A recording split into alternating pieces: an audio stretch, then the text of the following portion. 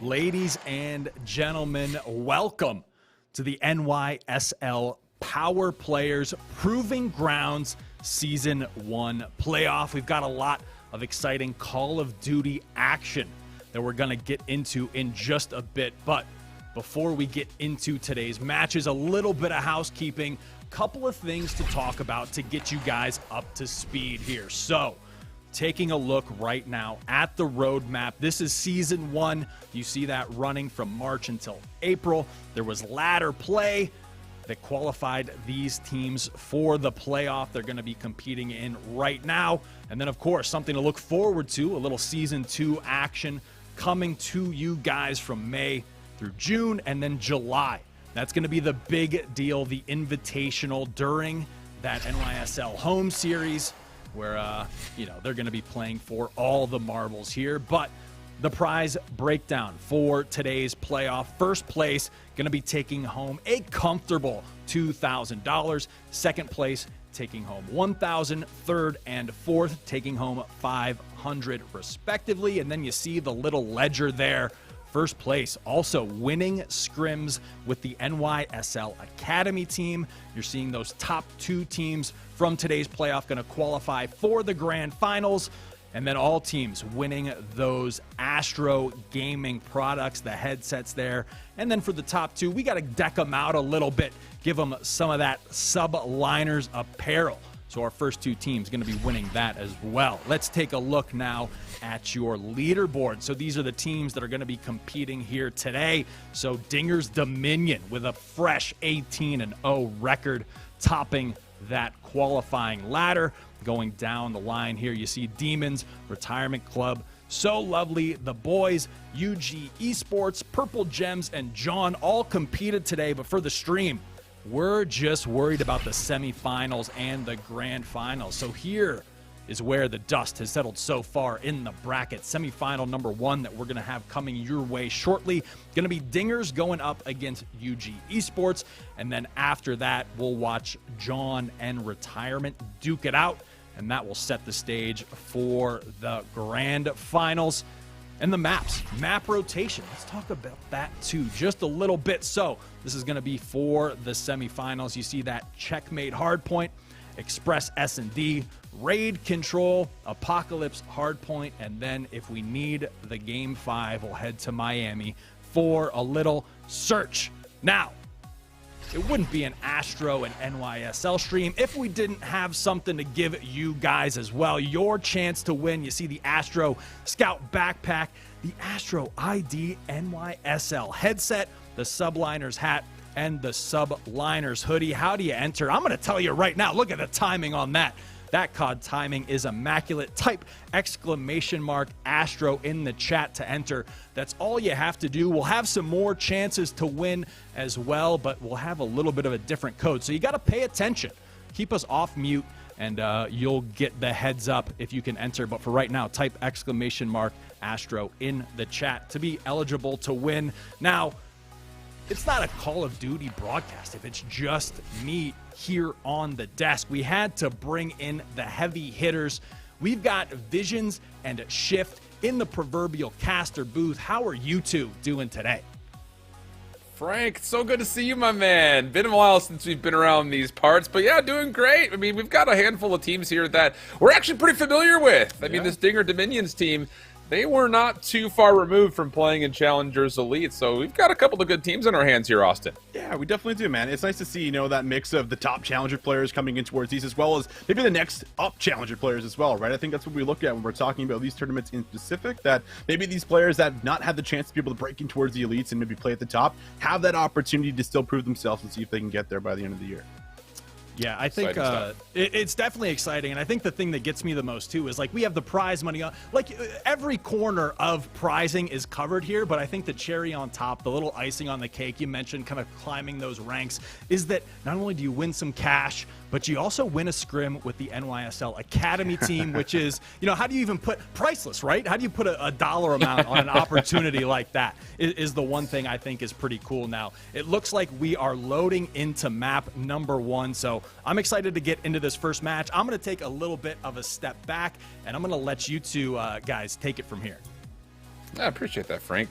Yeah, you know, that NYSL Academy scrim is actually pretty valuable. I mean, he's absolutely right. They're looking really good. I mean, they had a little shaky day when it came down to them finishing off their group stage for Challengers Elite Stage 3, but they're still in the running for possibly still being into playoffs, which is always good news for NYSL Academy. But for these guys in specific, you know, we're looking at the Stingers Dominion squad first and foremost because, like we just mentioned, Austin, these guys were in Stage 2. Now, that said, they did not have a great performance, but at least for a lot of the deal, they were there, and they were able to participate and show that they are for sure at least contending for being maybe some form of a top 8 team in North American Challengers. Yeah, and Juju, Nick K, Crisis, they played together for a very, very long time, and looking to see if they can maybe bring some more of that in towards this tournament as they will get the initial hill time. You can already see Nick K doing what he does best with his AR, looking for those rotations, seeing if he can maybe start mowing down these players in towards the back and play for the spawns. And so far, so good. First 20 seconds will be secured, and this is where you have to be a little bit worried about holding on towards the spawns, but also dedicating the amount of pressure in towards the hill so you're not giving it all over for free. Yeah, looking pretty solid. They were able to flip the map around and with that control the plane. Remy, we haven't seen a lot of Remy this year. I'll be honest with you. He was somebody who, I mean, we think we talked about pretty regularly throughout Modern Warfare and Black Ops 4 as kind of a maybe upcoming talent, getting a chance to play with some really talented guys with some storied careers through the kind of amateur scene, if you want to call it that. And, well, this is why we were excited about Remy. He comes through, finds himself 5 straight kills on his second life, and there's now potential for Streaks to get on board early. There really is. A couple more kills here for him, and he just needs to play his life to do it. Crisis, meanwhile, is watching right over this left lane and making sure no one really has an easy way on through. So we're seeing about 50-1. Chance to be for a 2-piece to come in. Remy with the streak still playing for them, able to find now 6 in a row. So we talked about that being a factor. He's now just 1 off. And he can just play this lurking role. Oh my goodness, just trying to see where exactly you could find someone maybe trying to stretch their way into the hard point, but careful because no one's actually anchoring the back. So now you've got number 5 in Noel who's trying to move through to flip this hard point, but is unsuccessful in his first attempt. No worries, he can try again. The spawns are still good for UG Esports, but the kills just have not been there. That's been the big problem so far. We're looking at an 82-1 score because of it. This is going to be a bit of a problem now when you're talking about rotations having to be won. And, well, that kill feed doesn't exactly light up in favor for UG Esports as the pressure comes through. Remy finds the pinch, and that will be now 2 for him in towards the back. And spawn slip out at the perfect time as well as we're seeing them all spawn right behind P2. Now we'll have to battle through, and it's just so difficult to do so. 100-1 so far. Dinger's really starting this one off hot, and, well, Nick Hayes, he's shooting shots like this, and now he's got himself at least 1 streak earned. Yeah, this is troubling positions here for UG Esports. Just a single point on the board, and this zone that you're currently seeing around the third hard point is a pretty calculated and clinical one, to be sure. Now, that said, they are a little bit individualized, so that will be an opportunity for UG Esports to overwhelm, work their way forward, and maybe grab some hard point time. But Juju from the opposite flank finds himself all 3 kills in the hard point and right back in for some extra hard point time or dingers. 20 seconds to play for. Have to think about this rotation, and no one has even made a move, unfortunately, for UG Esports. And this is going to put them in a pretty difficult position because it's not too often that we actually see, you know, a good amount of time go over on this hill. But when you have players shooting like this and now coming through with what could be 3 sets of streaks, as we see the challenge for the double up there on towards the cruise missile doesn't come in, but we see Juju who's doing the exact same thing. He just died on 8. So you have now so many streaks to play with, and maybe not the best on checkmate per se, but certainly going to give you a lot of information as we'll see this hit come on through the front. At least we'll get a contention, but have to find the kills in the hill, and they're just struggling to do so. Yeah, there hasn't been any great moments yet from UG. I mean, the pacing has been definitely dominated by dingers thus far, and, well, I think there's something to be said about this, the teams on paper as well being maybe a bit mismatched here. This Dingers team, like we mentioned, they were in challengers for a reason, and they're getting to a position to where they're really showcasing us that right here. Every kill coming up in favor of them. That's now 8 kills in a row for this squad, looking to try to maybe even find a way to soak up every last second of scrap time. And with Crisis winning a gunfight over through concrete, that will also set them up for a potential easy setup leaning over towards the 5th hard point in the front of wood. And that's what you really have to do, give credit over towards, you know, what is Dingers at the moment. Not only are they hitting, you know, shots like this, but they're also just making the smart moves on towards the map, not pushing the limit too hard in towards the scrap time, knowing that we can just play for the rotation, set ourselves up for the spawns, and make sure that we are still remaining in control of this game. And as this hit comes in, now the streaks do as well. Still only 6 points on the board here for UG Esports. They're able to take Crisis out of the time, but the streaks are just going to come in one by one because we said it. They've already had so many stored up and waiting for this moment. They're still getting time without a problem. And sharing is caring right now. Almost everybody has 15 kills for the side of Demi, or for the Dinger's Dominion squad here. And yeah, this has just been aggressive to say the least. And so for this checkmate looking like it's going to be done here in the near future, I mean, this has been a flawless rotation for Dinger's Dominion. UG Esports just struggling to find any success whatsoever, and it can be difficult to do, that's for sure. Even this instance where Juju's able to find one for free right in front kind of just tells you the tale of the tape here as far as how things have gone through this first map. We also got to take in, you know, UG Esports have had all this time and they haven't broken the hill, and they're still not really positioned inside of the new hill either, right? And this is an opportunity where they might have been able to get here first, but they don't. Feeling a lot of this pressure right now. Was just another 20 points to close this one out. Dingers could do it on P1. We'll see if they can hold. So far, Juju and Crisis able to zone out a bit of the hill. Crisis takes a second challenge, and the wallbang is there for the double up. Now looking on what could be the final push coming through for UG Esports. Gonna have to find some success on this break. And it's Mardello, the one who's so far inside the hill. Crisis moves forward. Shot punch will be good. Reads that there are more players coming through. Ooh. He's gonna find all three. Just holds down the trigger. That will be the game. Map 1. Well, we weren't here for very long. Just a hard point rotation and an extra hill. 250 to 6 to tally. My goodness. Well, Alan, they were 18-0, you know, during the regular season, and now we're starting to see why, as this play of the game will pretty much tell you everything you need to know about this map number 1. Just picking off a lot of the players, finding the skills, and not allowing them to rotate, and always being set up first here. You know, was this Dinger's domination squad, and because of that, I mean, you're just not really in a position to ever collect time or at least be able to actually fend off the next offensive push. So really, really difficult overall there for them. And I mean, that just comes with who you're playing. These guys, you know, were in the Challengers Elite already under that Aerial Orion squad, of course, with Yuli instead of their fourth that they're playing with now. But there's so much experience and they've had so much time to dedicate in towards this game. And it obviously shows with their gameplay. And, you know, just to speak about those guys, those three in specific, I think, and maybe I could speak for you on this one here, Austin. I feel like we were both surprised that they only came away with a couple of map wins when they were playing through Stage 2, because they got through the Elite Qualifier to get into Stage 2 in the first place cleanly. They took down a number of great squads overall, and you just kind of expected them to carry that momentum, but it's just one of those things, and that's why we say that this NYSL Academy scrim that you get at the end if you win this, because actually you can learn a lot about yourself, because you got into that Stage 2, and you're playing up against teams like Subliners Academy, and they just really didn't stand up. So there is definitely a bit of a plateau that you need to try to find a way to rise yourself over if you're looking at this team of 4, and who knows, maybe it is because they're trying to play with a different fourth now, remedy some of those situations.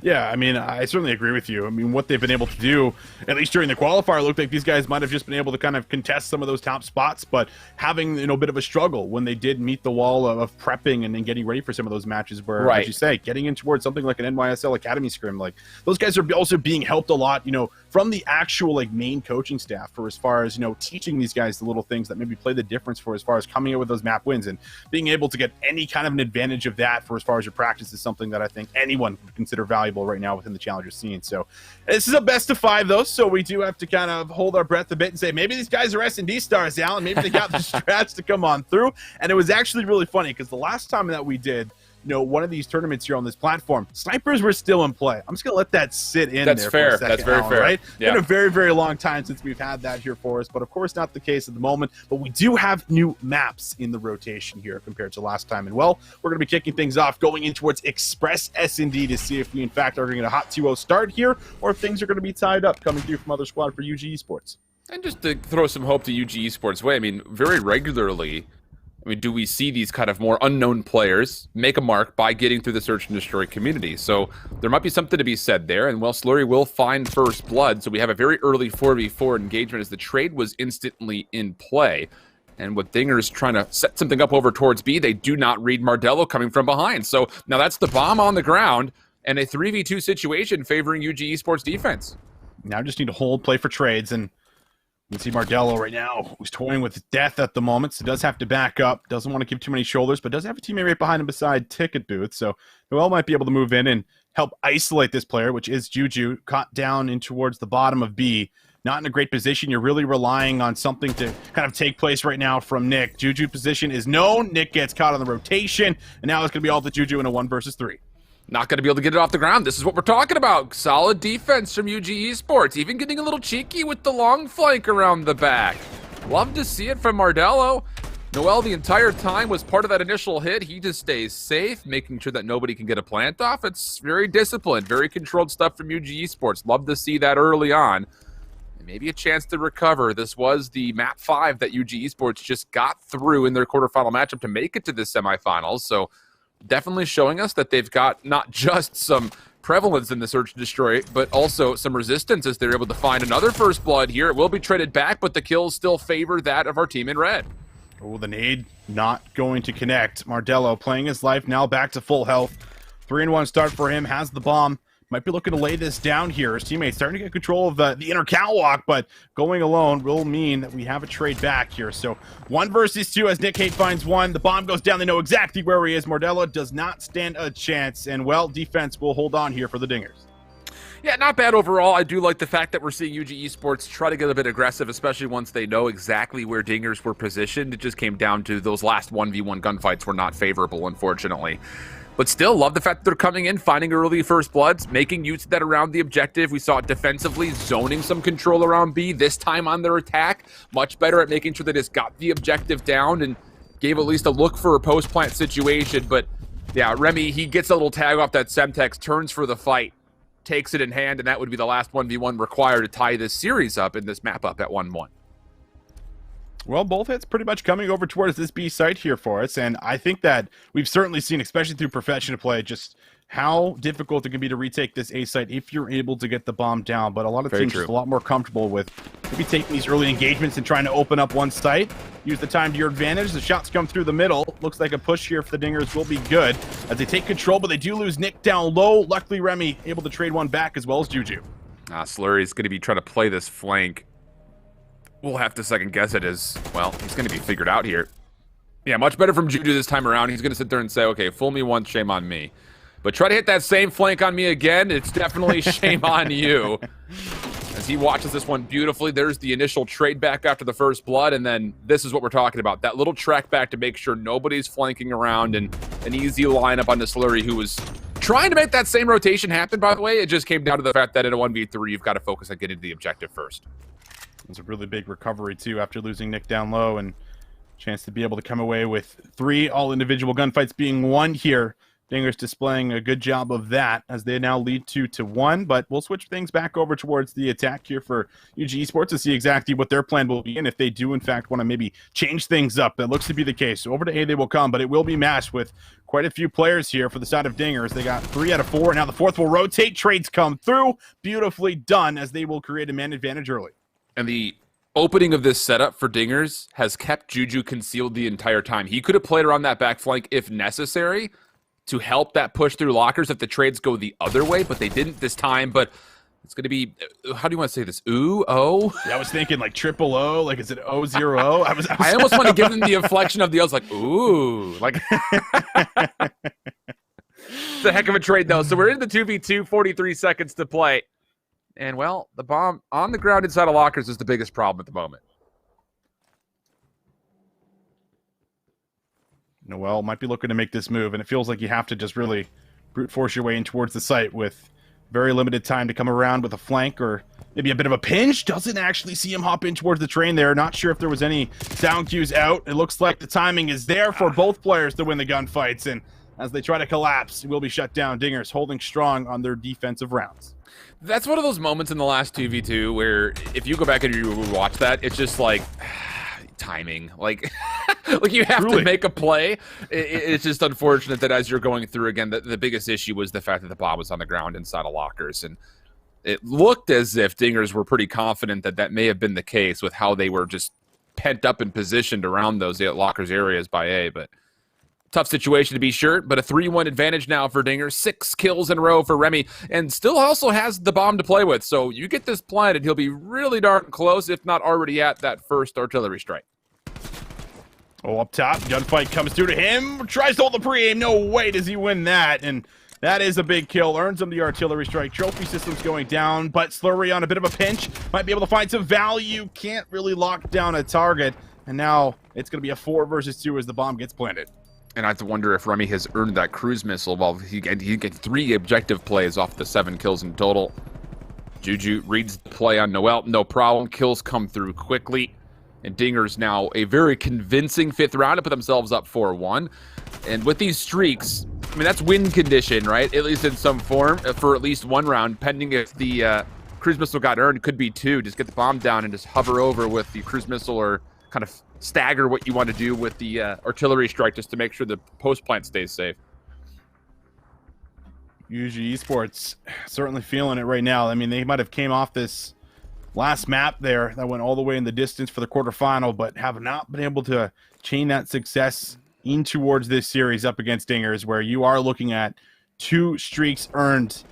Remy 8-1 here, 8 in a row for him as well. Might just find 9. Was pre-aiming the middle of the tracks on towards Noel for what could have been that kill, but he's actually going to throw not just the ping out, he's actually going to drop the artillery. So he gets full information. Not sure if any of it's going to connect. One does, and now he spots a second as the wallbang comes in, but doesn't finish off the kill. It's a lot of information. I'm a bit surprised that we actually didn't see Nick Haight try to rotate through the terminal and get around the backside of this play. So yeah, the streaks find 1. Even chain exchanges beyond that leads us to a 2v3 situation favoring the defenders. And once more, the bomb is down in a pretty precarious position. It's a lot of P words. But they need to be punctual about getting into this position. How about that? A little bit more for you, Austin. Oh, God. Let's go out. Slurry will get this bomb. 30 seconds here for a plant or to try and eliminate everyone, and that's going to be pretty difficult to do because all 3 are very passive, playing on their catwalk or just underneath it. There's the slide. Juju should see something going on. Slurry tries to make the move, and now the bomb out in the middle of no man's land. A trade comes back, but you only have 15 seconds to try and make this play, and you got to go quick. Yeah, and really there's nowhere to go. I mean, these shoulders that are being thrown will read everything. So 2 convincing rounds in a row. One of the streaks have been used. The cruise missile still banked up for when required to use it, which could, like mentioned, just be the win condition into this next round. I'm just really curious to see if Dingers will just try to use that and just sit there and say, okay, let's just go A, get the bomb down, use the cruise missile, win the map. That's what we'll see if that will be the case. Honestly, it's just the smartest way, I think, to really play this one. You're almost forced to either go right inside of control going in towards this round or like heavily stack one side because you have to know that that second streak has got to be in play right now. And well, they are going to take a pretty passive approach towards A. For the most part, you got a player in towards the middle of the tracks right now, Noel, who might be able to scout it a little bit. Slurry up top. He does get information, and now might like to hit on the gas a little bit, try to move up in towards the site. Does not want this bomb to go down, but it will be planted here, and it doesn't look like it's going to be stopped. Yeah, there's really only 2 things that you could do here if you're UG Esports. Number 1, if you recognize the cruise missile is in play, you just play around the flank. Number 2, you try to play forward to deny the plant in the first place. But the cruise missile has been called in, and it actually will come up pretty darn empty. So now you've got Noel playing through the middle of the map, Mardello from behind, an opportunity if they can win their ones to get onto this A site and quickly defuse. There's 1 elimination coming through. The second, not going to be there initially, but the trade is good. 20 seconds on the clock to find Remy Dinger, who is trying to keep his life. Just in the backside of lockers, will fall, and okay, so now both streaks are off the table, and UG Esports, plenty of time for the disposal of the bomb, will be on their second round. Yeah, that was actually a really impressive retake for them overall when you're looking at the fact that there is a streak in play. They do have to try and retake, this A site, which is just so difficult to do because you don't know where they could be. They could be playing in the back of the catwalk like we just saw, and Mardello, able to come in from behind, find this one, and then lines up the second. Perfect read right on towards him. And that will be the double up to come through with the retake. So streaks out of play, as you said here, Alan, and a chance to be able to keep on fighting in towards this map number 2 for us. Good stuff, man. I will say that much. I think for everyone who's out there who's watching this that might not know, I mean, we already talked largely about how Juju, Crisis, Hate. That's been a collective trio that have been working their way through challengers, largely pretty successfully, averaging, just around top 16 most cups. On the other side, if we're being honest, these are 4 players that we've not seen play before. And for them to come through and put together a better search and destroy is definitely encouraging because on paper, this would be a mismatch, I think, in a lot of people's minds. Crisis showing you why as he doubles down nicely. And it just comes down to the final 2 players, UG Esports. There is some room for them to work with over towards A, though. So even though it is a 2v4, still salvageable if you can find a good post-plant setup. Oh, it is, but you feel like you need to get a kill, and this kill needs to come in right there. Juju finds it, and now a 1 versus 4. Mardello would have to get the job done by himself, and it's not going to be the case. The Dingers coming through, showing us why they're 18-0. And that will be a 6-2 closeout here on the Express S&D to go 2-0 up in the series. Yeah, good stuff. I mean, tested on the Search and Destroy in a couple of rounds. I would say outside of maybe 3, everything was pretty hotly contested, largely. A couple of cheeky plays coming out of UG Esports that kind of kept Dingers at least somewhat honest on their pushes, especially on the offense. But, I mean, this is kind of one of those situations where, you know, I think largely what I'm getting at is why I'm happy we're seeing events like this, because we get a chance to watch players that we've never seen before. And hey, yes, they're here for a reason. Like, this is semifinals. This is top 4. That's a successful season for them in this game of things. I would say absolutely.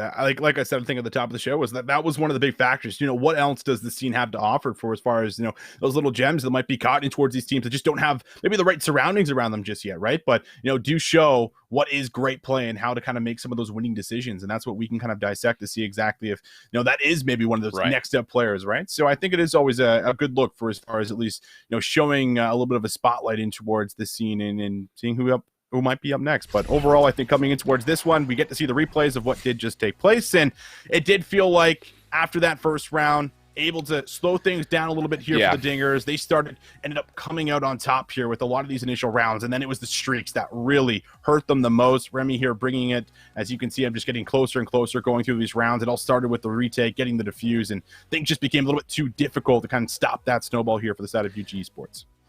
I do say this, you know, the first blood efficiency early from the side of UG Esports was really strong and powerful, but it just came to the fact that the trades were not fully there. I mean, yes, you get first blood, but if I'm giving credit and a little bit of a tippable energy over to the side of Dinger's Dominion, was the fact that even when they were being blooded, they were quick to make it a 3v3 immediately afterwards. Whether it was the immediate trade on the player who did get blooded or finding a kill somewhere else on the map, and then kind of resetting and kind of playing the rest of the round as if it was a 3v3 from the get-go.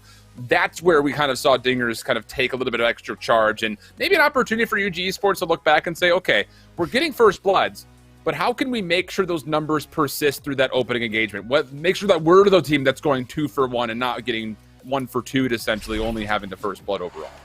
I think that was one of the big problems, but that can just be so difficult to do. And you're playing against these guys who have, you know, it's just insane chemistry. It's not even the fact that they're really talented. I think it's just like the fact that this has got to be maybe one of like the longest like duos between Nick Haight and Juju that I think the Call of Duty scene has ever had, right? Like you go back to World War II, actually, like IW and Black Ops 3, they're even playing with each other a little bit. But like, I think from like World War II and on, like they haven't really left each other's sides, and they've been playing with one another, you know, the whole way through. I got to actually do an interview with Juju last year talking about, you know, how much just chemistry you have, and just when you work with someone that long and your friendship is, you know, that strong after X amount of years, like you just always trust in one another in those little individual plays that sometimes make or break the game. So not an easy task to take these guys down, but we are moving to now a raid control to see if UG Esports got enough fight in them to kind of keep this series going.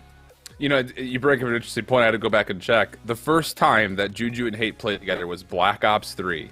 Yeah. They didn't play together throughout all of IW, but a lot of it. They played with Human Jesus and Clink at the tail end of IW, and then all the way through World War II, all the way through BO4.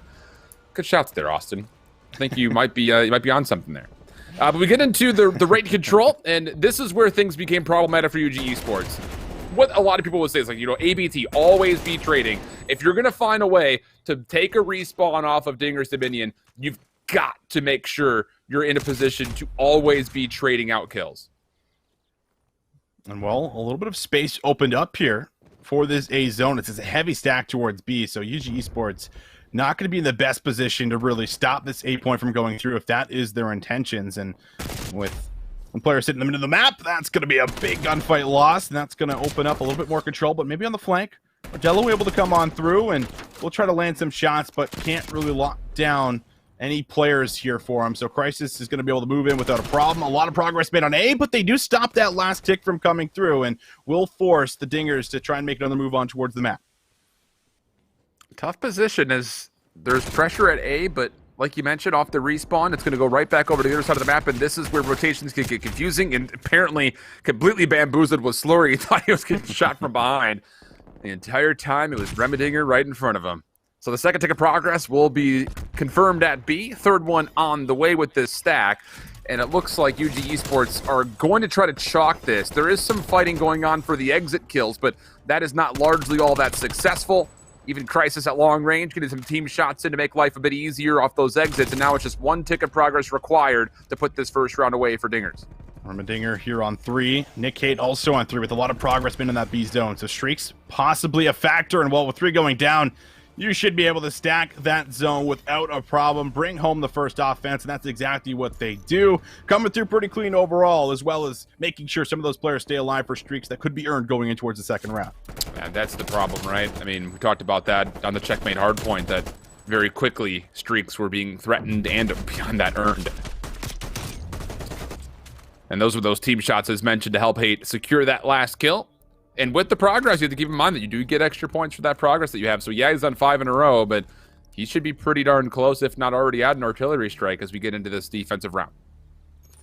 You called it. There it is. Yep. Artillery secured, so that means a kill off, and we'll have the cruise missile on top of it. So already some early utility that could be in the pockets for the Dingers. And the shots come through right up the middle. A full-on push here. I like this. Coming out of the Dingers, take the early control, and maybe the artillery wanting to be called in early towards A instead of maybe forcing the gunfights. But we will see them at least get on towards the A point, right through the middle. Dinger comes through for not 1, but 2, opening up that site and, well, able to take a lot of that map control with it. And that first tick of progress at A was, you know, not fully captured. It was darn close, but that could have been the reasoning for some of those streaks being called to see if they could pull UG Esports off the site itself. Slurry there for a couple of trades, so maybe an opportunity here for UG Esports to start working out a spawn. But you're seeing what Mardello is doing. He's got to clear all these corners. You just never know where exactly Dingers could possibly be. And as they start to feel safe that, okay, we are clear out of spawn, let's just try to make our focus turn towards the zone themselves forward. And, well, they're taking their time, that's for sure. 38 seconds on the clock. Now finally the play over towards A. Defensively, only Remy really here, so this could be that first tick of progress confirmed, pending they get another player on here to stack or deal with these players on the flank. Oh, but Crisis able to stop the support and the reinforcements coming through. The artillery is called in, doesn't find value, but at least takes them off of the point there for a very quick moment. And now you're seeing just a bit of desperation come through as Crisis is just rotating from side to side, almost finds him on 5 in a row, but will finally have an opening to see if they can push through. Juju gonna sift that out. Long range Diamati shots not there for the kill, but should weaken him up for an easy pickup, and that is the case. 14 seconds remaining. You got to make a move, and it's gonna have to happen by A. Oh boy. All right, well, it's down to the final moments. Mardello's got to find some success moving forward. Not gonna have it. Neither will. Ooh. I just had to say it again. So that'll be the second round now going the way of Dingers. 2-0 up, and I didn't really get a chance to see if there were too many extra streaks that were earned in that last round, but I have to imagine there is at least still a cruise missile that's around here. Yeah, I want to say that he definitely did get the cruise missile there. He found a couple of kills after we saw that artillery really come on through, so likely the case for us. Don't think anyone else was able to build up streaks, but Crisis, I think, ends maybe on 3 as he cleans up those last 2 players moving up through the ramp to make sure there was no final touch. And as much as things do stay relatively close for as far as the life count, it doesn't ultimately matter for as far as the actual round. And now Dingers 2-0 up, not only here in the control, but also in the series. So UG Esports going to have to really dig deep if anything's going to happen here, and have to make it happen here. This is one of those moments where you're trying to dig deep, but like a shovel's not going to do the trick. You need like an excavator and some like deep diving drills that you would like use in like the Marianas Trench or something. I don't even know if they mine in the Marianas Trench, but that's where UG Esports will have to find some success. They might need to go over that way. So 3 players immediately on the beat. Remy, unfortunately, taking his own life, but the rest of his squad mates have gotten the second tick, and also beyond that, retained the third as, oh boy, big cruise missile comes through. Extra 60 seconds of the clock, and off the respawn, Dinger's already on A. Wow, those were very fortunate spawns. I mean, right there in front of the zone, just about every single player here for UG Esports, and they're able to defend it, but holding on towards this A site, we know, much more difficult to do than the B site, so have to have flawless defense, and really the goal here is getting some players to maybe start roaming in and around Art to force the support to not get through all the way, and we see that happening in towards the back, so a good hold to make sure Juju doesn't find a pinch, and meanwhile, they're able to find a second kill, so making sure there's not a full team push. This is a solid hold thus far. Slurry, oh, almost able to get the better of Crisis, but just a bit too slippery is the man in the zone. Trophy system nearly takes his own life once more, but now he's able to get the regen off. Down low, tough gunfight, still able to walk away with that. Crisis really is a special player. finding more kills over the top of the van. This should lead to a second tick of progress. Help is now here to try to stack. And then beyond that, the kills also convincing. Gotta touch, gotta get there, and could not quite get there enough. So a 3-0 in the series, a 3-0 on the map, and Dinger's Dominion, I would probably say for those that know, we're expecting to see them get to grand finals. They've done that cleanly. They sure have. And another replay of how difficult the ARs alone, I think, were to deal with, period, throughout, a checkmate hardpoint and then a raid control.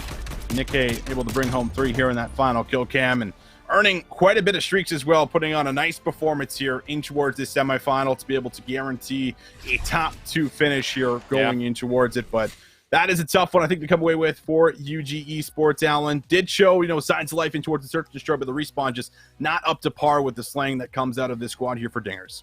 And that's the tough thing when you're dealing with a squad that, as mentioned, they typically find themselves in the top 16 for Challengers Cups. Beyond that, they were also in Stage 2 Elite when they qualified in very convincing fashion. We thought that that was going to be enough. I mean, everyone's been talking about how Juju the Dot trying to make his way back into the top side of Challengers. We thought that might be the moment, but I mean, they only won 2 maps, and that was super surprising because you've got this guy on your screen, Crisis, who I would say is largely kind of got at least some sort of a lens on him, right? I mean, he's been playing super well over the last couple of years, and you thought that this trio was going to be maybe enough to get them back to the top of Challengers. You definitely did think so, and they're just trying to prove that again. I think the biggest fact is that they're sticking together, and they're not doing what a lot of teams did last year, which was find a new roster every other day. That is this year the case, right? Yeah, exactly. So it is nice to see at least, trying to build up chemistry and maybe thinking long-term going in towards, what could be a Challenger Finals here again in this year. So it's been very nice to see them come together. It's just a matter of making sure that they can do this consistently against the top teams. And if they play like this, then they might not have too hard of a problem being able to replicate that. It very well could be the case, but you have to remember that there are still 2 other squads that have to duke it out to get to the grand finals, one of which has got players like Rush, Electric Game, also guys that have been kind of climbing the ranks this year. Very excited to see them play here coming up next. I believe that our map set does stay the same throughout. It's predetermined, so we will see those same maps be tested for 2 different squads. But, I mean, you have to feel like you're feeling confident after that 3-0 if you're Dinger's Dominion, without question. Oh, I think so. Without a doubt. I mean, you went 18-0 in the regular season. Not only that, but you just came off of a 3-0, as you said. So you're going in towards this grand final thinking that I might just have this one in the bag. Sure, we got some up-and-coming AMs maybe coming in towards the pitcher, but that's fine. We got what it takes. We're already on a roll, and we're going to keep it going. Well, I believe the desk is ready for us to come back to it. It's Frank and Zuma that'll be taking it over for us here before we get into those semifinals. Gentlemen, thoughts on the match? Yo, you kind of spoiled the big reveal. You flanked me. Zuma's flanking me. Listen, let's just are we ready? Let's just bring in the talent right now. Zuma, how are you doing, man? First off, how you doing today?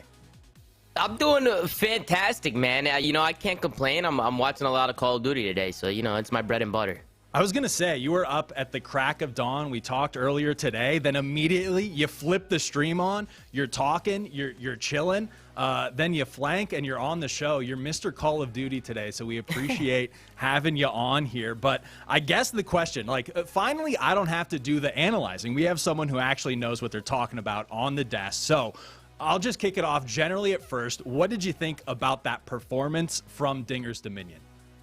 Yeah, I mean, Dinger's Dominion, they look incredible. They just seem like they're in a league of their own right now. They're an S-tier team for sure. I mean, just looking at the ladder, they're undefeated. They haven't lost to anybody. And just watching them play and just seeing their teamwork around the map, the way they work off each other, the way they're looking over each other, they're baiting and switching. They're very early on rotation. So this is definitely a team that knows exactly what they're doing. So I was very impressed. I actually recognized some of the names on that team. Most importantly, Remy. I remember he used to play professionally, I think, back in the day, if it's the same Remy. So to see some of these guys still playing and still going at it is incredible to see. Yeah, and I think Shift also brought up a good point that they seem to weather the roster mania storm. And this has kind of been a squad that's sticking together and working through their problems, essentially. Like any good relationship, they're working through things, right? and not just abandoning it onto the next new shiny object. So I think it's definitely showing here. It showed through their ladder performance, they didn't drop a single series to get into that first place seed, and now the streak continues essentially. They had a bye in their first round. They came out hot still, 3-0'd UG Esports. So I guess the next question, what I'll kind of set you up with, is if you're in a team on the bottom side of the bracket and you're looking at that Dingers Dominion performance, like what's going through your head if you're one of those teams who hasn't even made it to the grand finals yet? For sure, it's a scary sight to see when you see a team just completely wiping. I mean, I tuned into a map and it was like 200-5 in a hard point. And it was just like, okay, these guys are definitely, they're firing on all cylinders. But the most important thing, if you're a team that's sitting at the bottom and you're trying to get to the top, is watch your competition. See what they're doing on the map. See if you could pick up on any tendencies that they're doing. VOD watching could be a serious thing, especially during tournament time. So just got to watch your competition. Maybe there's some blind counters that you can bring up, maybe in S&D modes. Obviously, in hardpoint, their slaying power just seems like it's on another level. So maybe you need to start focusing on those second and third game modes that S&D and that control. If you could steal some of those, S&D does win championships. So maybe just start focusing on some other game modes. And, nobody's unbeatable. They look unbeatable right now, but there's always a way to beat somebody. You just got to put in the time and put in the work. So best of luck to all the teams. Yeah, I think perfectly said. And if you're in one of those teams in the lower side of the bracket, you kind of have the advantage that you get to see them play first, right? So you can do a little bit of that preemptive scouting. But, I mean, looking at these maps right now, dominant. There's no way. You can't really sugarcoat that one, right? Like, no. You got as many points in the hard point as they did in the search round. So it's a little rough, but UG Esports, again, they made it to the money. They performed well on the ladder. Nothing to be ashamed of. I think they just went up against a team that's kind of on another level, and they're playing on another level right now too, which is always tough. But looking ahead, like we mentioned, that semifinal number 2 is going to be between John and Retirement. That's going to be an exciting matchup. I think the one thing to note, or the one thing I'll kind of preface with before we take a little commercial break and get that match set up, is that I think, and our ops guys can correct me if I'm wrong, John was the only team to take a map off of Dingers in the ladder. So that might be something to keep an eye on. They might be the kryptonite there for Dingers Dominion, but it's going to be an uphill battle for sure. But I think as far as having you on the desk go, anything else you want to add before we throw it to a little break, or are you good? Yeah, man. I think if you're John or Retirement, I think you just need to focus on this next match. Don't really look too far ahead, because you got to get to the grand finals first. Looking at the quarterfinals, neither of these teams dropped a map, so both of these teams are coming in confident. And like you said, John was able to take a map off Dominion or Dingers, however you say it. And it's definitely possible to take them down. They're just going to have to take it a map at a time. So best of luck to all the teams competing, and you just got to keep fighting and hope for the best. Excellent. Well, wise words from the godfather of the Zoom Mafia himself. Happy to have you on. Glad we could work you in here. Let's throw it to a quick commercial break, and then we'll be right back with semifinal number 2. Stay tuned.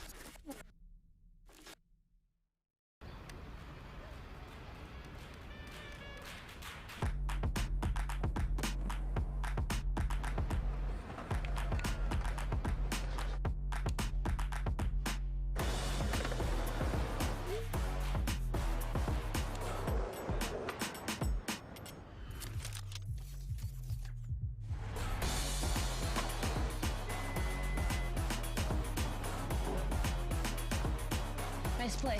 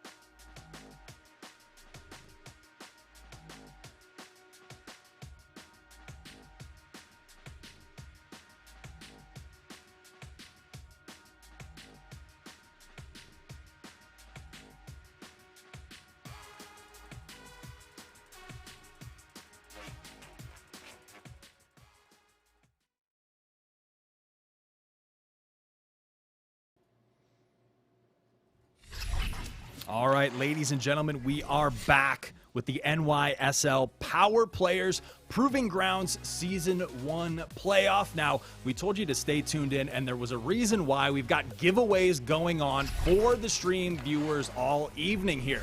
So just to remind you guys what you can win, there is that Astro Scout backpack, the Astro ID headset, the Subliners hat, and the Subliners hoodie. You will be fully kitted, and all you need to do is type !Beyond in the chat right now to be entered for your chance to win. It's as easy as that. We'll see this chat spam going here in a minute, but it was an exciting first semifinal that we got to watch, but it's on to semifinal number 2 now. Dinger's Dominion looked super strong, but the two teams that we've got coming up next, it's going to be John going up against Retirement Club, but !Beyond in the chat. That's number 1 for you guys viewing right now, and we'll get into these matches once the lobbies are set up.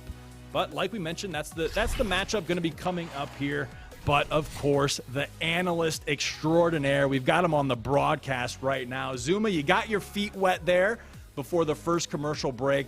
You feeling good? You look good now. You look settled in, I want to say. I look good. You look good. I like that shirt you got on over there. It's a pretty nice shirt. Hey, we'll get matching good over ones. there. You're looking this pretty keeps good. going good. We'll get either matching ones or we'll like that. work it out. We'll work it out. But I like that, man. Appreciate it. The one thing I want to talk about, we kind of talked about the matchup, what you need to be looking at. You know, if you're a team and you just saw Dinger's Dominion 250 to 6 a squad, like how are you feeling on the bottom side? We said you got to take it one map at a time. And speaking of taking it one map at a time, looking at this map rotation, is there anything in the semifinals that kind of stands out to you or anything you want to highlight as far as map rotations go? I mean, taking a look at the maps, they're starting off with checkmate, hardpoint. It's a map of chains, man.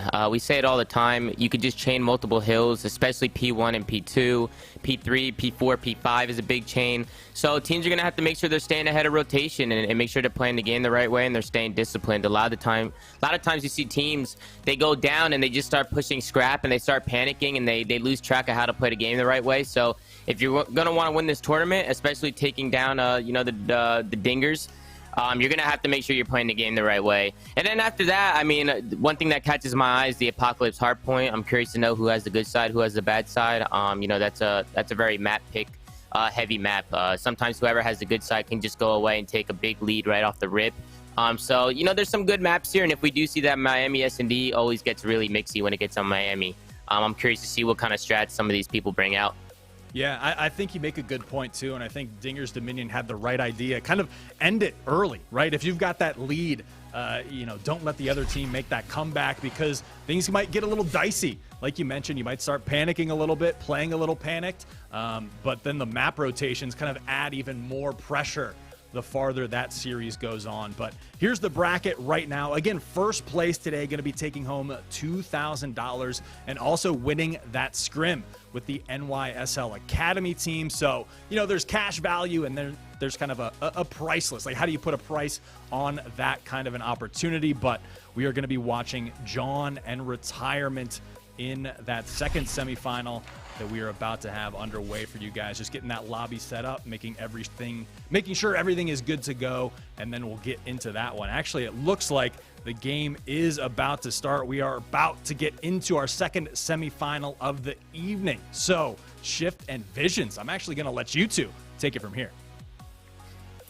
Thanks so much there, Frank. Yeah, hey, these are two squads that you're going to want to keep note of because they've got some players here that have been fighting their way through challengers. They've really kind of started from not listing any top 64 finishes in a lot of these opens to now all of a sudden fighting for top 32s. Rush in specific with Electric Game, I want to say they finished top 16 one of the last cups. They have been lights out over the last couple of weeks. And on the other side, you've got players like Stride. You got Stolly. He played with Aerial Rise last year, did pretty darn well in Modern Warfare. So we've got ourselves a battle here, Austin.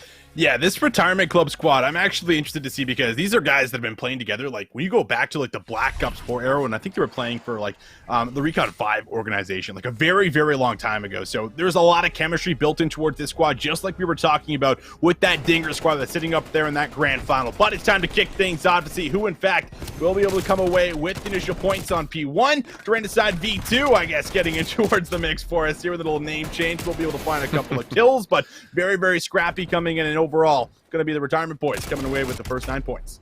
Look, Tyrannicide V1 was scary enough. You put V2 in the map, I don't know what to expect, but we'll be in for a treat, that's for sure. Retirement Club first couple of seconds are good, but still struggling to get through this defensive line and maybe flip those spawns around. But these 2 kills, not bad at all for Striker. An opportunity to start influencing a couple of members to spawn out. John trying to use that as a way to kind of pinch this first hard point and get back on, because honestly speaking, giving away 22 seconds in the first 30 is not what you want to see. Might just be an extra 15 pending these gunfights come through, and Rush says they will. 3 in a row for him, but an excellent Semtex here. Jet Kenobi able to at least loosen up a bit of this push. That's 3, make that 4. We're still with a couple of kills. We'll delay this push heavily, and this means that initial time will be good here for John. Yeah, don't sleep on this John team whatsoever. We talked about Stolly. Jet has also been playing very well this year. Rista Phenom also in the mix. They usually do very well in a number of different OLTs. Beyond that, again, like mentioned, for the majority of the players in this rosters, for both sides actually, they're doing better in challengers as the year goes on. So we'll see if they can find a way to try to hold off this initial push from Retirement Club. Not looking great right now, and Phenom was the only player in the back to try to hold their life. And as he's taken down by Tyrannicide, there will be a break, and Retirement Club have worked their way in for some significant time here on T2. This pinch could be good for the last 25 seconds, though. Pending the gunfight is won. Challenge is there. Rush, though, with the turn on. We'll put him down. Nasty kill coming through. Still very scrappy 15 seconds, but it looks like might just be in favor of John as they have themselves all of the pressure in and around the point. So this game, very, very tight. Back and forth we go, 48-27. So we look towards the rotation now underneath the belly of the plane. And those gunfights being won from just about everyone in blue. So Retirement Boys doing a good job again of just clearing out the point, looking for top. Playing control, the trade is there. And now they can look to move in and start getting some time. Really interesting route there from Rista. He was the one on the scrap time. He backed up into tools to wrap back around to front yellow. Very interesting. I'm not really sure what the cognitive effort was there from John. Maybe they just wanted to spawn one more time into that backside as they rush forward, but I wouldn't normally suggest that because this is what happens. You find yourself kind of in choke points, and Retirement Club dominating the middle of the map, have plane control, have the hard point controlled, and you can already see Rush is just reading players crossing from left to right. He would be the one to respond to any initial pressure that comes in, which was Stolly initially. The initial trade will be taken care of, and, well, this has been a great third hard point so far for Retirement Club. Still 13 seconds to fight for. Yeah, it really has been, and Zuma really hit an important point about Checkmate 2, about chaining hills together, and usually you don't see P2 and P3 chained together of the hills that we have on towards the map, but they've been able to do it, which means that now Retirement Club in a position to be able to maybe come away with the favorable side leading in towards the future hills, but Tyrannicide V2 needs to find value on the pinch, won't be able to get anything there, and his teammates are actually losing the battles inside of the hard point, so this is now a good chance for a bit of a comeback to start taking place. Stolly even going to start pushing out the front of Cement, but will be taken down from Striker, and now they look to see if they can maybe make their move to get back in the hill. Yeah, big moments right here for John. Need to lock down this time, and if you could do it cleanly, try to streak forward. So I was to say, I like the effort that Stolly put forward to try to zone forward into the concrete, but if you don't win that gunfight, all of a sudden you find yourself with your backs up against a wall, almost quite literally with how this hard point is structured.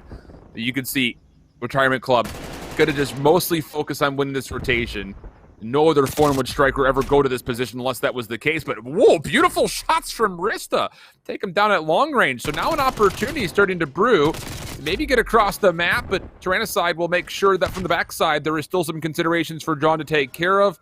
The good news, though, is that John has brought this back to within striking distance, just down 10 points. Yeah, that's exactly the most important factor, but we might just see that lead build right back up for us. We know how difficult it is to break through the front, and you almost need someone to block spawns if you're going to actually flip things out. But a couple of the big gunfights do come on through, which means they have an opportunity to try and pounce, but Rush does find an angle to pinch, and he finds two, and that slows down all the support. But Stolly, able to grab himself now a double up of his own, means he gets in towards the point, but only for a quick second. However, if you can keep this as scrappy as possible, that is best case scenario from attacking from the front. Yeah, not bad at all. Even again, Phenom's able to get onto the hard point just to throw some consideration into Retirement Club's POV.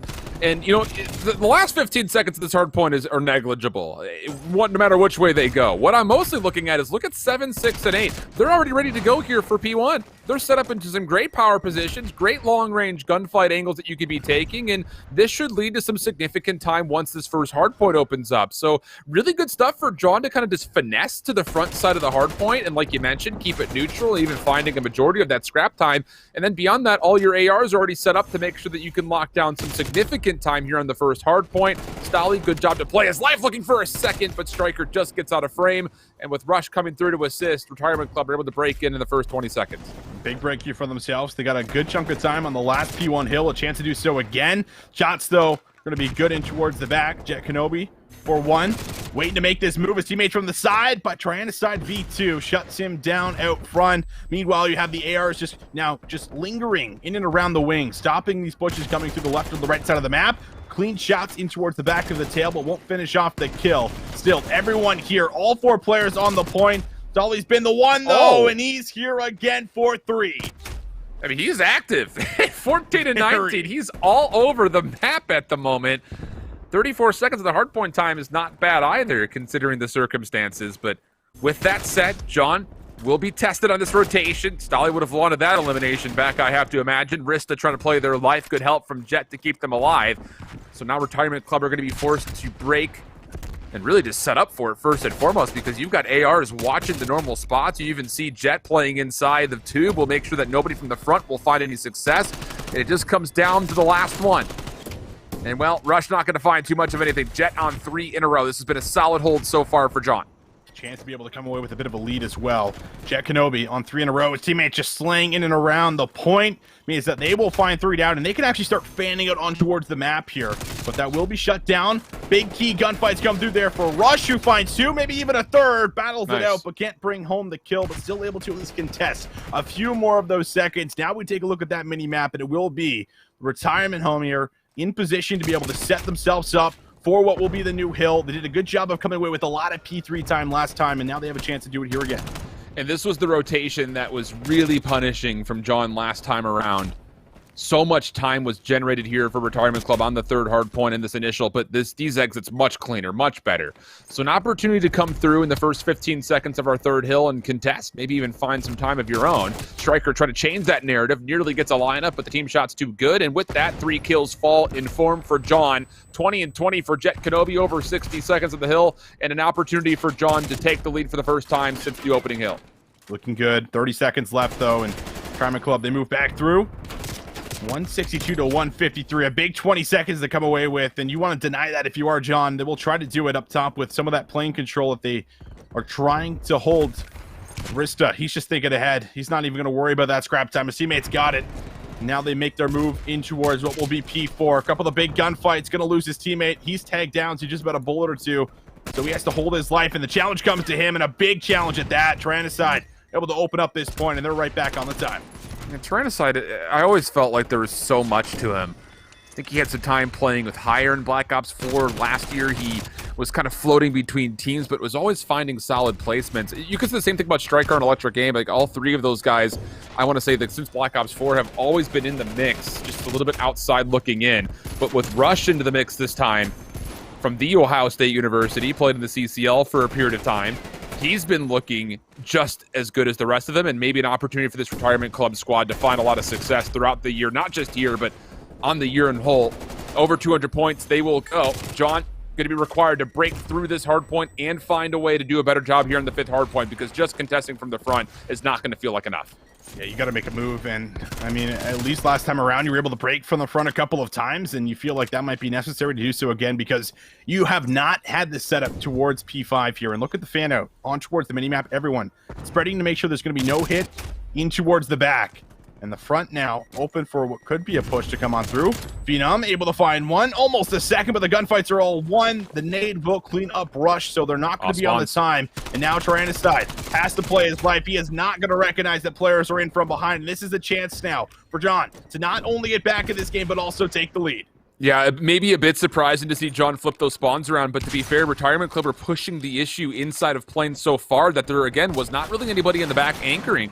So now Stolly can try to hold his life, just doing a little bit of a dance with this pillar in front of him. And with that, over 200 point clubs go John. And now you've got all of a sudden 20 seconds to fight for. You can take the lead and maybe even find yourself what could be a very nice time to do so, because you got some pressure in the plane, of which Jet Kenobi wins this gunfight. And hold on a second, John in the mix here late for a potential upset. Still very doable. These gunfights for Jet Kenobi all alone, finds himself one. Doesn't have the support just yet, but his teammates moving in from the sides. Rista just going to try to hold on for a quick moment, see if he can find some kills, but now decides to make that move. Trophy system down, pinch from both sides. Retirement Club still fighting in this one. 217, 217. Time, however, will be collected at the moment for Retirement Club, and they got the setup. Yeah, this is too individualistic for John. You just need to try to work this together. The stack-ups with these SMGs for Retirement Club are just so informidable. There's nowhere for them to go. You just got to find these gunfights in close quarters, and Electric Game has found 4 in a row for himself. Striker now getting involved, finds some more. How about number 5 for Electric Game? No, it's Stolly for a couple, but Rush there to pick things up. And with only 15 more seconds required, Retirement Club could put the game away here. And even if they don't, they are locking down the rotation. Danu, you see Striker already holding that hard point. And so, yes, there will be a bit of a break here for John, but can they move far enough to flip the spawns around? Yes, they do. Rush spawns out. Oh, this is the chance to move in towards the back here. It's still very doable, but Jet Kenobi, you can feel it. He wants to put priority in towards the point where Striker needs to play his life. Electric Game finds 2, and Striker finds 1 up close. Holding on, just need 5 more points. The Retirement Club are able to break in with the gunfights. They will hold on, and they close out map number 1. It just comes down to that rotation between 5 and 1, doesn't it? You got a really tricky situation where you're trying to rotate into the plane, and you had Retirement Club already there. You even called it yourself that Rista was sitting on the plane wing just waiting for help, but was in a really interesting position to where he could have maybe found kills freely, but because there was also a pinch coming through, he kind of felt like he had to make a play, and everything from that point on just, it just came too individually. One by one they came, and you just are not going to win that gunfight versus 3 SMGs because you did see Striker get in the mix with a 74U at the end with Rush. That's just so unfortunate because there was an opportunity there late for John to retake that lead. Even in the end, hell, we're even talking about that yet. The fact that they even flipped the spawns around for the second hard point. So nearly a chance, but just cut a touch short. So Retirement Club able to strike first in what will be a very good series here. Very good series. And I mean, that is really a nice change up from the 250 to 6, I guess that we saw the first time around. Yes, true. So, nice competitive map to come on through here. Both these teams showing us that they do want it and both having opportunities to close it out as well. So it's not like it was just one-sided the whole way through there for us. Just a couple of those key moments that you talked about with the spawns and the rotations that play a factor, and just the chain of the hills too. When we're talking about being set up for, you know, those P2s, those P5s, that's what's generating the majority of the time there. And they're able to recognize some of those moments there. Diamond Club coming away with the majority of those points on those most important hills. But we take a look at some of those replays that did take place there for us, Alan. And I mean, there was a couple of lead changes, but up and towards this point, we felt like maybe it was going to be Retirement Club and a chance to close this one out a little bit sooner than maybe it did end up closing out too. But either way, still coming down to the wire, and we see Electric Game find a lot of big moments that allowed him to be able to pop off. Yeah, this is a team, both sides really, that by pro points, they're actually probably on the fringe of maybe being in the position to play for a qualifier for an elite stage coming up. I know specifically for the Retirement Club side of things, like mentioned, they started off finishing top 128s, a couple of top 64s, very disappointed, I imagine, in how they started their season. But lately, it's been top 32s, a couple of top 16s. I want to say Rush was in a position in the last cup to almost get to Sunday, or maybe he did. I don't fully remember, to be honest, but he's one of those guys that has largely stolen my focus specifically because, you know, well, for you and I, we come from college COD. We saw him play with Ohio State, and he was leading that team back to where they were from a couple of years ago. And it was like, all right, this guy's the truth. He's coming through and leading a group of people, making them better, but also has found a group inside of Challengers where there's been a lot of success found there too. So very excited to see what the squad has to offer. And well, for right now, good start for him. 1-0 up in the series.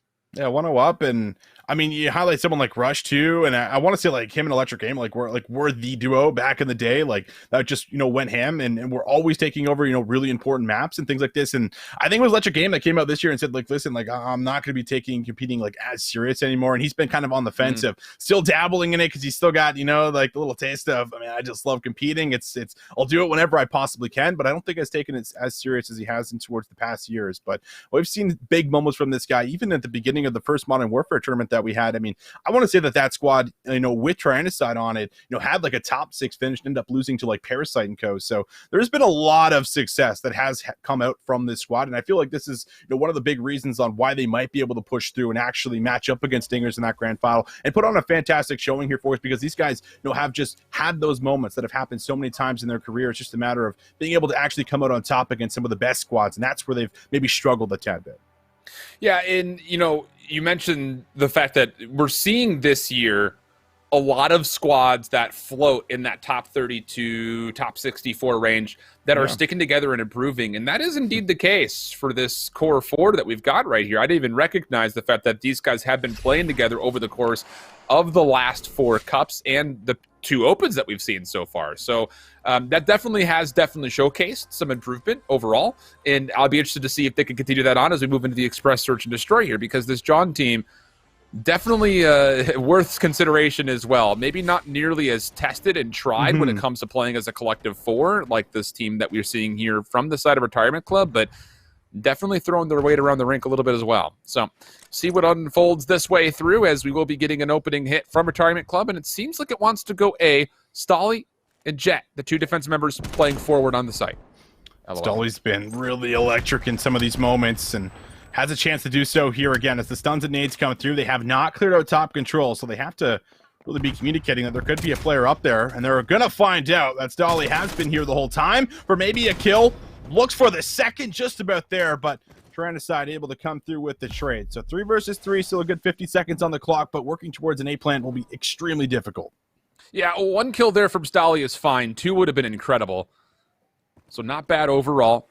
John's defense is ready for this A hit. Got Phenom, who is still a part of this. He's the one responsible for the flank, but they lose Rista at range. So now all of a sudden, maybe an opportunity is starting to brew. Phenom for 1 trade. Tyrannicide moving forward, has to respond up close, gets the first, wants Phenom at range, but Oh, a couple of decent shots will tag, but not enough for the elimination, and John will strike first here with the opening defensive round success. Yeah, it's one of those moments where maybe it looks like a heat check, but in reality, you just don't have a lot of time left on the clock to work with. So Tyrannicide just trying to work with the fact that he gets a call out and says, listen, he's weak. I'm going to try and fight it off, and he gets one more bullet. Like, that's a 1v2 that you certainly bring home here for Retirement Club. Just a bullet short. And coming in with that one, as we'll see, John at least locked down their very first defensive round and now switch things over towards their first offense. What is in store for us this way? You got to keep in mind on Phenom on 3 in a row, they could potentially try to set up for early streaks if this round goes well. But the aggression coming through. Electric Game finds first blood, but is instantly traded. Bomb now making its way back over towards B. You are getting a long flank play starting to develop from Tyrannicide. And this is going to be the side of Retirement Club saying, we're fine taking all these individual 1v1s from multiple sides of the map. And that might be why Tyrannicide wins another gunfight that you thought he would have no business winning. And now we've got a 3v2 in favor of Retirement Club. A bomb at least here. And Sully has done some pretty ridiculous things so far. 1v3 though would take the cake as he now turns it into a 1 versus 2. Plenty of time to work with too. He doesn't have to force a plan here just yet, but he might want to get this down sooner rather than later. See if he can get the initial plant off and then play for the post-plant setup. Both players for the side of Retirement Club are sitting over by B. Now they'll know, and we'll see if Stolly can pull off what is now going to have to be a 1 versus 2. Dangerous place to play this post-plant from, but does read, I believe that both members are going that direction, and slips a little bit further forward. Tyrannicide knows he's got to try to clear this train, but, I mean, at this point, Stolly could be anywhere and rush. Oh, he sees him, wants to take the gunfight, and takes it cleanly. Oh, Stolly just tried to play a little bit sneaky in the back, but gets read by Rush, and a little bit of a decision as far as who's going to take the defuse, and we'll be tied up at 1. I actually love that play from him, honestly. I mean, just to take that moment of, I'm going to try to push through now that I've gotten the regen on my health to move in towards the further side of the train here on the defensive side and see if it pays off. But this gunfight here, I mean, the fact that the reach out comes through from Tyrannicide V2 not once but twice goes to show some of the confidence here with his 74U, and this kind of stops that entire play over towards B right in its tracks. So almost a salvaged round in the end, but not the case. And well, 2 defensive rounds will go over here as we move in towards this map. But both of them very different as far as how they were won, which I think is going to be interesting to see how the mental chess starts to come through. Well, first and foremost, you might want the bomb. Don't pull an LA Thieves on us here, Retirement Club. Helps a bit. And now immediately over to lockers. Same defensive members here for John. It's going to be Stolly and Jet playing essentially right next to one another. Electric Game is going to try to sniff out how many players are up here, and as they make the play, there's first blood. Oh boy, Stolly caught, but still finds one. Again, that's not terrible. You've got yourselves a 3v2 situation, but the fact that Stolly once more is stuck in a really weird spot and can find 1 kill on response keeps this live in play for John overall. Oh, I love this, though. This rotation towards B, and Striker even able to find one while they make it. That might just give the confidence to Phenom that, yeah, they might just be moving over towards this B site, and he's not going to make the move fast enough, even as he comes down the side of the catwalk. This bomb should get planted. Just a matter of, will a trade come through? Pops off the top of the bomb, trying to start place his life, and his teammates watching over him, have his back. Good stuff. Use the numbers to your advantage. Search and Destroy 101. Yeah, and you called this play, I think, really well, Austin. Just the fact that the rotation, you know for a fact that you've got at least 1 AR rotating over to try to watch over the top of the A site, so why not try to overwhelm the only other player that could be at B, and as you do, you find a player trying to rotate to cut the middle of the map. Great stuff coming through here from Retirement Club. 3 in a row now for Tyrannicide. It's his second good life in a row. 4 and 5 in 1 in total. John's still looking for kills at a Jet and Rista, but it's early. And this time, they're going to try their luck over towards A. Rush is by himself in lockers. You've got to at least trade this kill. Got to trade the kill. Oh, my goodness. He almost gets 2. But we go to a 3v3 situation. Plenty of time on the clock. Yeah, it's just a matter of getting this bomb down. I don't know if they have a trophy. I mean, the trophy just came through there, and yet you can see it. Stun's connecting. Nate will come out just a tad bit late, and Stolly's able to get away with his life. But Electric Game, hot on his heels, wants to make a move, goes to the Diamante, but he eats the shot punch right to his face, and now it's going to be man advantage here for John. Tyrannicide from the flank has got to move quickly. The entire retake fringes on him finding a kill. Fringes on him finding a kill. Oh. Goodness, Tyrannicide, don't do this to me. 4 kills in a row. Maybe consideration of just playing for the streaks. Unless Striker could open up something here. Not going to happen. Tyrannicide not going to have time to defuse. Does get a 5th elimination and tries to back out. He will hold his life. So the round will tie us up at 2, but Tyrannicide is flirting with streaks. Yeah, I mean, this is just a safer play. I think a lot of players probably would have maybe even held the high ground to see if you can come away with a second, but knowing that that heady exists, it can be pretty difficult to do so. But here's where the play kind of unravels. It gets a little tense maybe in this moment right here, where we thought maybe there was a chance he could slip away, but Tyrannicide comes back through with a reach out, finds that kill, moves in, then finds a second. So getting streaks now I feel like is pretty crucial. Maybe not as important on this map, but you can certainly use them around that A site in the middle of the map here for you to create some space, whether you're attacking or defending. But now we'll see a player, I think, time out. So now the streaks not even going to be a factor, unfortunately, as I imagine we'll probably move back in towards a reset, tying things off here 2-2. Well, looks like we will be getting a bit of a reset coming through overall. But, you know, to sit here and talking through both of these squads, you know, Retirement Club, I would say, if we were just to say it, you know, lay out the ground as if, you know, we knew what we were talking about, which sometimes we do. They should be the favorite team here overall, just based on the fact that this is a challengers team. Top 32, a couple of top 16s on the year, largely stuck together throughout the entirety of it. John, yes, they are starting to build a lot of momentum, but still a team that is trying to prove themselves, not just individually, but also as a squad overall. So anything you've seen so far when it comes to maybe kind of accrediting on one side or the other through the hard point or the surge, that's like, okay, this is what we're seeing. This is what we're really hoping for because, hey, this is the proving grounds after all. I mean, I think one of the big factors is that they do have a lot of that clutch factor built in towards this John squad where, you know, we're seeing a lot of them individually come up with a couple of big kills that they shouldn't be coming up with. I mean, those are traits that should be coming in, but it shows that, listen, they have a lot of those mechanics and that talent and that skill to be able to still come through with those plays, which is obviously, you know, a very pivotal factor of how successful you're going to be, not only individually, but as a team. So I think that's been one of the big takeaways here so far from John is that they do have it in them. And I think that Stolly is also really, you know, at least turned my head for as far as what he brings to the table, because he's finding himself in difficult situations where it's not easy to come up with kills where he's still delivering, and sometimes it's more than one. So I think that's kind of the big factor that you're looking at right now for this John squad, is that there is a lot of potential. It's just being able to take control versus a squad that just has so much chemistry built into one another, and that trust that we talked about, you know, with that squad that's already sitting in the grand finals right now, which is Dingers, is always something that's important whenever you're competing in anything. You know, just, I would say that the end of last year felt a bit strange because, you know, Aerial Arise is an organization that really does trust that they can put together a roster and hold to it. And that was the case throughout the majority of last year, you know, using players like Stolly in the mix.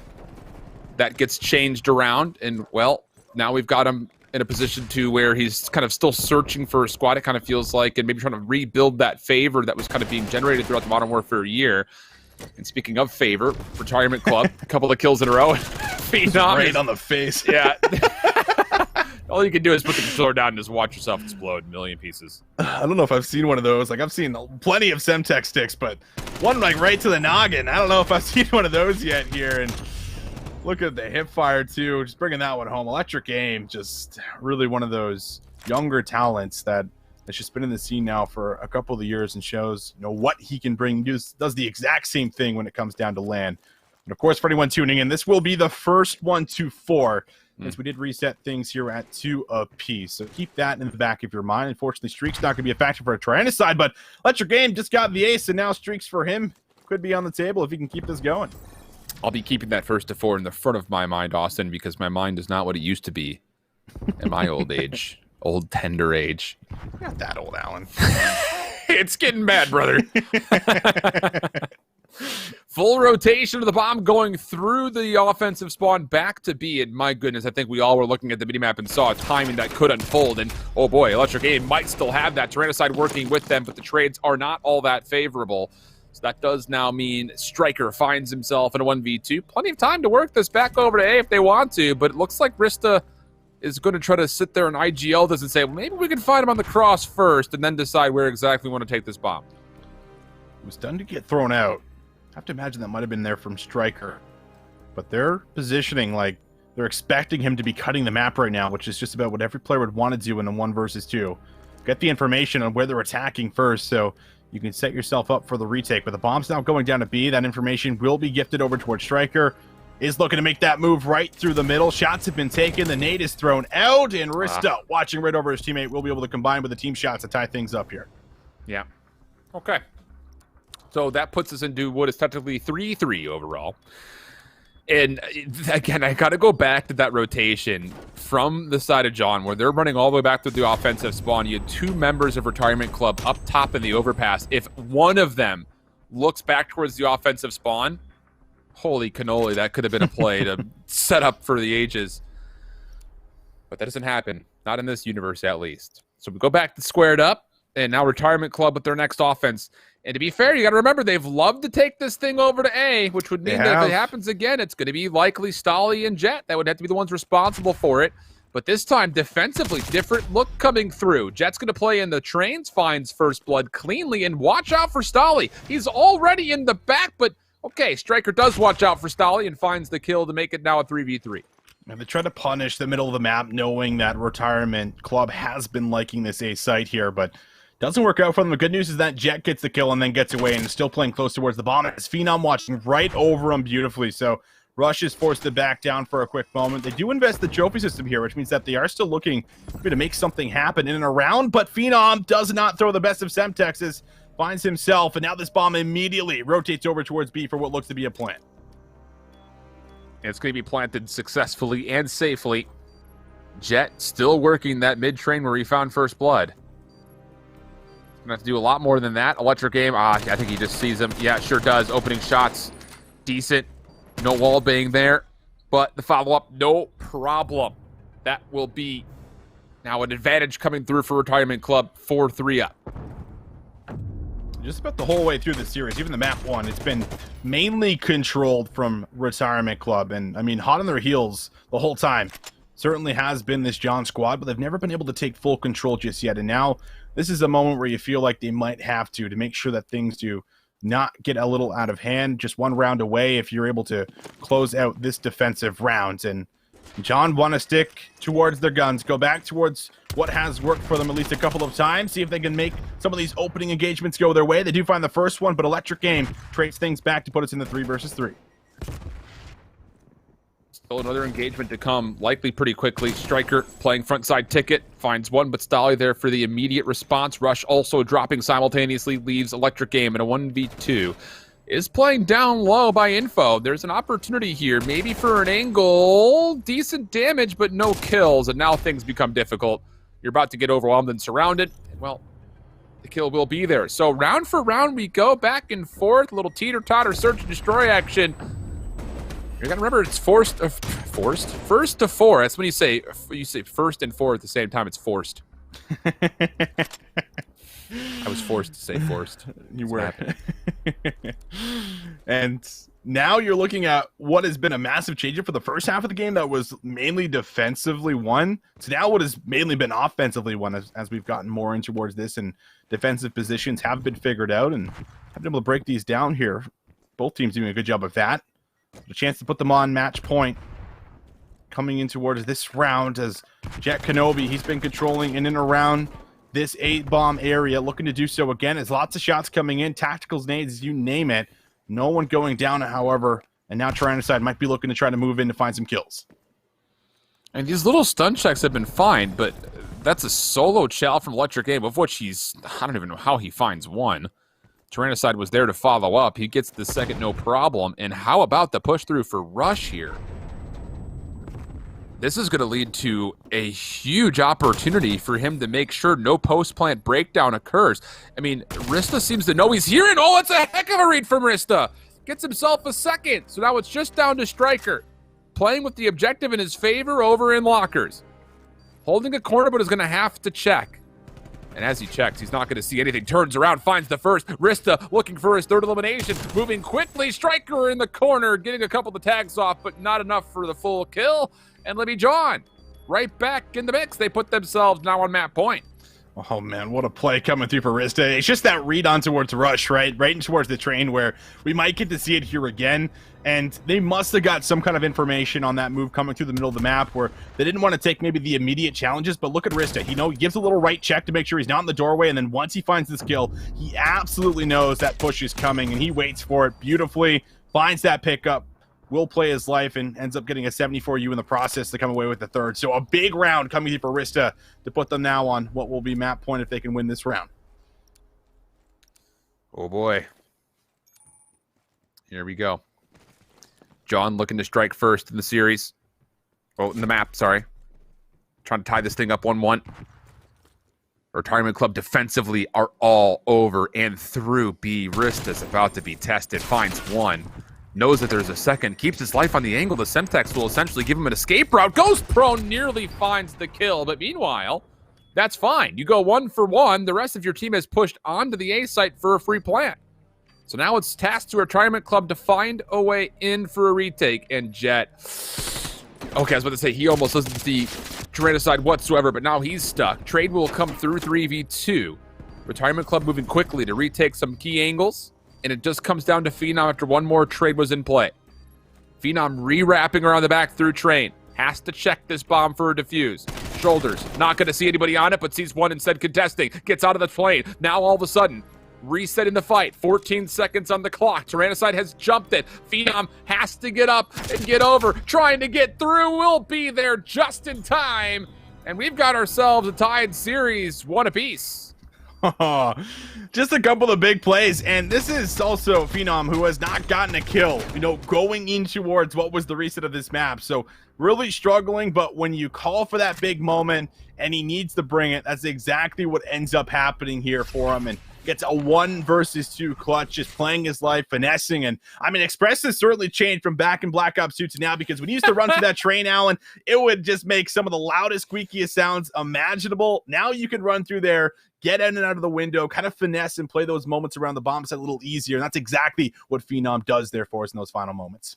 And beautiful stuff from Rista in the last 2 rounds, able to lock down the round prior and then also make sure that the flank stays safe, going 1 for 1, nearly finding a second. So this is what we mean. Good stuff coming through from both sides. Do not rule any of these 2 teams out. Very evenly matched matchup so far, but we get tied up 1 apiece, which means that we've got a swing map in our hands here, which will be that raid control coming up. And just looking back at it, it's just, I love the fact that we get the opportunity to see these players more often than not, because let's be honest, with the coverage that currently occurs in Challengers, we don't often get to see the teams that are finishing around top 32, top 64. It's very rare, right, unless one of them are individually streaming and you happen to go pursue that stream. You're not seeing a chance for them to play competitively all that option. Now we're getting a real solid look at all 8 of these guys that up until this point, we largely have just been tracking their statistics and not really looking at them as individuals on the map. Exactly. Haven't got to really see, the gameplay or what they're bringing as a squad and individually. And, well, we get a lot of it coming through here from both of these squads, and just a lot of big moments, I think, that took place here. Electric Game, doing a good job of leading the charge with a couple of these play the games that we see. And then as we get later and later, it starts to flip in towards John's favor, where we're seeing just that squad have all individual moments where they're just winning out rounds here for them, playing together, working off of trades. The communication, certainly looking a lot better in their search and destroy gameplay for as far as setting up pinches, waiting for each other, baiting and switching, and making moves on towards the map. Everything happening in sync as a team. And that's what you love to see. And one of these plays right here from Rista, this is the one that almost seals the deal with it, gives them the map lead, or the round lead, rather. And Phenom at the end, putting it to bed. So, that's good stuff. Loving to see it. Very tight first 2 maps, 250, 220, the first on Checkmate Hardpoint, and then the 6-4 after the lobby restart there on the Express Search and Destroy. So as mentioned, that confirms that we will not just be seeing the control, but also the Apocalypse Hardpoint coming up. I know that you're slightly excited about that. I still don't know why. And then a Miami Search and Destroy coming up potentially for us in map number 5. So raid control coming through next. If we were to take anything away from the first 2 maps, in my mind, we did see the fact that Retirement Club was playing with a bit more pace, a bit more tempo on rotation in the opening hardpoint, and that could still exist and lead to success here, especially if they can control that middle of the map on raid control.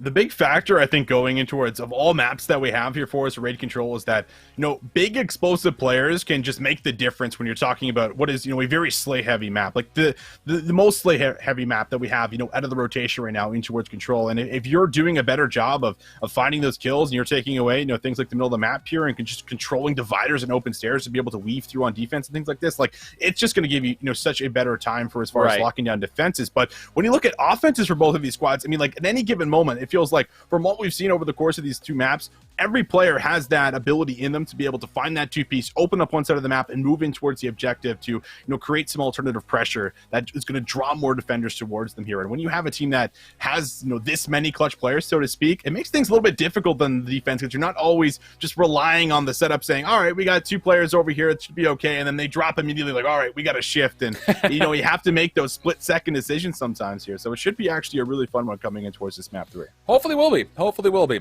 We're just waiting for that to load on up, and then of course we have the Apocalypse Hardpoint to consider after that. By far the most hold-heavy map that we currently have in Hardpoint at the moment. And P2 is a disaster to try to break through. The same can be said about the 4th and the 5th Hardpoint. So, I mean, rotations are super important when it comes down to it, and that tempo and pace can once again give you a pretty steep advantage when it comes down to turning kills into map pressure, something that we've seen a lot of the CDL teams find success. As recently, the Minnesota Rocker, who had really kind of refused to play that map up until today, they played great there today. So, I mean, it really just goes to show that, hey, maybe a steep level of practice is required if you want to play that map the correct way. But we'll see what happens. We'll save that conversation when we get there. But for now, it's going to be the raid control coming up, and be interesting to think just to see what are going to be the opening set offensive strategies with the new change that has come into play in the last couple of weeks about, you know, offensive tick progression leading towards that eventual round 5 defensive favor, not just the kill tally. Well, looks like this push will be made over towards B, cutting the map, trying to decide, looking for a couple of kills, able to bring home one. Stolly realizing that this push is coming through to B. Will find the kill, plays his life, backs up, and holds on towards Kitchen, and then waits for that window to push, but will be shut down. Electric Game there with the kill. However, everyone has been dealt with, and now Retirement Club going to shift their attention over towards the A zone. Well, this will be good for a stack, and I just don't think you can contest this if you're John. Doesn't seem like they even want to, really. Although, these engagements, I don't love them. If you're going to chalk this zone, try to hit that together and just control mid-map. There's really no need to win back dividers. And now all of a sudden, Striker, my goodness, he was on a slip and slide coming down out of money window for a moment there. G sliding off of everything, but still with it, not able to find the success to get immediately onto B, but the teammates are here for help and support, and with a couple of kills coming through, an opportunity in front of them to jump on and make some progress happen at B. A lot of rounds still here, so you want to try to play things slow, see if you can get a feel for how they're defensively setting up here, and then pick that apart. Big shots in the back. All right, Electric Game, 4 for him, making this Krieg work. And now Rush, if he can find this kill, this opens up everything. They're going to push it together. He's in the corner, but no, again. Stolly able to find 2, and now Electric Game left on an island to fend for himself. Won't be able to do it, and that's a big retake coming through here for John. Phenom for 3 in a row. This is a huge recovery moment for them. Lives were essentially even before this retake was put together, and now they're up 4. Good mid-map pressure. You've also got one player moving aggressively to top bedroom. That was Jet. Decent spam shots from Phenom. Surprised he's able to connect at that range through the wall penetration, but is able to grab it no problem. So the lives becoming a bit of a problem here for Retirement Club. 14, now 13 playing up against 18. Trying to make some moves through mid-map, but you see Tyrannicide is getting a little bit loose, moving by himself. Rush wasn't even fully regen. He felt obligated to help, and that leads to some more clean kills for John. 50 seconds to try and work with, and you feel like you only got a couple of pushes left. So you want to take this slow. Big gunfight up top, doesn't see him. That's a tough one to lose, and almost lost a second, but Electric Game there to try and recover what he can. He needs to go a little bit rogue here to open up some space so that they can actually freely push through, because they're down to now just their last 7 lives, and things are just looking a little bit difficult. Have to fight against the clock, and well, they're going to just about all go down, and now here comes their final 4. Well, here we go. How do you even make a play here is the real question. I don't even know if you can. Not with the time on the clock. Yeah, this is going to be just do what you can to reduce some lives. Playing kitchen together here. A couple of kills will be there, but it's Jet Kenobi who cleans up And that will be enough for the first defense to come through. And surprisingly so, considering how quickly Retirement Club were able to find success on A and then approach on the B. But it's this recovery right here. It's not just Phenom. Rista gets involved afterwards as well. And everything that looked so good for Retirement Club was shut down in almost the blink of an eye. And that's the problem with going 3 and 4 down when there's only one zone up. When there's 2 zones up on raid, you're like, 3 or 4 down. All right, that's okay, guys. We gave away the lives, but we'll just spawn right in front of the next zone, so we'll make our move and we'll be set up first, so it's okay. But yeah, in those moments when you only got one zone remaining and then you have to kind of battle all the way through the pool side and try to get in towards all those power positions, it can be pretty difficult to retake. So first round is good for John. Can they chain it in towards what could be 2 here on towards their offense? So far, so good. They're on towards the zone, but do lose one of their teammates here. Stolly out of the picture. Jet Kenobi forced to try and make some plays. He does meet one in towards the middle of the map and finds him. So that's a big kill on towards Striker. Reads the second. His teammates find them, and well, that is 3 down, but a massive Kobe comes out of nowhere. At least we'll eliminate here one of the attackers.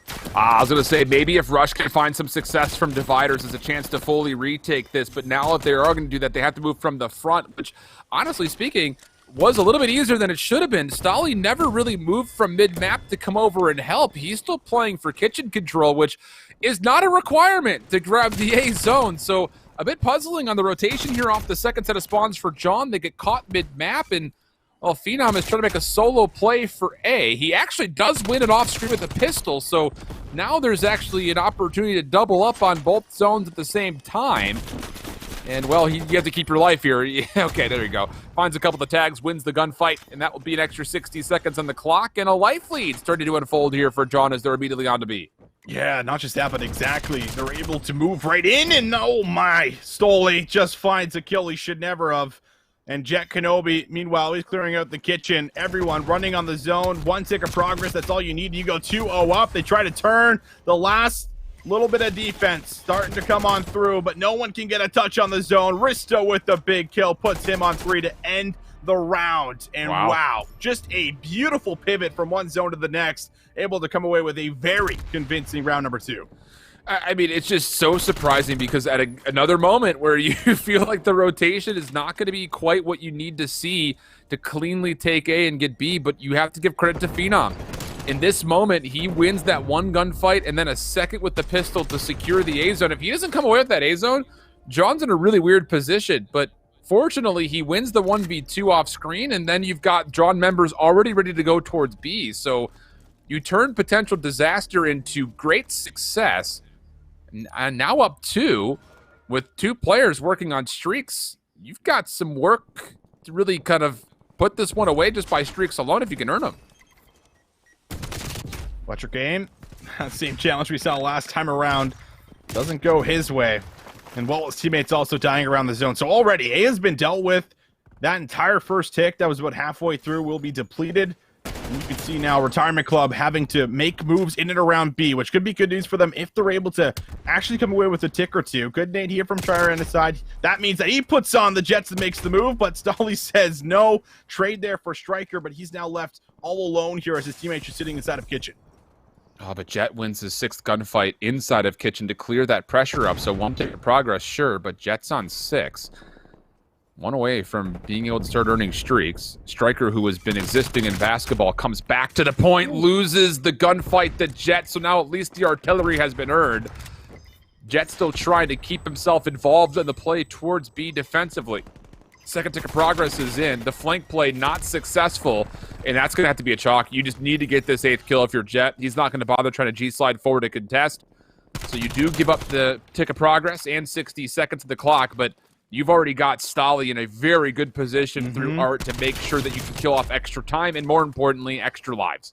And he gets all that info as well that, yep, they're back there. They're starting to make their way through Zig and might now be an Art. And Jet Kenobi, who is now going to have both of those streaks locked in, can look to extend this streak maybe up towards double digits as he's just holding his life in the middle. Now makes that move, tries to get the challenge, but it's not there. And now 3 players will be found here for the side of Retirement Club, but it's Stolly. Of course it is, who stops it right in its tracks, able to find 2. And you're looking at what will be the final 12 lives to make something happen around this A site, and you have to worry about the streaks. Yeah, not great when it comes down to how are you going to work through all of these problematic issues. whatever you do, if you're Retirement Club, you've got to do it cleanly. And right now, they've got really no idea what's in the middle of the map. So as they make their way over to A, they're going to have to focus on that point of contest specifically. Stolly gets a Semtex from the heavens for a couple. Jet going to pull out the cruise missile. This will bring the lives down to just 8. But it is 8v13, and the artillery strike is being called. A bit puzzled that you wouldn't just essentially use this to read where the hit's coming from and then save the actual explosive Semtex for when they're actually on the zone, because look at this, the kills are actually here. This is a 4-man feed, and you could stack this for that first tick and maybe even a second. Oh, you can, and the kills are still coming through, so this staggered defensive hit's going to have to be a brief 3 versus 4. Phenom needs to find something he can't. The kill's coming through beautifully. Retirement Club might be sending in another round because they just found every single player. One last push to the middle is shut down, and those streaks, you call it, Alan, used at the wrong time, costing them the zone, and we are going to see a round number 4. Yeah, you're going to have to relook at that, I think, at some point, because the cruise missile is okay. It comes through at a timing in which simultaneously his teammates are finding kills, so it doesn't really find, damage value, but the timing of it is all right. The artillery strike is something that I still... You talk about this a lot, that this is not Lightning Strike BO4. You call this thing in, and you have to wait 5 seconds for it to whistle on over before it actually explodes. So the kill potential of the artillery strike is already pretty low. Yeah. So why not just use that as a chance to get the ping, get the information, this is where they're coming from, let's adjust our defense, and if that fails, then we can drop down the actual targets onto the zone itself and just make sure they're not on, giving us a bit of time to recover it. But that does not unfold, then now all of a sudden Retirement Club, well, as if they've been resuscitated back to life here, are right back in it. And trying to decide, playing for streaks could be your window to making sure that it does go to a round 5, or at least have insurance for a round 5. So he's going to play the Island Man over by A. Meanwhile, the action starts to take place inside of B. Electric Game trying to play his life now in and around the Tiki Bar. But Jet Kenobi might just bring the fight to him. Hops on the point for a quick second, moves in, finds the kill. That's now 2 down. A chance for the offensive team to make a move, but Striker will hold on towards basketball court and do his best to make sure his teammates can come over for support. Yeah, good timing for Tyrannicide to come forward and see if he can essentially just feast on this one player who keeps spawning. But interestingly enough, Jet will spawn very far in front of Bedroom, already onto the zone at B. So with the stack, if you even need to, this should be the B zone in completion. And how about it? John are actually going to be a little cute with this. Try to play for extra lives as the defense continues to try to put some pressure on for a retake. We have to be careful here. If you get taken away and don't confirm this third tick, it could be problematic. Tyrannicide has also found his 6th kill off screen, so potential for streaks coming through. Wants number 7, but gets caught. Phenom takes him down just before the cruise missile can be earned, but he does get at least the artillery strike. I do like that off angle to make sure that it doesn't come through with a second one here, and we will see them recover quite nicely, though. They just shift over towards A, and all those gunfights are won, so now they have middle map control. They're pushed up inside of Ring, and those spawns are going to be fairly deep in towards the back of Garage. Looking at about even 16 on 16 lives. Electric Game still causing havoc in the base, now on 4 in a row for him, and this is a pretty wide spread. A couple players off screen making a move over beside the pool, and I mean, you're just not able to push because you don't have money control here, so everything has not been together, and it's been very staggered, and because of it, they're now wasted quite a bit of time. There's only a minute left. Phenom has to come back to open stairs and try to clear mid-map with Rista. That's the only play available. Don't let Rista go by himself. He goes by himself. This is another one of those moments where now all of a sudden John feels like they're in a bit of a panic. They're not able to clear the middle of the map. They can't even barely get out of spawn as Tyrannicide's going to come back forward and farm up not just one, but maybe a second kill. Oh boy, I don't know about this. This is looking really problematic. Another 13v8 situation, but John have so much work to do before they can even see the A site. Coming down to, really, you feel like one last good push. Have to stop the clock. There's the Semtex to find an easy pickup. Challenge comes through, and Ty finds a second. Making it look good. So cracked out, he's shooting at his teammate Electric Game. And with only 8 seconds remaining, I don't imagine you want to waste too many lives trying to make a move, but Jet Kenobi does try to make a last-second attempt. A Striker even reads the pinch in from behind. And, well, what was looking to be a closeout potentially in a 3-0 sweep is now going to result in what is a round number 5 here in the swing map for the series, Alan. And there's still a streak available here for Tyrannicide. It's just, maybe it's just me, Austin, but I feel like we've just seen too many of these moments where you've got all of the win condition tools available to you. You've got a life lead, you've got 2 streaks. But at this level, nothing is a guarantee. It's another miscue from John that puts him in a position to now have to clutch things up. They will get the defense, so maybe a bit of guiding light there, as defenses have been largely running the conversation through this control so far. Striker moving forward. How is he still alive? No way. Okay, well, he will eventually fall. There will not be trades. Oh, okay, well, the artillery strike gets called in, and Phenom actually takes down a teammate. So once more, it's a streak that really does not find a ton of value. Well, it's like they're not even on the zone yet, right? So, I mean, I don't know. It's a 1-for-1, and meanwhile, you're able to move up towards B anyway. So I don't think Tyrannicide's ready for that gunfight, and it doesn't matter. I don't know how he wins that one, Alan, but either way, it comes through. And now look at what this does, because you feel obligated to try and make a move. You don't want this B zone to go over, and it just might Tyrannicide almost for a third. But Electric Game, hot on his tail, able to clean it up, waits for the second, and maybe even a third. Electric Game finds the ball. That is the wipe, and he's still going on for 5 in a row. This B zone should be captured. Man, wouldn't you have loved to have had an artillery strike? It's just, it's the timing has been so off, and now all of a sudden you've got a tick and a half of progress at A. Streak still, by the way, to play with from Tyrannicide. And honestly speaking, if they could set up, this would be a fine time to move through. I mean, you know that no one's sitting in the middle of the map, so this number 2 and number 3, Tyrannicide and Rush are going to move really quickly to join this push from the back. Really good read here as Striker finds the first. Now you have to keep in mind that also John will be spawning over by basketball, so these last remaining players have to hold on for dear life to see if they can maybe put up some sort of a defense, and not bad overall. A couple of trades will come through, and the large majority of this push from behind will essentially be quelled, and an opportunity now with these forward 2 players of John's defense to actually put some pressure on the offensive spawn.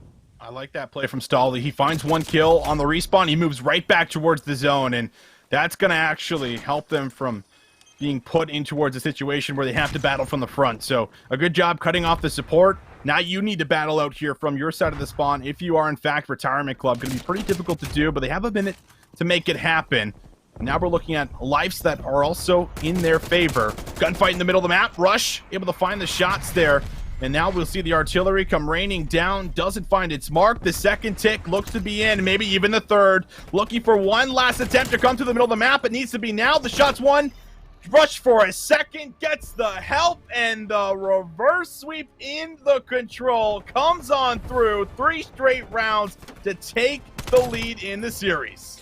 There's just no reason that should have happened in the first place. It's just, you have to be better with streaks at this level. And, you know, I get it, the panic, the pressure, it's all on. Usually when you're trying to be like, oh, we got to use these streaks, they're on the zone.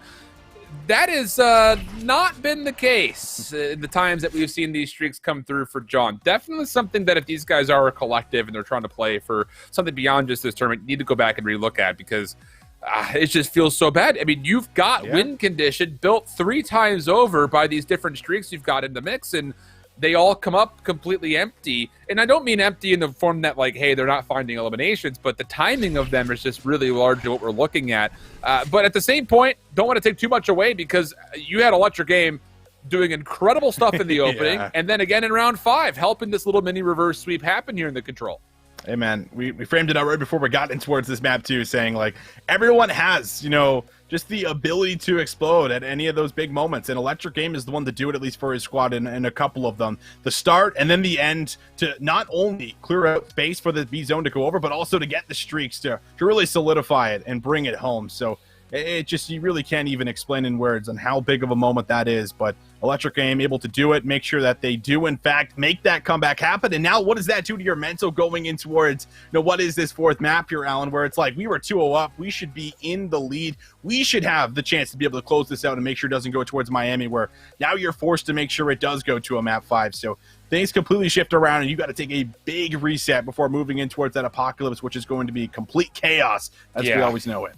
Yeah, and there's definitely some wiggle room in there for the electric slide reference to be in there somewhere. I'll try to fit one in next map for you, Austin. I know you're looking forward to it. I know the party person in you, you're feeling the electric slide reference. Absolutely. I know you are.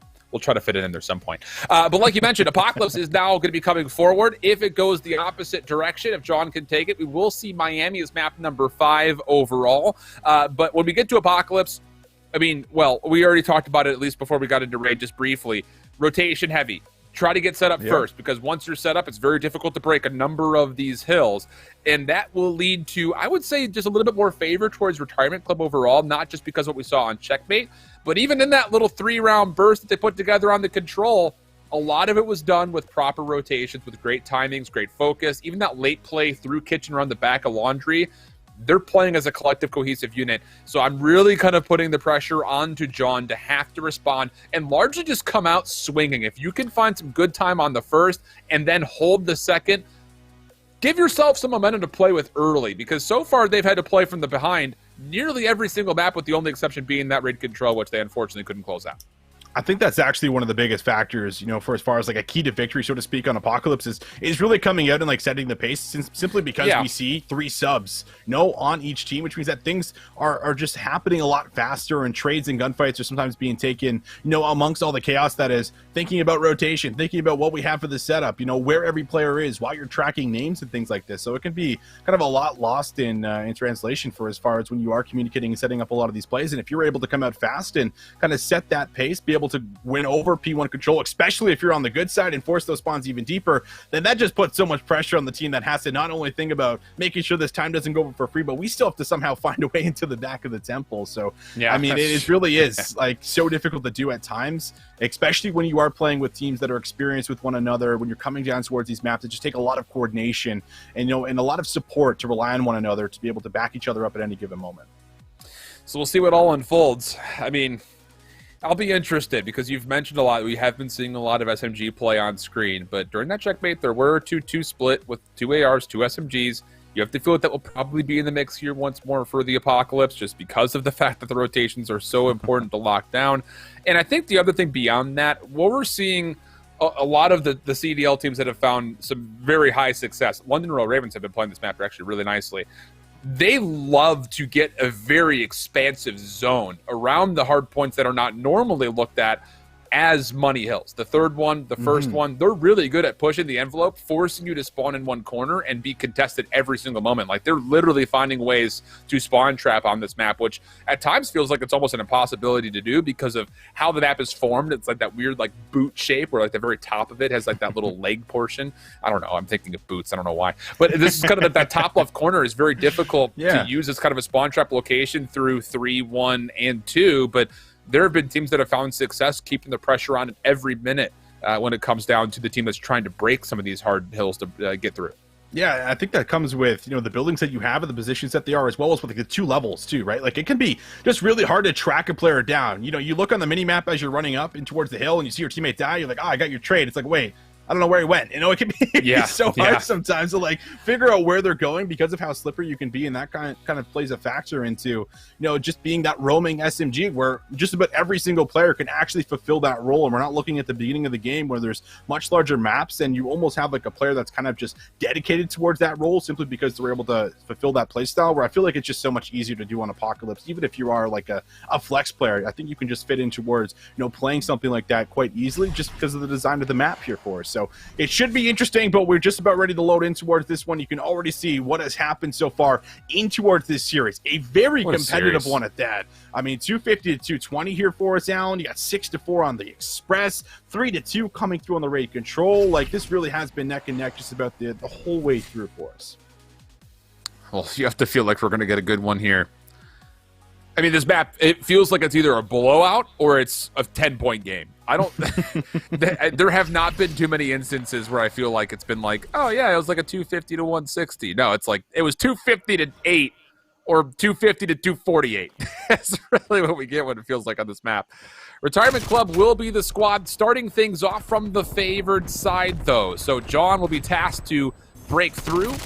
Maybe into, whoa, okay. Ooh, okay. Nice little spinner for Phenom as they break through either underneath barrels or into maps and make their play across. You have to keep in mind that, yes, it is difficult to break these P2 spawns, but while the first hard point is active, you just have to be on the front side of the hill and you will flip spawns around, which is exactly what happens. Beautiful play coming through for John. Yeah, you couldn't have asked for a better opening, but now it's a matter of holding on to it. Phenom trying to do it, and that is also 4 going down. So this is actually a good chunk of time that you're going to come away with on this P1 hill. Look at player 6. He pushes all the way up. Phenom gets little information. Don't need to take the challenge at this point in time. We'll wait for those engagements to come to him, but everyone pushes through the middle of the map. Now Phenom looks to make that move. Rush is able to shut down a couple, so they stop a couple seconds at scrap time, but now they need to move in, and they do actually have a numbers advantage. No, Jet was in a position to try to resist this initial push through. Not going to find that opening success. Stolly finds one, playing through rugs, staying alive, takes a second good fight. Stolly, are you kidding? He's tagged down to only a couple of points of health, still wins the second gunfight, and that is the heroic required for John to retain the spawns, and with that also the hard point. I was taking a sip of water there, and I almost spit it right back out after seeing that kill come through. I mean, I'm actually a little bit puzzled. Now it's just about actually making sure you lock down the time coming off of those plays, and it looks like they have done that successfully. So exactly what we framed up coming in towards this map, where you can chain hills together, especially P1 and P2, and if you can control those spawns, will you find yourself in a position to make sure you are winning. But Stolly trying to make that move. Will be read there from a sound cue likely for Tyrannicide. Almost there for a second, but Phenom's been so good with a lot of these early engagements. Now 7-3 for him, as we'll finally see Retirement Club get that early setup. Now it's just a matter of seeing how long they can hold on for. Yeah, but they're bunkered. This is not a setup that'll allow them to zone too much. You've got to win these first engagements from just inside the hard point, which can be dangerous to do. You're pretty much stuck. Tyrannicide does not beat Phenom to the shot punch. Looking for more beyond that, but never got the full regen. Rush is good for one, but not a second. So still, John, these SMGs lighting things up, and it's Jet on 9 in a row. Whew. I mean, goodness. Turn him into his own kill streak at this point if you want to. Well, there was like a little Valorant reference right there, giving them giving them the ultimate coming in with the Jet, but that'd be pretty wild either way. 20-83, looking strong. John wanted to know if they would be able to bounce back. Answer has been yes. Scrap time up for either squad, but more looking towards this new hill that's about to pop for us, and that early setup has been here and secured for the side of John. You still got Jet Kenobi in towards the back, and he's reading the spawns beautifully. Look at this. Rush is not even prepared for that. Luckily, there was a trade, but, I mean, he goes on an absolute rampage before finally Retirement Club are in a position to at least get close towards the point and see if they can set up their very first initial hit. See, I love that from Jet, just knowing that he could play forward, but I don't love that from Stolly. He tries to do the same thing. All he needs to do is control Chicken Coop, and fortunately, the ARs will light things up in that area. Because the whole thing about this from the side of Retirement Club is that you don't want to hit through cave.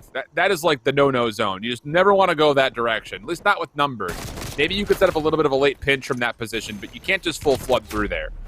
So you get control of Chicken, and you're good to go from that point out, you feel like. But the ARs read it beautifully. John are able to essentially just destroy and put them into a blender, making that look more like a chicken slaughter, not a chicken coop. And now you've got Retirement Club in a position to be the first team to P5, but they're going to have some trouble working against the spawn pressure that Rist has already put in. Rista does get help there. Stolly able to play for that first kill. And now up top, trying to find Tyrannicide, who can drop down at any given moment. So you want to clear that out before you really make your way in towards the point. You will see those gunfights looking so good right now for Retirement Club. Arista gets help. They win the last two, and with the spawn control, they overwhelm the point. Looking at what is now over 100 points in their favor, and Retirement Club starting to feel the pressure. They try to come through for a pinch towards the back. Not there, but it sets up the hit from the front. Now looking for Striker to find his way through. Won't be able to find all of them, but Electric Game comes in with the trades, and the last 20 seconds looks to be in their favor.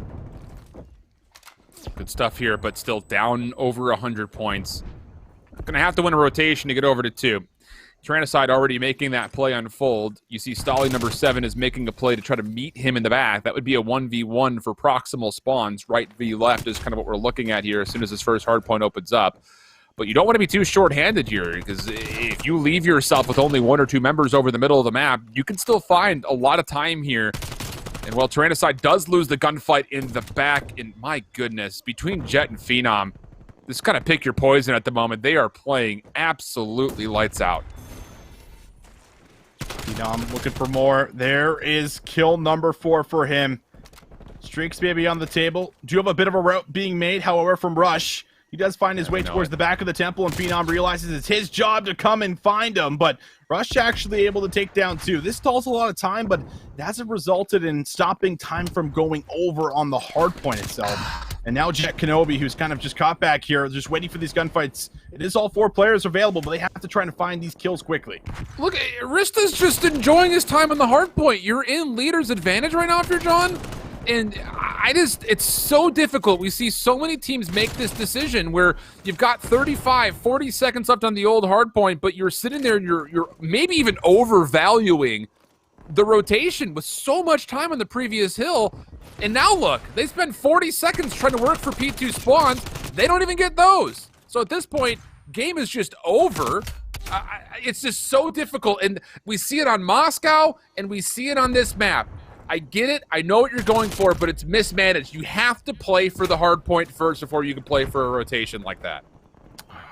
And they're feeling it on the scoreboard right now where you can still look to rack up another 26 seconds. And, oh, man, Jet Kenobi, how many times has he found himself multi-kills in towards this map? It feels like every single life, and now he's on the early rotation, finds himself bottom barrels, easy pickup on towards Electric Game, already threatening the contention on towards the new rotation, but this is just about wrapped up. Retirement Club, they are only at 55 points. You need another 5 points to come through here for John, and 1 push can get the job done. Yeah, we'll touch more on that rotation conversation at the end of the game here, but as Kenobi is able to fit in a cruise missile, that will be the end of the game. So I guess we can't talk about it here. Here's my problem with it. If you're giving up 40 seconds to play for the first hard point, and even if you win the rotation to the second, let's say that you do hold it perfectly for a full 60. You just spent all that time to get 20 seconds? Like that's all you're leaving with. Like if you're giving up 40 and getting 60 at best, you're only taking a 20-point differential into what's already a 100-point game. It's too overvalued. I get that the second hard point is difficult to break, but you can't just give up that much amount of time in the first hard point, because it's still one of those situations that just being over at Temple is not enough when the first hard point is still active. As long as you're in map room or at the jump wall, that's enough to keep the spawns blocked, because there is no spawn in the very back right side of the minimap. It's too much of an overvaluation right there, a huge mistake, and it costs them everything. It costs them the entire map. Yeah, it did. And yeah, if you're Retirement Club as well, you're really happy that you came back in towards that raid control, because things just did not look on, that they were on the same page, I think, going in towards that one, as you just framed up there for us. And on top of that, I think there's just some teams that have got Apocalypse down and others that are just hard vetoing it out. But when you come toward tournaments like this, where you don't have that option, and sometimes it pops up in towards the rotation, you're forced to play, which means that you have to be practiced on it, and making some of those small mistakes is what costs you when it comes down to crunch time. But we take a look at just some of the big moments, and now a lot of those flip in favor of what we did see out of this squad, where there was just so many times where John felt like they were winning out on the rotations, they were finding a couple of big kills, and it also allowed players like Jet Kenobi here to go rogue and find those openings in towards the map that resulted in breaking these setups almost single-handedly without trades kind of coming through in a lot of moments. That's so pivotal as well. I remember us watching back like scrims together in December between some of the CDL teams, and we were noting that the rogue SMG role has the most potential to totally take over the influence of the map. Not saying that you'd have to individually pop off, but just the pressure that these individual SMGs could find with what is still largely some pretty expansive maps. I mean, they're not as big as Modern Warfare by any stretch, but for a 4v4 COD, these maps are still pretty large. So if you find an opening to get through and win a rotation just off of one slip through, or more important, like we saw Jet, while they were trying to get over to 4 and 5, he was pushed forward into maps, pushed forward into the middle of the map. He could sit there and essentially just make sure that every single player that comes off the respawn is challenged. And that's just really, really heads-up play from a player like Jet. Now you have to look at what is going to be a Miami search and destroy. Everything has been about neck and neck up in towards that Apocalypse hardpoint, but the last search and destroy that we got on Express was 6-4. And I mean, it was about the first half of the game, pretty much all defensive, and then we started to see the openings made from either side, where the second half of the game was a lot more offensive here for us. So This Miami search and destroy, Alan, we've seen it quite a few times. We see it, honestly, in a lot of the map 5s that take place in our best of 5 series. So this is the map that you're also hoping that you're practiced up on, because if not, you're not going to be able to punch that ticket in towards that grand final. Yeah, very tough opponents waiting for you still. Yeah, keep that in have to keep mind. mentioning that. It's just, I mean, the matchup they had in their semifinals, I mean, you had 3 teams that I think that we were looking at roster-wise and said, these are the 3 teams that are going to be some combination of our final 2. It just came down to who played up against who in the semis. Right. Dinger's got the easier path. John and Retirement Club, I still will say, whoever comes out of the semifinals, I think can put up a fight versus Dinger's Dominion. Agreed. But is there enough? Because I'm looking over it, and Rush was like, dude, we've never scrimmed that map. I was like, well, I mean, hey, you better start figuring it out, because I don't remember what's the map set for our grand finals, but if it's there again, like, that's money on the line. It's prizes on the line. It's a lot of stuff that's coming forward for you to try to be champions here in the Power Players Proving Grounds. Yeah, it really is. And I mean, I think that also maybe kind of plays into where it's a name. I was mentioning, I don't think Electric Game is taking things as serious. I think they're still competing when they can, but it's when they're working around like their day jobs and things like this. So their name, sure. You know, that their team name, like Retirement Club, like maybe playing a lot more for fun and maybe haven't put as much practice in towards some of these maps that are at least newer when we're talking about Apocalypse that has been brought in towards the CDL here for us. So maybe some of that showing in towards the Express as well. But I felt like they were pretty comfortable over there. And Search and Destroy, I think, for these guys has been, something that a lot of them even came up in. I think Electric Game in specific, before he could even really fully compete and go to lands and things like this, he was coming up in the S&D scene, and that was really, a big part of building his brand and building up, what he brings towards the table here. So there is still a lot of talented S&D players. It's just a matter of bringing this in towards Miami, which can be a lot trickier than people expect due to the size of the map. You're kind of forced to really make some of these split-second decisions and follow through on them and make sure that you are committing. That's the advantage that I'm seeing right now here for Retirement Club. That chemistry, that trust factor does play a massive part in towards Search and Destroy. And, we'll see if it does, in fact, put them in a spot to come out in towards that grand final up against Dingers. Well, it's going to be the side of Electric Game, Striker, Tyrannicide, and Rush on the offense first for Retirement Club. John defensively, 2-2 split, but Stolly and Jet playing aggressively top piano. They'll come away with a 1-for-1 exchange, but Stolly has to get away with his life. How good is that? Gets over the jump wall. He can now ask for help to come over, and this will be a 3v3 in which will still be really yet to determine who comes out favorably over this B site. Electric Aim, you lose him inside of purple, and now that's a complete area that you're not going to know whether or not a player is moving there, so it can be pretty difficult to come in towards B and have to worry about the jump wall, the back of the alley, the building, and top purple, but they're going to try to make it happen. The challenges come in. Striker finding another player, so they got information on towards 2, and you still got a little bit of time to work with, but you want to find a kill, really, I feel like, before you want to drop this bomb. Timing is going to be everything on this next approach. Retirement Club going for the plant. Rush taken down low, cannot reach Aldous, and look, Wrist is taking away so much space. He's pushing forward, but doesn't actually contest the bomb plant. Meanwhile, Striker going around the other way through the middle of the map does take down Stolly. One more there. Rush will see it and say, no need for me to take this gunfight. Let's just keep it 2v2. Striker playing the jump wall. Rush moving back to get over to Docks. But you've already got Phenom here. He's cleared it, or he thinks he's cleared it. This timing is going to be atrocious for Phenom. Rush finds the easy kill. And now Rista, there's not enough time for him to find this elimination and get the defuse. Oh, it's so unfortunate. And Retirement Club will find the first round.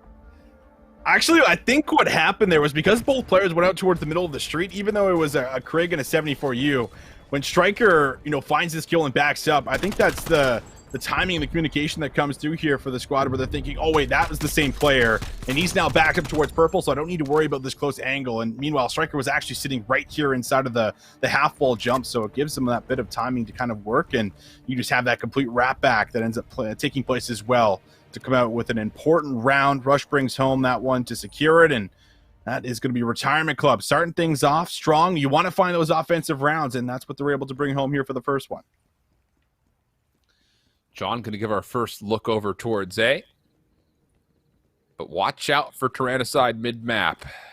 He can absolutely foil everything off a post plant if he actually holds this position. But no, he's going to go back over towards B. So now it's on to Rush to read this.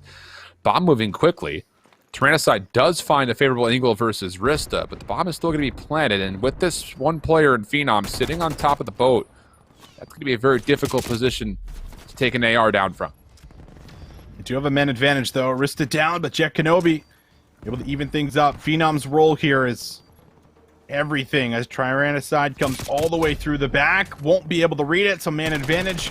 Retirement Club making their moves happen, but losing both up close now puts Ty in the worst of situations. Has to win one on towards the head. He can't bring it home, and well, another clutch factor playing out here for us on the offenses. That is a couple of beautiful kills to take place here on the site.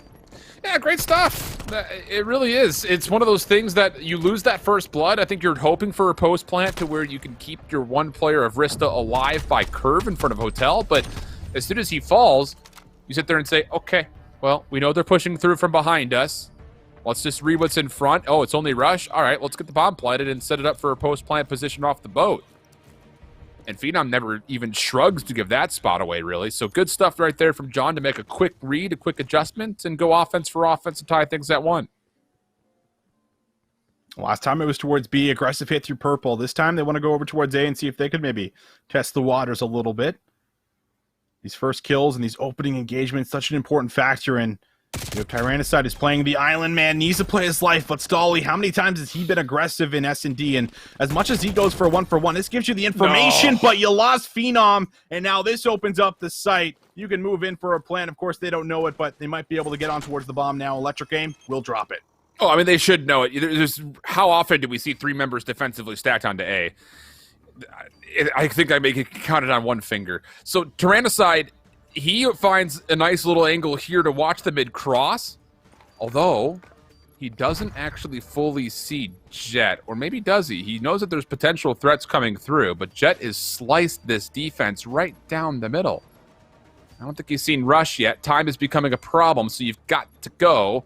And, well, not great here. Oh, boy, completely spun around, just down to Rista. Oh, does find one. But it won't be enough. There wasn't enough time on the clock, really, in the first place. So we stay all offense thus far. 2-1 up as Retirement Club. And whoever it was who made that call, there was a player close by. I think it was Ty who was up top, and he was like, listen, I think there's someone around me, guys, because he's hearing something. He's looking, he's throwing stuns down low, and that could have been a complete disaster if that player finds that window to get to Rush maybe a little bit quicker and finds that kill.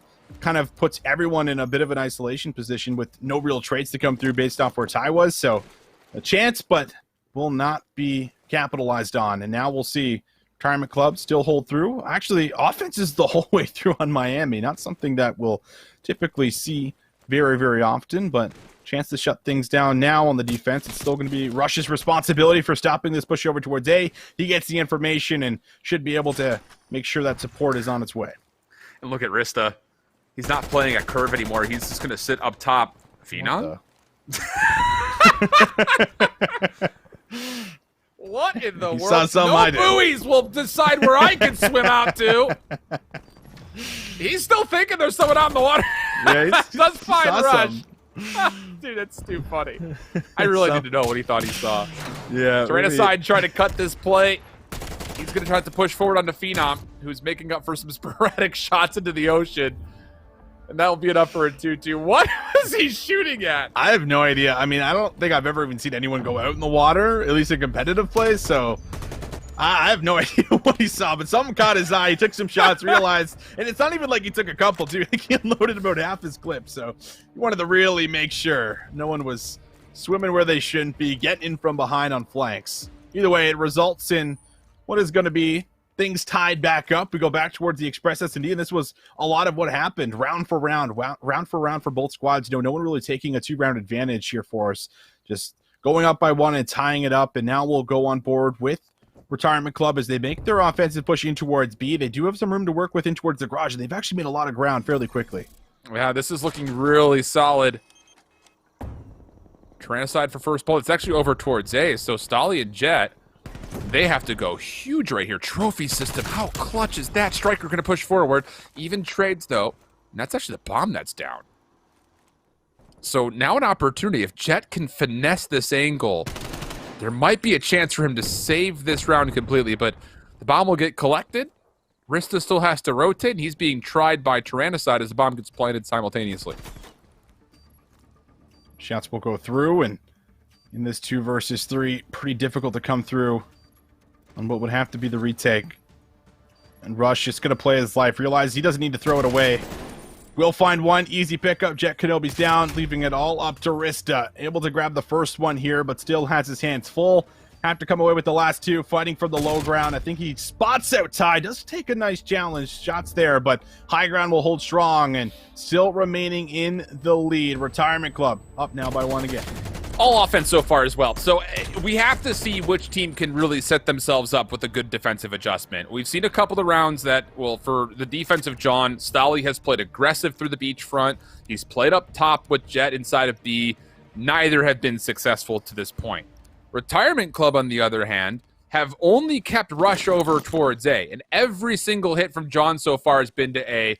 And look at the adjustment. They're sending both Electric Aim and Ty to move over towards the A site. Now, John at the moment are leaning B, but they very well still could try to rotate this through mid-map to get back over to A if they so choose, but Stolly making me reconsider that thought as he moves over towards the parking garage, in which he'll try to work this with Phenom.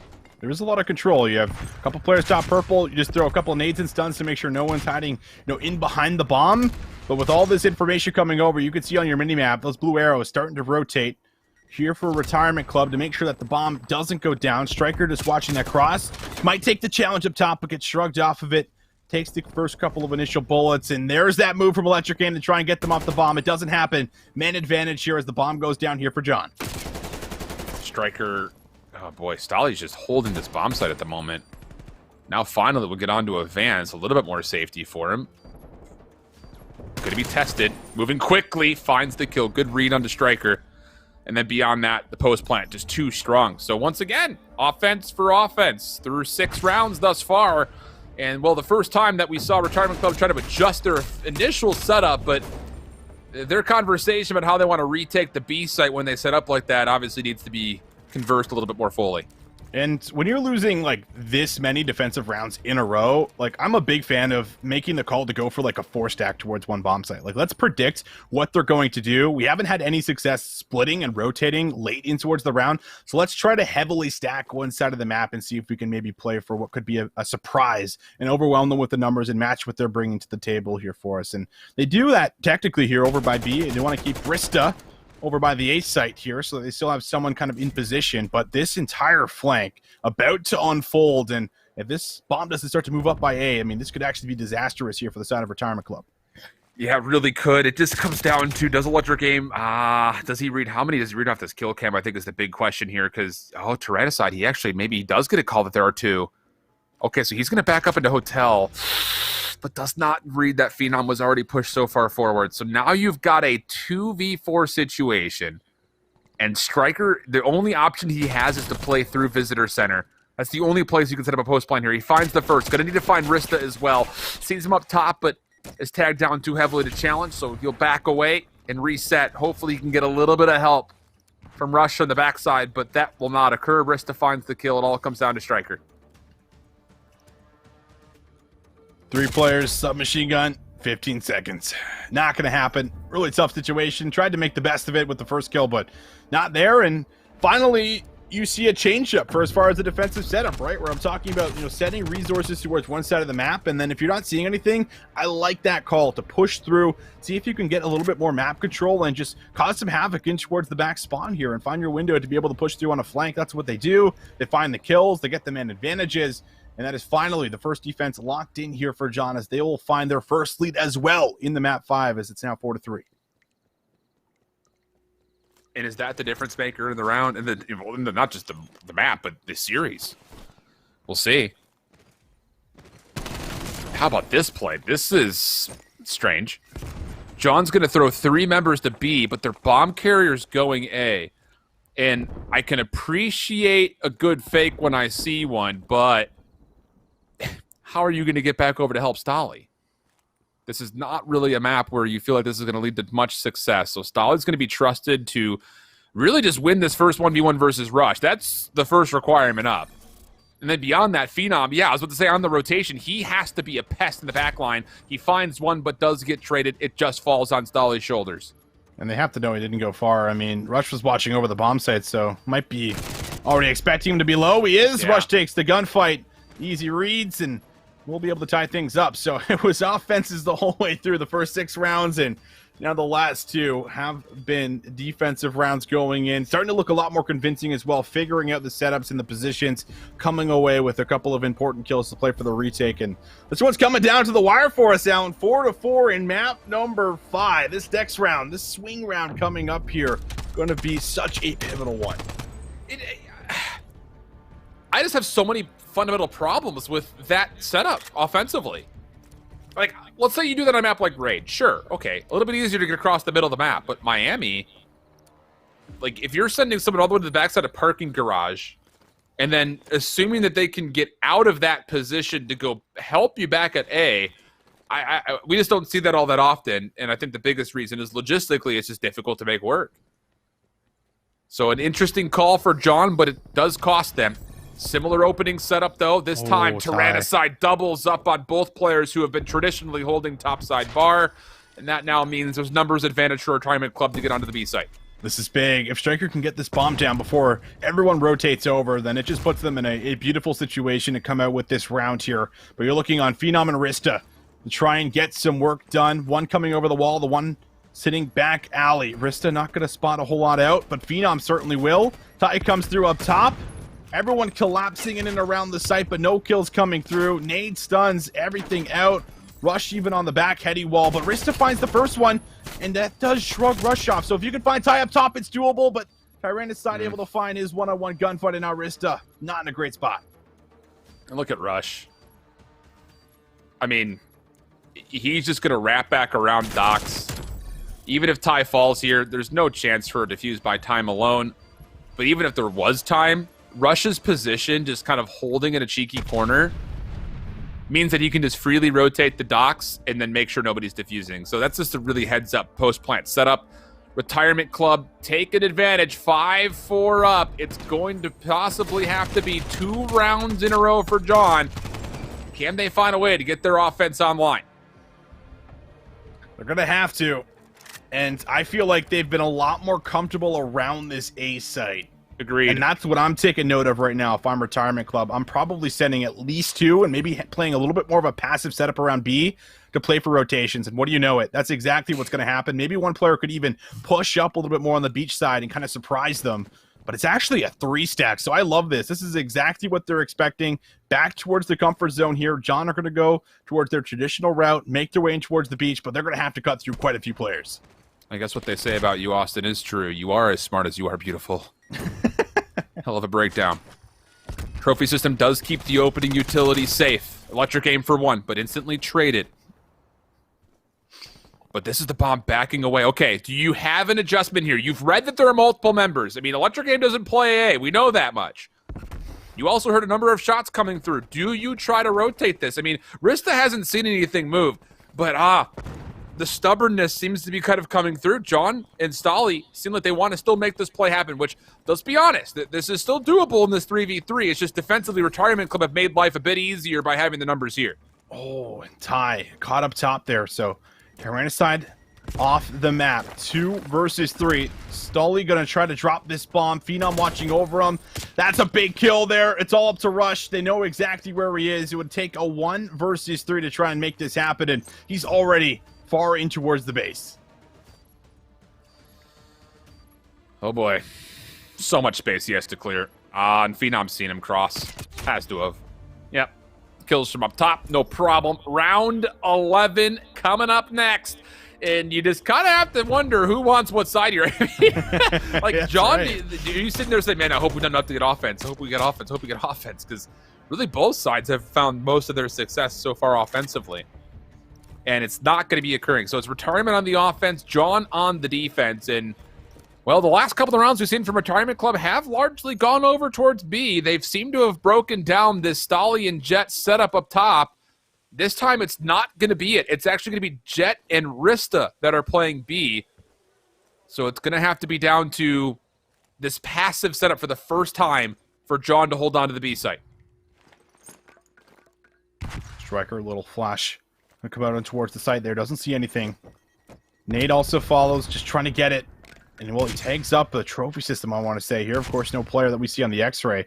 The Striker might be thinking it could potentially be one. Player close left right here to him as well. And Striker, as soon as he makes this move, yeah, different position, not expecting it. Could be a lineup for a couple of kills. Is there a check? No. Chat. Okay, he finds one. That's all right. That's fine. You go 1 for 1. Stolly's playing through Hotel. He's clearing this space, and then he'll be on the flank. Just comes down to timing of, will he read that? Stolly, how much more do you want to clear before you realize that you could be playing for a flank right now? Striker making his way on. Rista does not have a great angle at this, or does he?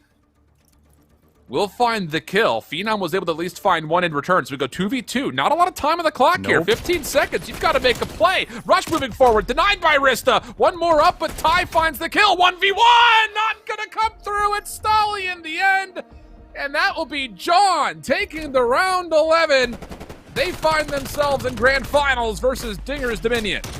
Wow, Alan, coming down to literally the end. I mean, a 1v1 map 5 round 11. Like, it doesn't go any further than that. Doesn't get any closer than that. An absolute banger to come out with there for us, and it just comes down to that defensive hold actually coming through here and towards the site, which was not happening in the very first half of the game there for us, but they're able to make some of those adaptations and hold some of those big angles and actually maybe throw in some different positions. Once we see that first kill come through there for Jet Kenobi, he gets the read that they are absolutely committed towards this site, and everyone slowly but surely collapses, waits to pounce from back alley or over the wall, and luckily enough, the gunfights are won for them. So yeah, they punch their ticket, they move in towards the grand finals up against Dingers, and I'm sure they're feeling absolutely ecstatic coming off that round 11.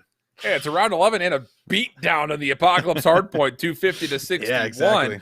I mean, honestly speaking, if they could have just closed out the raid control, we wouldn't have needed the dramatics of getting to a map 5, round 11, 1v1, but that still does occur, and, well, the composed ability for John does at least give them a small advantage. So we look back over the map, and, well, there were so many really interesting offensive moments first and foremost. The defense started to find a way to come back into the mix with a couple of adjustments just off their initial setups, but for both of these teams, you know, I am still looking at, you know, these guys looking beyond just this tournament, maybe into the next, or more specifically to challengers.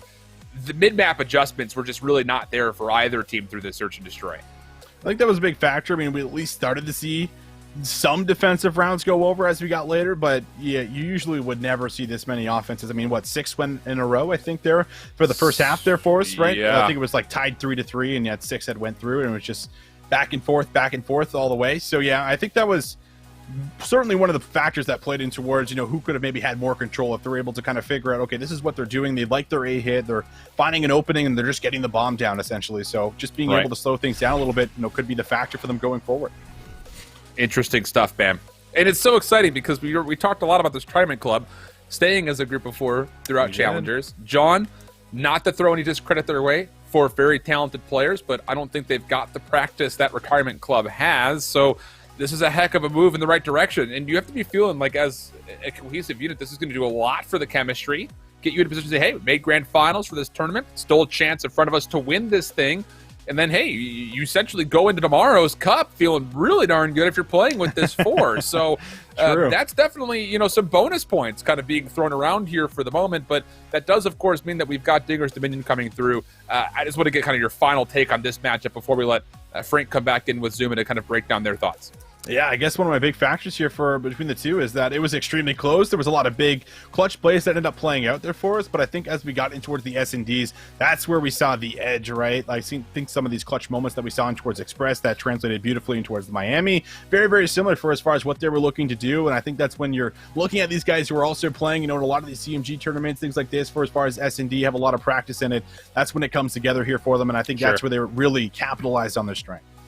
Well, it was map 5, round 11, 1v1. Frank, Zuma, back to the desk for you guys to give us your thoughts. Yeah, man, that was a series and a half, Zuma. I know there's a lot to unpack there, a lot to touch on.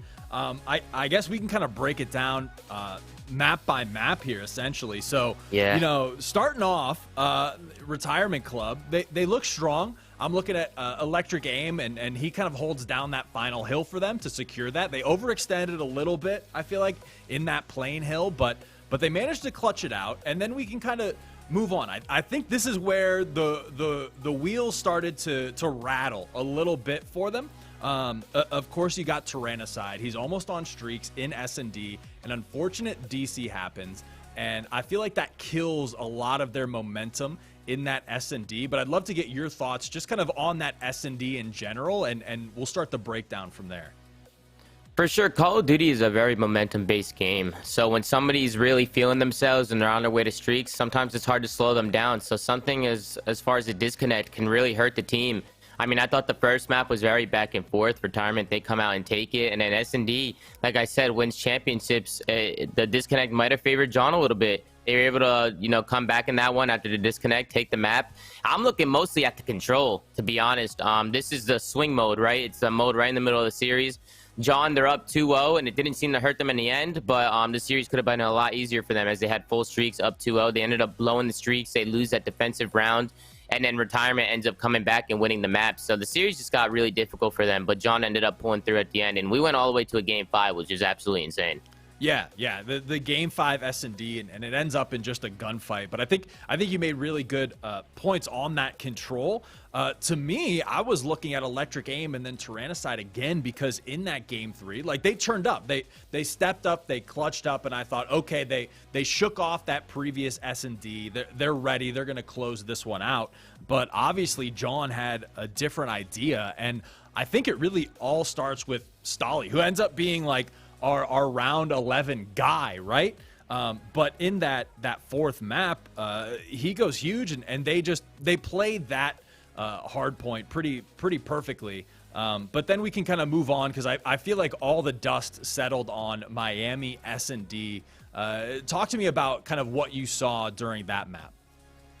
Yeah, there's a lot of people switching it up. I saw a lot of offenses were being won. Just a lot of mind games that are played on Miami. You never know what teams are doing on the offensive side. You got to kind of play for info and just kind of make decisions off the run.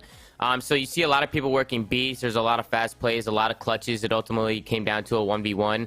Again, even with the Apocalypse going into map 4, I was talking about that good side, and you know, they went up 100 points right off the rip. So John was able to push it to a final map, and it was going back and forth the whole entire time, and it went all the way down to a round 11 1v1, which you don't see very often, Frank. So, you know, it was pretty crazy, and then, you know, it was a pretty big one-on-one there that Stolly won, and like you said, he was a slithery snake the whole series, man, just doing his thing and making plays. So it was incredible to watch, and it was super exciting. But they have a lot in front of them now with the Dingers in the grand finals. You know, they're an amazing team.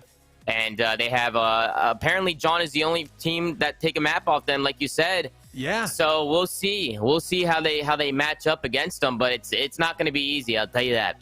No, I think like it almost feels like a totally different day, like talking about the Dingers. Like, that feels like it happened so long ago in our minds that we have to essentially remind ourselves, like, hey, there's a team that absolutely like ran through the first semifinal. But yeah, John is the one team that, granted, they had the perfect record on the ladder. They didn't lose anything, but they did lose a map to John. So maybe that'll play a factor. Maybe at the very least, John has some of that momentum. You know, at least they can kind of, you know, tuck that in their back pocket, take it into battle with them. But your grand finals are set here. We've got the Dingers going up against John. It's going to be interesting, to say the least, because we talked about momentum, how much of a momentum-heavy game Call of Duty is. And, you know, Dingers have been sitting out for a little bit. The series went to a Game 5, so they might have to take a couple games to warm up. We'll have to see how they look when they come out into this grand final series. But again, this is where you're playing for everything, right? Everything is on the line. First place tonight is gonna be taking home $2,000.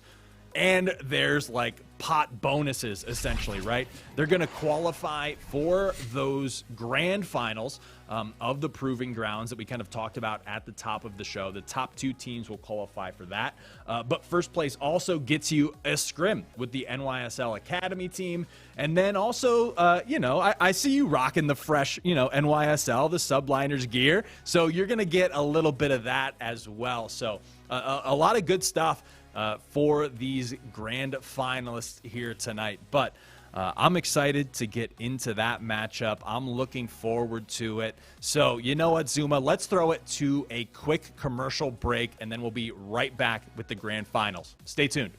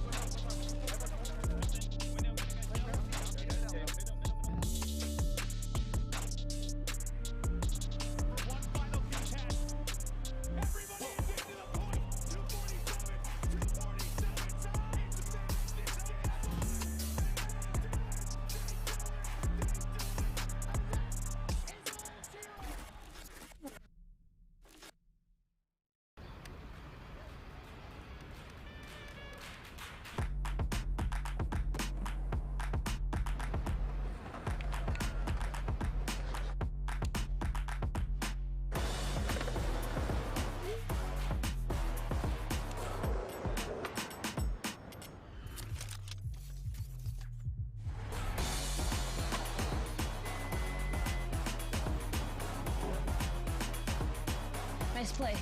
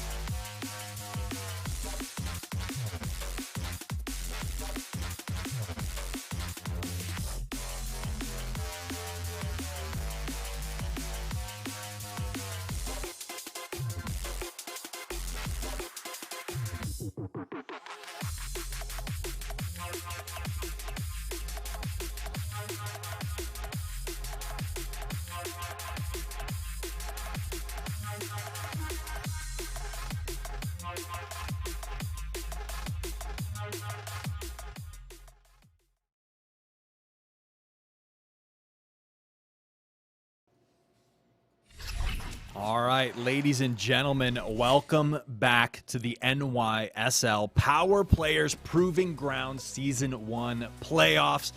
We've got the Godfather, the Natural. I see you in chat. I see. Yeah, listen, the feeling yourself is well-deserved. You're absolutely crushing it. Love having you on the desk here to chat about these matches.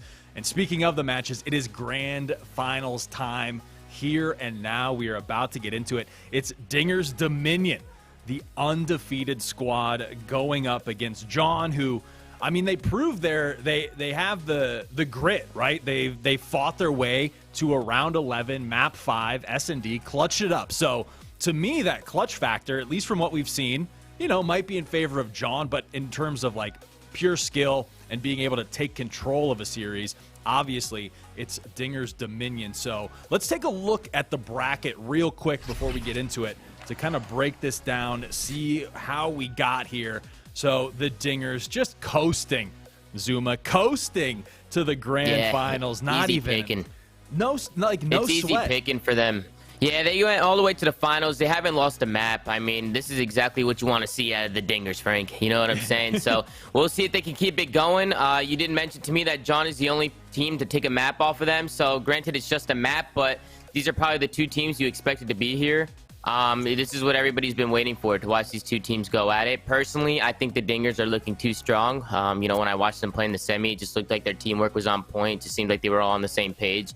And they also have a lot of talent on that team. I actually recognize some of the names on there, and some of these guys have played at the highest level. So I'm really excited to see what they can do. I'm going to go with a 3-0 here, Dingers, personally. I think they're going to come and just wipe the floor. But something you mentioned to me, Frank, was a little bit of a momentum. You know, with John coming up 5-5 with the 1v1, maybe that was what they needed to get that energy and to just kind of push their way through this grand final. Yeah, I think if John can at least take some of that momentum that they had in that second semifinal, the previous series. Again, Dingers have kind of been on ice. They've been sort of waiting in the wings for the grand finals. So maybe that momentum at the very least plays in John's favor. But let's take a look at the maps before we get into this grand final as well. We mentioned, I'm not sure which map they managed to take off of Dingers, but hopefully it's one of these ones. So taking a look here, map 1 going to be Raid Hardpoint. Then we'll head over to Moscow S&D, a little checkmate on Control, Garrison Hardpoint, and then a Raid Search and Destroy if we make it to that map 5. Zuma, any thoughts on this rotation? Anything to look out for? No, not really. It's pretty straight up. I mean, these are the day 1 maps. You're not seeing Apocalypse or any too crazy of picks in there. I think with Raid, it's just going to come down to those rotations. It's a very old school map. As long as you're staying disciplined and playing it the right way, you should be good to go. I think this first map is really going to set the tone. I think whoever comes out and wins this Raid Hardpoint is most likely going to win the series. I think right now it's just whoever catches the momentum and catches the fire. So we'll see how it plays out, but we got some good maps, and hopefully we might see a Raid S&D last map. I think that would be really exciting, but we'll see what happens. Yeah, we will see what happens. We'll have to see. And, you know, we mentioned that some of the prizes on the line, the prize pool, we mentioned the subliners gear. And, of course, we want to hook the chat up one last time. Let's show them what they can win. All they have to do is type !NYSL in the chat to be entered to win this prize pack. We got the Astro Scout backpack, the Astro ID headset, the Subliners hat, and the Subliners hoodie. You can just be, I mean, kitted out. Great stuff. I would say great stuff, Zuma. You know what? Let's one-up it. Great stuff. Great stuff. I'm wearing the headsets right now. I was going to say, cut back to the phenomenal. man. Cut back to the living ad. Yeah, we have the man. beautiful graphic here, but does it look any better than this? Man, he is repping it, making it look amazing. No guarantees that you'll look as good as Zuma, but you might come close. That's all we can assure Good here. gas. Good gas from Frank. It's, I gotta prop up the team. You know, we keep it going late into the hours here, so thank you again to everyone tuned in right now, all of the Zoo Mafia who stuck around and is tuning in. But it does look like this lobby is about ready. So you know what I'm going to do? I'm going to take a step back. We're going to bring in Shift and Visions to get us started for the grand finals. I've been told, and I maybe read this in a book somewhere, that Zuma's jawline has the ability of solving the problem of world hunger. That's what I've been told at one point in time. You're right, Frank. He's a good-looking man. Telling you, it's a good-looking man. We got a good-looking finals. Speaking of, easy segue, wordplay. Dinger's Dominion, John coming up. We've got a lot of raid in the mix, potentially for the first and then also the fifth. But we do have a new kind of mix of maps, largely from what we saw during the semifinals. But one of the big takeaways that we can at least say is that for Dinger's Dominion, clean, polished, no problem whatsoever through their semi. But John, tested, stayed true all the way throughout theirs. I think that's always a really big series to come off of, too. When you're going in towards a grand final, you go through a round 11 map 5. Like, I mean, you've already been through it. So going in towards this, you know, should be a nice shift. You're hot. You're coming in towards this with everything you've got. They're also the only team to take a map off of this squad here for us. Dingers, we'll see if they can hold true with what they got so far. Crisis already in towards the mix. Wins out in that first gunfight, but the trade's looking good all along the lines of John as they come out with a couple, but just looking to try to maintain some of that hill control. And Rista, he delivers with 2. That's a big 2 kills there. It'll open up a lot of space through driveway. One more player staying alive. Crisis, my goodness, the finesse from Crisis. What in the world? This dude's got roller skates on. He was all over that van, no problem. 3 kills, and just when we wanted to try to frame up some success for John, Crisis says, hold my adult beverage, as he's now on 4 in a row, 5 in 1 start. Cool. This is already a chance for some early streaks here for yourself if you can maybe keep this rolling a little bit more. But the scrap time at the very least is picked up here for John. So by no means is this out of control. You just have to see if you can work yourself in towards the back and contest these spawns. You need to do that together. So player number 5, Stolly, needs to kind of just wait for his teammates to make a move while he creates this pinch here from the front. Love to see him maybe go through the pool side, but he wants to happen right from the front of kitchen. Crisis found 3 in the back, and well, Stolly, he's not finding 3 of his own, so that is a beautiful hold, and now 7 in a row coming through for Crisis. We might just need the Crisis cam for this entire map, because I saw his position on the map, and I was like, oh, Crisis is in trouble. Nope, not in a little bit. Now he might be in trouble once more. Good help this time, though, from Juju, even holding his life. Oh, my goodness, Crisis. 8 in a row for him, and just the finesse to play his life as if he was in this lobby in real life. I mean, goodness gracious. Yeah, it's like, I mean, do you even need commentary at this point? He's doing it all himself. He's No, doing it we don't. in-game, and he's doing it on broadcast, Alan. I mean, Crisis really is quite the player, but he's got his hands full, doesn't have all the support here, and it's a very tight setup. So him moving in first likely results in what will be the end of the streak, unless it's one of his teammates who decide to jump in towards that hill. But they're making a nice approach, moving up towards the hill. They have to know that there's no zoning, so they're all inside. Crisis is about to give his very first shoulder check, takes some shots at Rista, able to bring it home, challenges the second, and finally the streak ends, but the result is still solid. The Dingers, they find themselves with an easy break and back inside the hill. Unbelievable stuff. 10 and 2 start. I mean, he's got more eliminations than almost the entirety of John at the moment. There's number 11 for me, and 12! Dude, he's on a heater right now. My goodness gracious. 88-24. John looking good to try to break in for the scrap time. Stolly will lock that in with a couple of kills, but you can already see Dinger's more interested in the rotation, and they are moving quickly behind Crisis to try to clear out jungle and kitchen. They'll really set up a zone here for the 4th hill. I know the goal is to like usually play for trades, but I feel like whenever you see Crisis, you need to send at least 3, and maybe you'll get a trade then, because it just feels, yeah, maybe you just run the opposite direction. So you got to find a different plan to try and find this man on towards the map. 13 and 3 for him, really kicking off with a strong start. And he's going to be able to find his way right in towards the next engagement. Doesn't bring home the kill, but gets the information. Riska just caught in the outskirts of the pool. But this is the hit that's about to come through here, the pool side. Really questionable on where Riska wanted to look. And that means that Crisis and Juju able to hold strong here in that first hit. And if you remember back to John on the checkmate hardpoint in their semifinals, we kind of had questions about how they were attempting to break kills throughout the majority of what we saw there on the map 1 from their semis. It's moments like that where both of your main ARs are trying to break on through. They're questionable where they want to look in the first place, but at least they do eventually secure this break. 20 seconds to play for. Streaks are actually going to come through. Crisis finding 1 elimination with the cruise missile. The eventual missile itself drops in. Hate moves forward, but even still with that, the point is still being decided and debated between, and Phenom will actually win that conversation. He's on 3 in a row, and that's actually very valuable scrap time for John. Early rotation, though. Oh, looked to be there, at least for a second. But Crisis will drop, and a little bit of hesitance kind of coming through here for the side of John, realizing on whether or not it was actually maybe in their control or not, but they will find themselves inside of the point with a couple of gunfights being won, contested for a moment, but they're doing a good job of slaying in and around the hill. And now they got a lot of the exits actually kind of, cleared out here for them to be able to establish a setup. More streaks coming through. Again, the timing of this isn't really going to result in much. Well, the answer, no. Phenom Rista coming away with not just 2, but a 3rd, and then there's the 4th. So that's both streaks down. After the explosive start for Crisis, we're into a first rotation that could conclude in a tie game. So really good fight back here from John. Definitely don't want to rule them out. I know we've been talking about dingers. You see it there, 18-0, they're flawless, but this John squad, no slouches by any stretch of the imagination. They've made this a competitive first map with that last 2 hills they were able to find together. Important bounce back for them, and just see if they can maybe keep this going as Crisis as well. He's keeping his rampage going. Nice little snap on towards the middle of the map, but he's cleaned up, so his teammates now need to follow through with some kills of their own, and Nick Hate trying to deliver on exactly that, but only able to grab 1. Stolly and Phenom clearing out the front. We'll be able to push forward here. Now that's 6 in a row here. Talks about a couple of hot players in this lobby. Stolly certainly one of them. Almost gets that artillery, but an important kill for Nick Hate as they shift towards the middle of the map, and it's none other than Crisis who finds the trade. With 30 seconds left to play for, they're going to continue to send some resources in towards this point and see if they can break.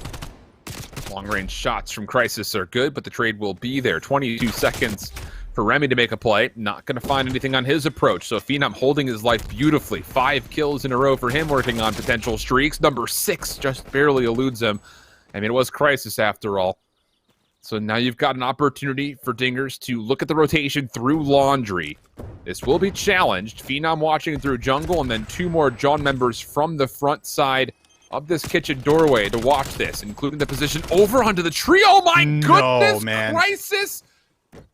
Stop it! Just stop it! Just don't do it anymore!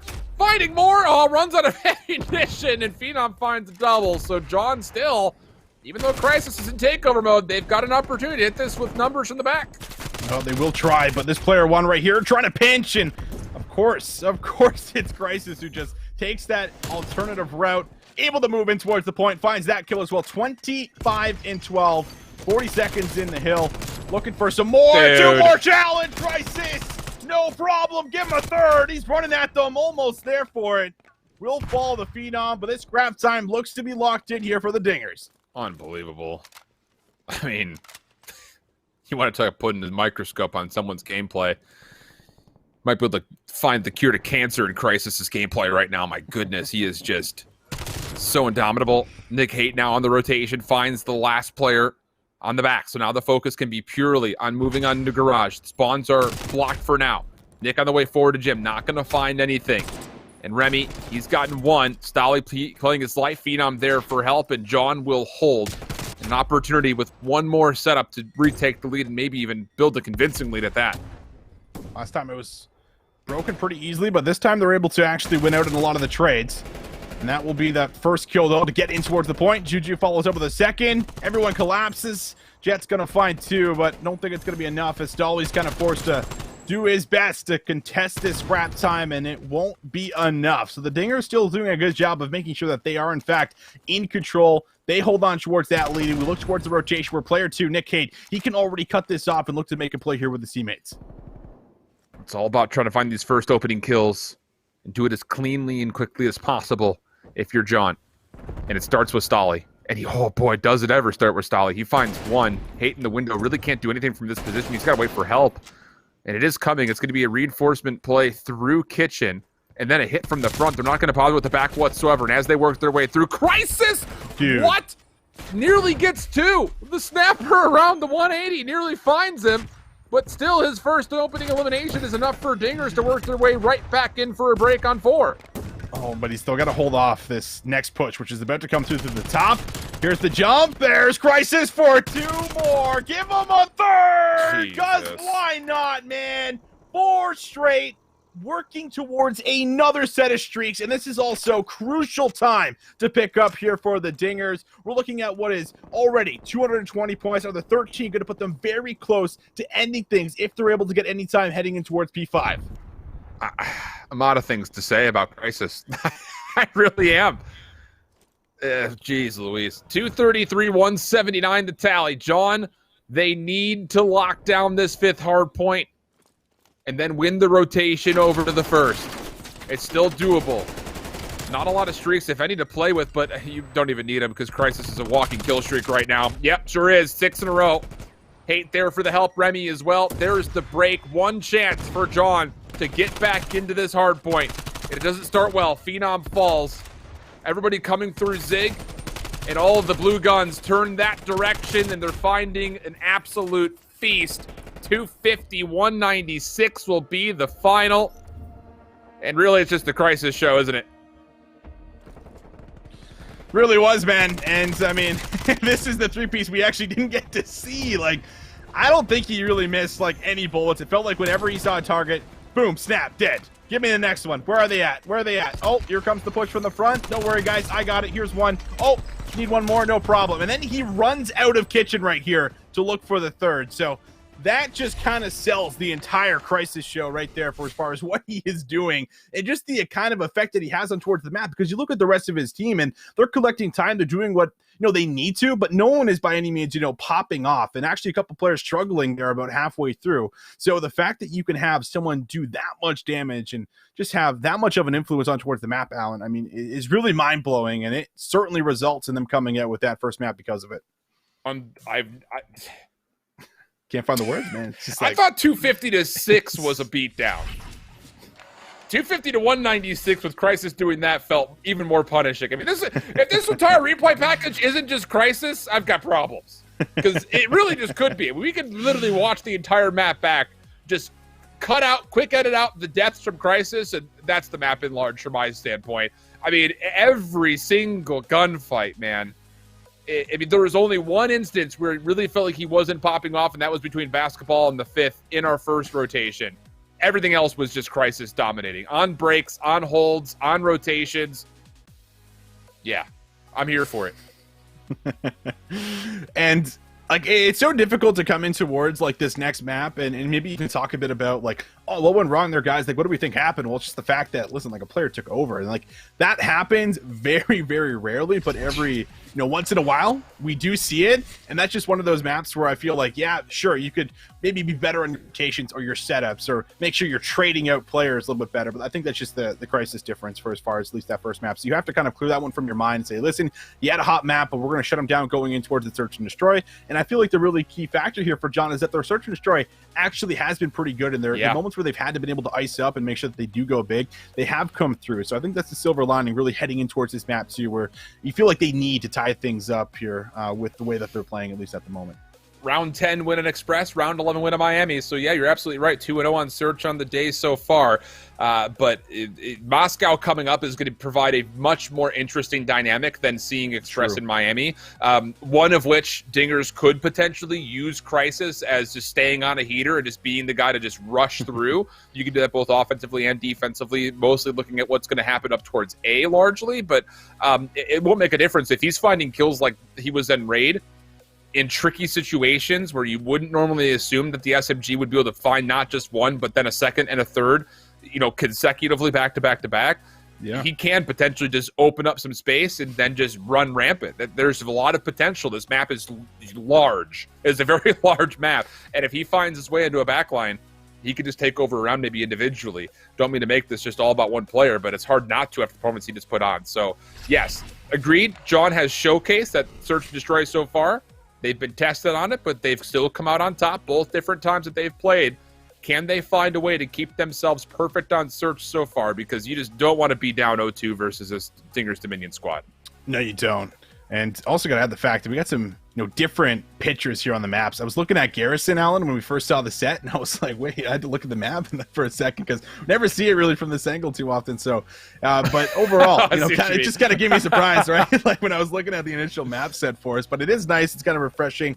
And I love that you kind of talk a lot about what's going to happen coming in towards the Moscow Search and Destroy, which is, you know, absolutely true when we're seeing players kind of catch fire and be able to maybe open up and explode on towards these sites, specifically when we're talking, you know, in and around this A site where a lot lot of that can maybe happen once you're able to get control and get that bomb down overall for us. But this should be, a real test here, because you had a pop-off map. If you can make sure that you cool off Crisis and maybe don't allow him to catch any fire coming in towards this, that is probably one of your big kind of keys to victory, if you will. The other is making sure you're playing confident and not letting them kind of push you around and towards the map, because we've seen that happen on Moscow, where sometimes you are no longer contesting the middle of the map, or you're no longer looking to actually move in towards the site aggressively when you want to see if you can kind of solidify initial setups. And when that starts to happen, you start to feel really suffocated, and it can be really difficult to make any moves. I'm glad that you brought that up, because in my mind, what I was looking at going into this map is for John, you got to come out and play your game. You cannot just play passive and wait to see where this Dingers Dominion team is going to play you. Get out here, get aggressive, set the tone, force Crisis to make the exchange and adaptation, not you waiting to make the adaptation for him. Semtex has come through. Remy holding a very off angle. Instant trades will be there, but at the end, it does still favor the side of Dingers Dominion defensively. They find themselves in a 3v2. Bomb has been dropped mid-map, and another elimination tallied for Juju. One more left. It's Rista v3. Does pick up a 74U here for him, and everyone's going to rally together. I like this play.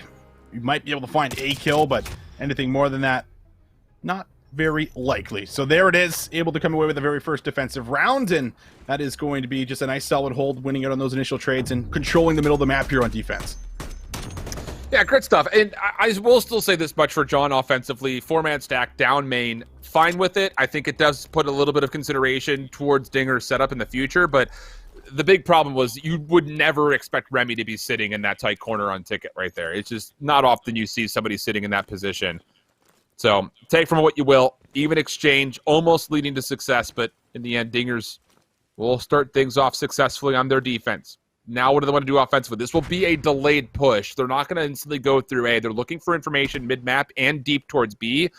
And then you have to eventually feel that if they find this kill on Arista, the bomb will rotate.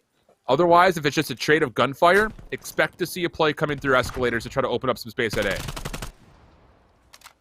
Stoneway's getting pretty sick of these jumps up and down as he's trying to maybe get a pre-fire off and predict exactly where Crisis is going to try and do here, but they're just exchanging battles back and forth. I mean, very passive setup, but the middle of the map actually a little bit open, and that's now going to be utilized here from player 6 and 7. So they're going to make this collapse happen, and they're going to have to win these gunfights to allow their teammates to push in from their side. So you're looking at Juju heavily to make this work, and he's going to slide on through. He does end up dropping. Nick Haight gets a kill here for themselves, and they'll work for the second. So beautifully done, 2 versus 2, and now they can look to try and drop this bomb. Yeah, from where Stolly was positioned over by Bricks, there is no great angle for him to respond to a play through Eskies. So that was the only real option to free up some space, but 1v1 exchange leading to a 1v1. And Haight on 4 in a row. V Phenom. And this play through pillars. They're going to meet each other, but Phenom does not actually see him whatsoever. Move to his left. Hard angling, hard L triggering over towards the backside of windows. That'll be 5 kills now for Nick Haight to get heated up starting early. Yeah, that's just a honestly really interesting moment where you feel like they could just drop this bomb and then try to back up and play for what could be just a setup and just pick one side, but it looked like there for a second that the timing might have worked out where he could have got in from behind on Juju, and I think that was Phenom who had that angle but played it a little bit slow, almost a chance for a 1 versus 2, but will be denied. And as you said it, Nick, 5-0 here for himself, working towards streaks. And we know a map like Moscow, it can really restrict on where you're allowed to go if you're able to bring in a set of streaks. So that absolutely needs to be the goal now for the Dingers. Aggression from John once more, right through Eskies. No one's looking at this whatsoever. Remy going to be tagged up. Semtex to come out, not going to find the kill. But Crisis still alive, still finessing. Crisis! How do you get 2 there? Haight finds 1 more to help out, and Dingers cleanly take, but I know we didn't get to see it on screen. Well, this will be play of the game. Just watch how Crisis finesses. Here's the first. Okay, there's the trade. I know someone's right next to me. Oh, my goodness. Oh, Alan. It's like, we've seen it so many times now that I'm starting to expect it. It's like, Crisis, like 1 versus 3. I feel like he might have this one, Alan. I don't know. It's just, it feels like these moments are starting to just come to him time and time again that you are just expecting it at this point in time. I mean, Nick now also just 1 kill off of locking in that artillery, so you have so many win conditions, and John need to stop the bleeding here. A couple of initial trades do take place here for us, but still leaves us with even numbers across the board, as it might just be a rotation maybe over towards this B site. Everyone going to group up inside of Bank, but I think they're more or less waiting to see if they can get info, and Nick finds one in towards the back of the street. I was just about to say, Rista, do not overpeak. You just have to stay alive, because you see Phenom, number 4. Watch how his arrow is moving. He's looking middle, looking street. He just needs to read if there's going to be players pushing Rista's direction. So now, as there's been a little bit of pressure on both sides, everyone will back up. They know that this is for sure going to be something at least threatened initially towards B. And the real question for me is, if this isn't execute to B, how does Jet get involved with this play? Because he's in a weird position to just come down Eskies without having someone help him clear. Well, it looks like the call might come over towards A. Wow. Are they going to check their left here? Could be a big double kill. Jet finds the first one. Oh, he actually stuck him with it beautifully. Done out of him. Juju now left alone in the 1 versus 2. And man, what a play from Jet to make sure they find themselves on the board. Yeah, it's... I won't say I'm surprised to see Dingers try to flex this back over to A. You know that Rista's playing deep. You know that you've pushed back, who was in the middle of the map? Number 4 that was sitting in the middle of the map, Phenom. You had him sitting in mid cutout, so you've pushed both back. You know that there's going to be some defensive pressure on the backside of B. The only player you don't know about is Jet. And I think if you're Dingers, you're sitting there saying, okay, well, we should have a 3v1 probably at A, so let's just go ahead and rotate. The only place they would never expect him to be, though, was exactly where Jet was. It's pushed forward the entirety of the round, so... Interesting setup this time, as we're going to get a 3-1 split offensively from John, but the push through escalators and mid is going to be more than enough for Dingers to take a quick round in response. Very quick round, and I just have seen this play happen so many times where it feels like if you're going to contest the middle of the map, you're either going to take it a little bit slower if you don't have all the numbers with you, or you need to come in with your numbers and look to kind of match it a little bit faster. So they just get overwhelmed with those initial trades, and they also lose the gunfights moving in towards the site. So that was just a good play call defensively coming through there for the side of the Dingers, as we'll now switch things up. And you got a couple of options here now when you're 4-1 up. You can look to make an aggressive hit in towards A. If you'd like, you can slow play like you did a couple rounds ago here. You just have everything in your favor, and you kind of just want to keep John on their toes heading in towards this round and make them maybe over-rotate or stack resources where they shouldn't. But we'll see them move in towards the A side. Crisis is here, and he's going to wait patiently to see if a gunfight comes his way. It's a must-win round right here for the side of John. Feels like it. You just don't want to go down 1-5. Really, I would argue to say the next 2 rounds are important, because at a certain point, you're going to have to string together a couple if you want to come back into this map. Might as well do it sooner rather than later. But we'll see how things unfold. Patience for the first time for both teams, largely. Stolly is in a untradeable position at the moment, sitting underneath window. But candidly speaking, because of the setup that Dingers is putting together, he's actually in a great spot to where he could actually push through for a flank if he wants to. Now that the hit comes through, maybe that call will be there. Jet finds one. Good help from Phenom to get a second. Now Stolly will try to rotate over to help. He also catches information of a player mid-map, but Nick Haight is the next target in line and the final target in line. No reason to overchow this, as you should know the bomb is likely down, and you have to make him make a play, and that will indeed occur. So good stuff there from John. Must-win round comes through. And I will say you would love to get one more in a row here to get this one back to tight, but see how things unfold. Big plays out of Nick. Comes away with a couple of them. Just can't find all of them in towards the end here. But you do have to give them a bit of credit here, you know, for as far as actually playing pretty patient and not getting a little antsy, where we see sometimes, you know, teams are willing to just move in towards the site just to check and say, hey, are they actually here? And maybe get a little too over aggressive, which gives the opposing team the pick they need to be able to move in with the numbers. So do have to continue to play like this, at least going forward with maybe some of their defensive rounds. And so far it's been great, but they need to find now favor on towards the attack. And that has been more or less the problem for them about this far. It will be Jet moving in here first. He's been very explosive, opened up with a couple of kills, a chance to do so here again. Player quick left, but no! Remedinger comes away with 3! No one trades them, and now it's a 1 versus 4 for Rista. Remy just keeps finding these really cheeky corners. Just playing off angles the entire way through. Rista does eventually get the trade, but this is the definition of stuck in the back of the map. And he's got absolutely nowhere to go. He's laying prone behind the tree. Oh, boy.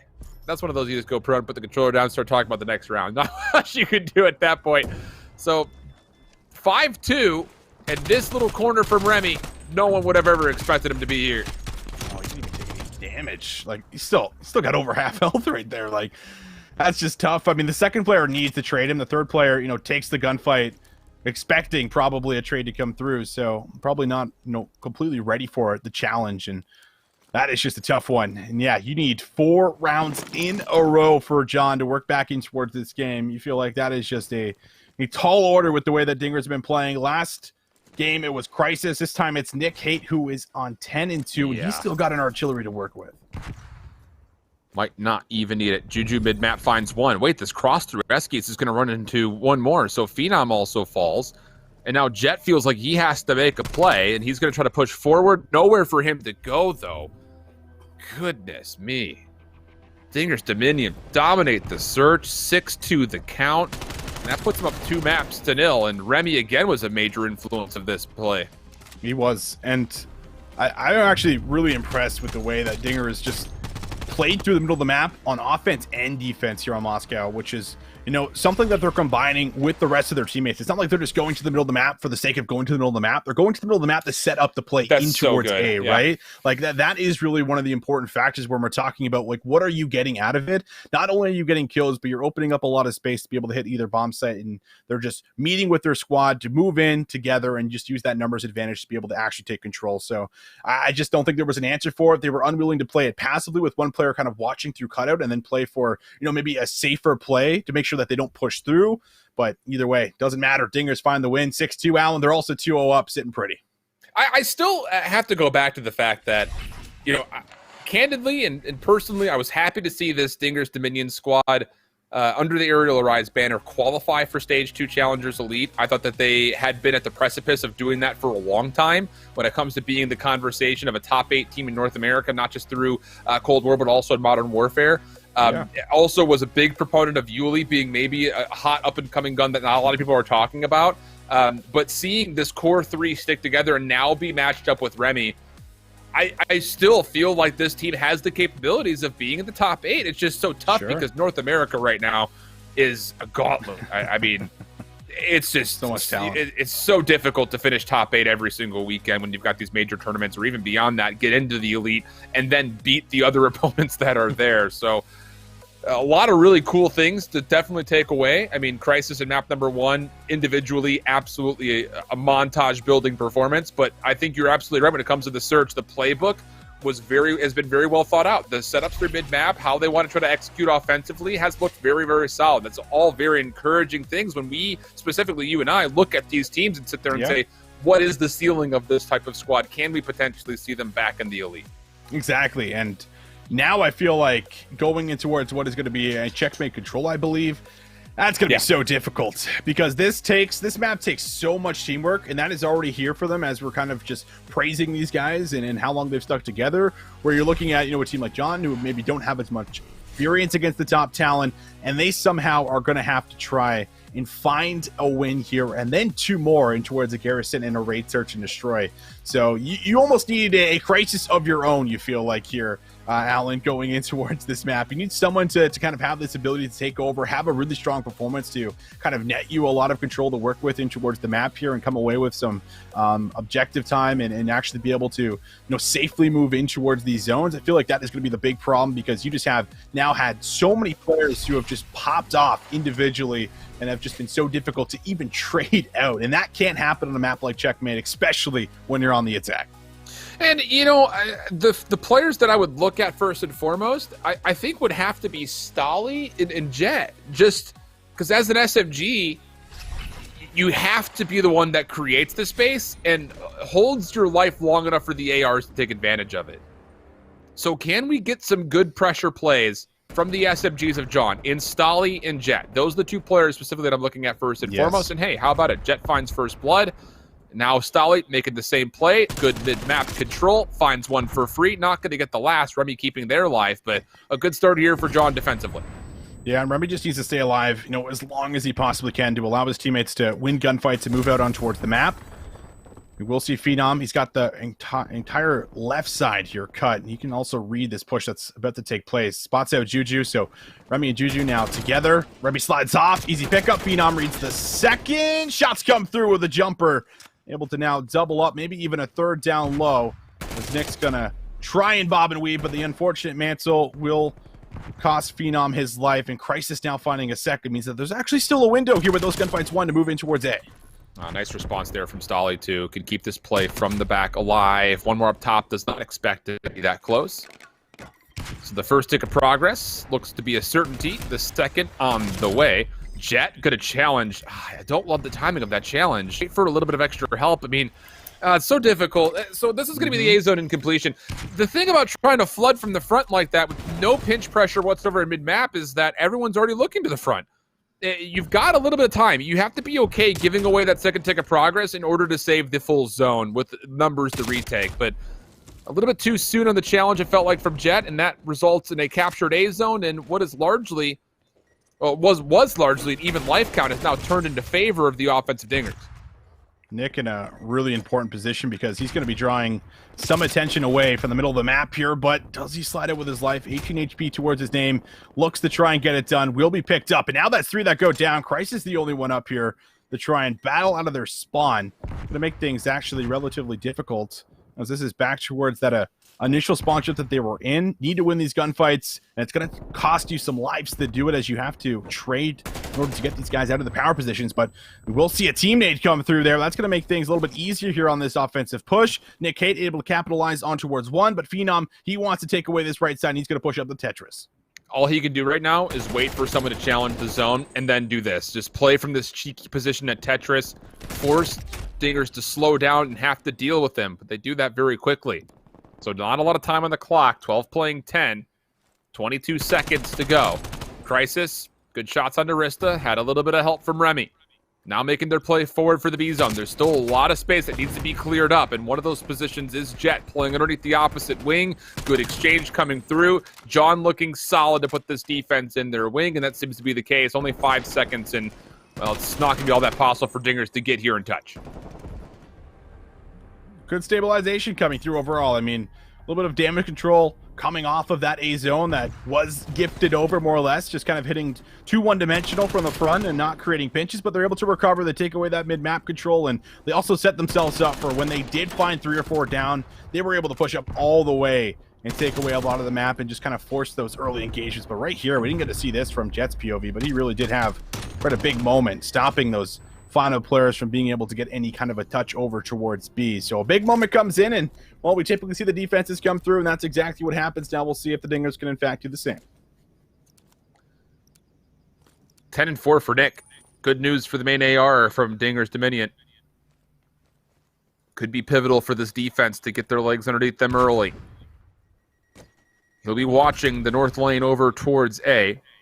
Both of the SFGs will be playing inside the plane, waiting for a chance to try to pinch. That's a big first kill coming through.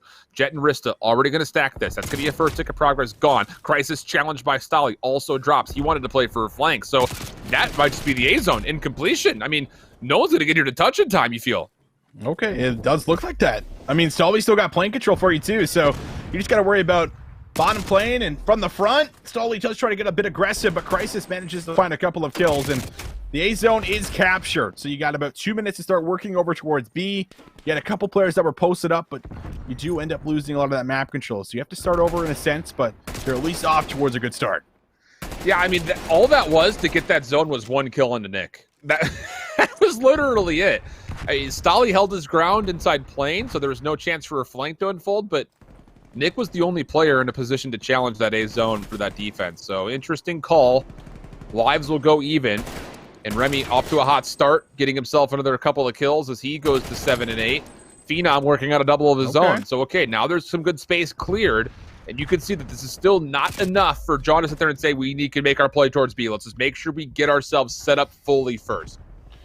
A couple big kills lined up for Phenom up top. Able to bring home 1, and that's 2 down. Now you need to get on the zone. That's going to be the next real step towards working towards getting some progress. In Crisis able to fight back top plane, and he finds a second. Unbelievable.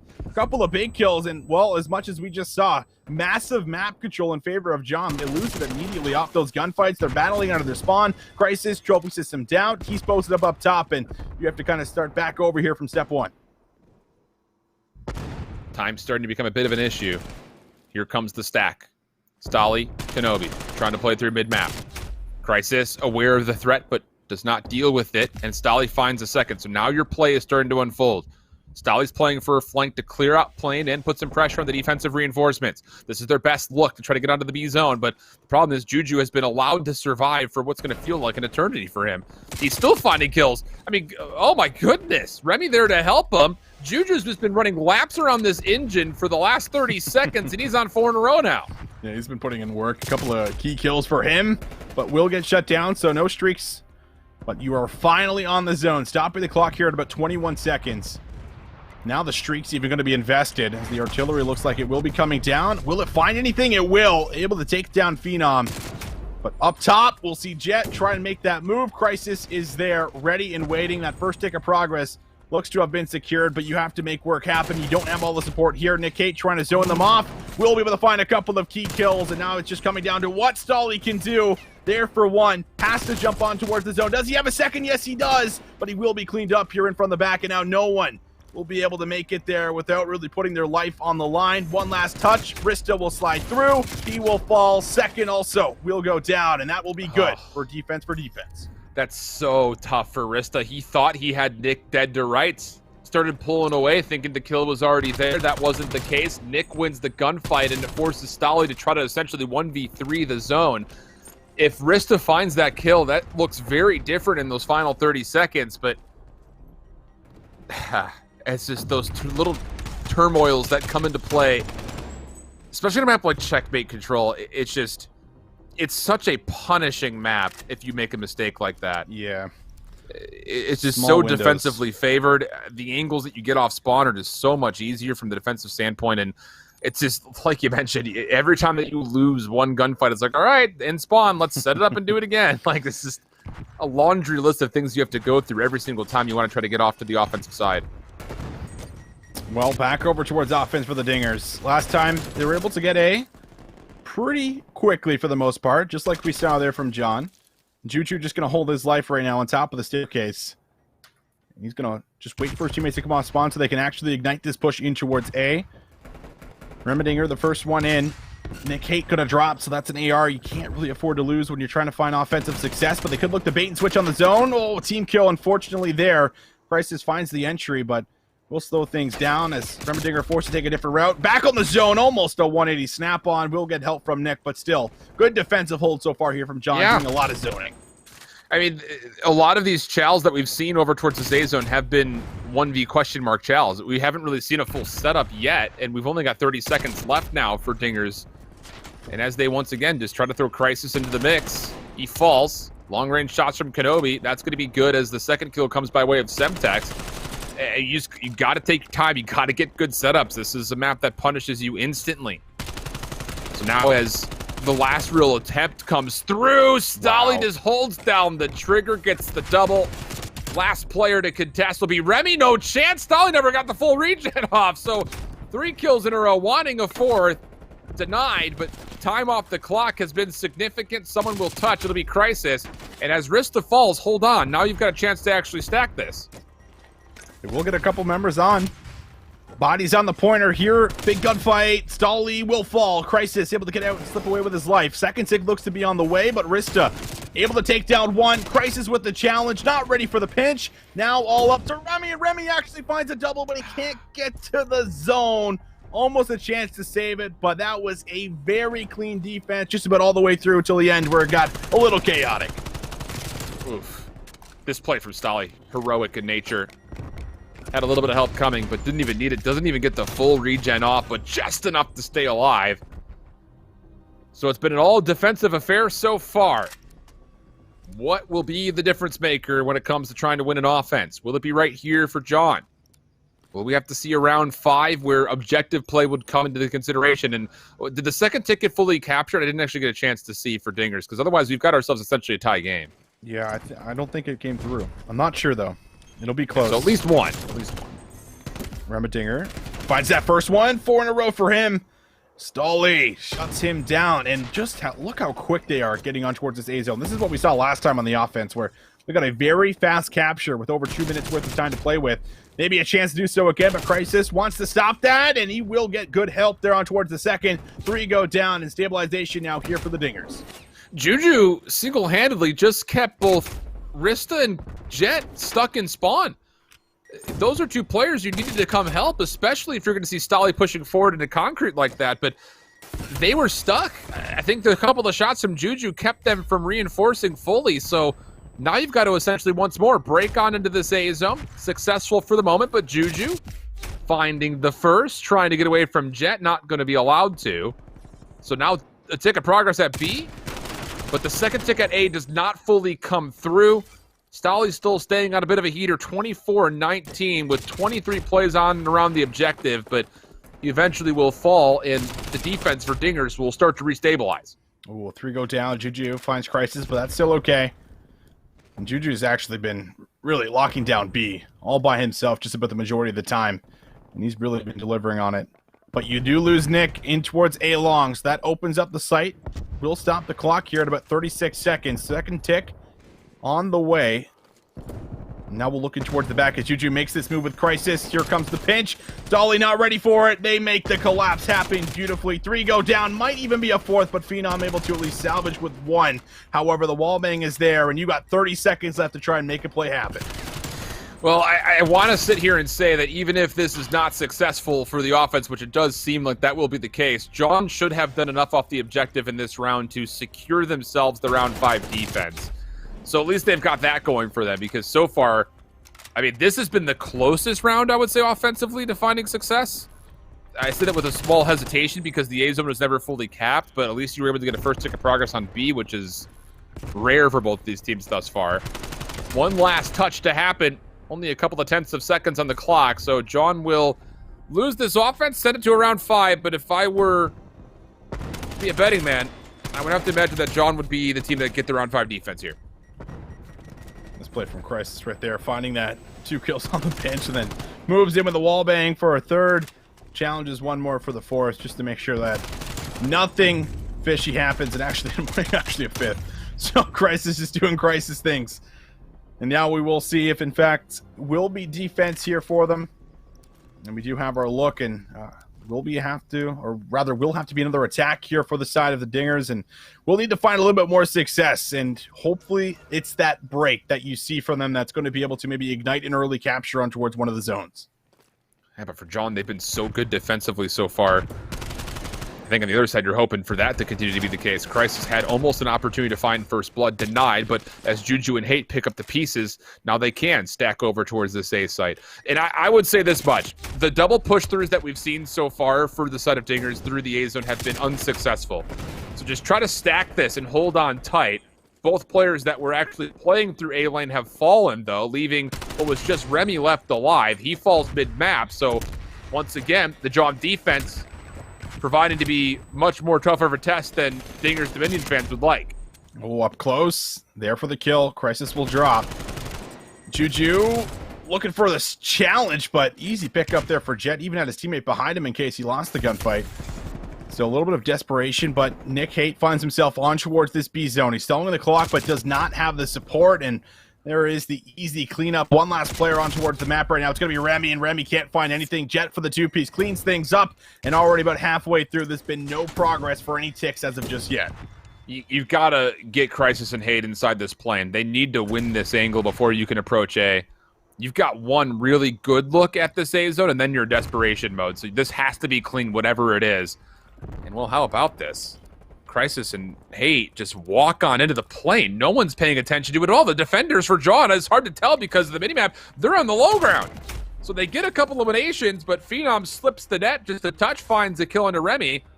And that will now mean that they can play a bit forward to make life a bit more chaotic off the respawn for Dingers. Now over to A, their focus goes. Juju able to find a couple. Help from up top. Crisis finds the kill. He can slide on in with one other to stack and get the first tick, but a lot more work yet to be done. Yeah, you still have a chance to be able to defend this here if you are, in fact, John. And they're going to try to do it through the middle. Remy just waiting for a challenge to come through on towards B, and now players can also start slipping through in towards the back. Just need this last tick to come through, however, and it just might.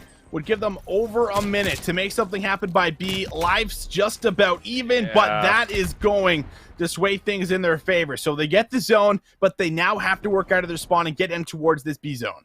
Yeah, this is, oh boy. This is not a lot of time to work with to do what you need to do to the B zone. I'll say that. Holly? Okay. Not the best Semtex we've ever seen. Juju, not going to expect Rista in the corner. Finds it. 13v9. Lives could come into conversation for both sides, but maybe not if there's no touch under this B zone, which John seems pretty sturdy to say, no, you will not see or touch this B zone. Stolly gonna start to rack up a couple more. 32 for him in towards this map with the sub, mind you. Not easy to do by any means. And he's had a couple of exceptional moments. Looking for some more. Gets good help there on the team shots, moves in. Final 3 lives remaining for the side of the Dingers. And well, it's not looking like this series is over yet. This grand final will continue, and we are going to see a map 4.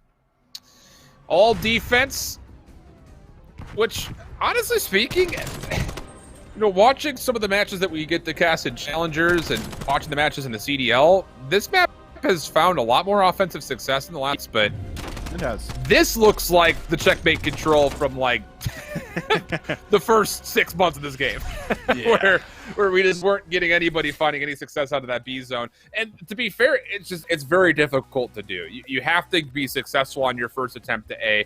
Beyond that, you have to exit A cleanly, at least keep it contested. You just can't be wiped in or around that A zone, whether you've capped it or not, because that leads to you rotating back over towards that B zone. You just can't give up that, really, I would say, like, not yard line, even like on your own 40 and your own 30. Like, you just have to always be pressuring that side of the map if you want to have even a look at that B zone.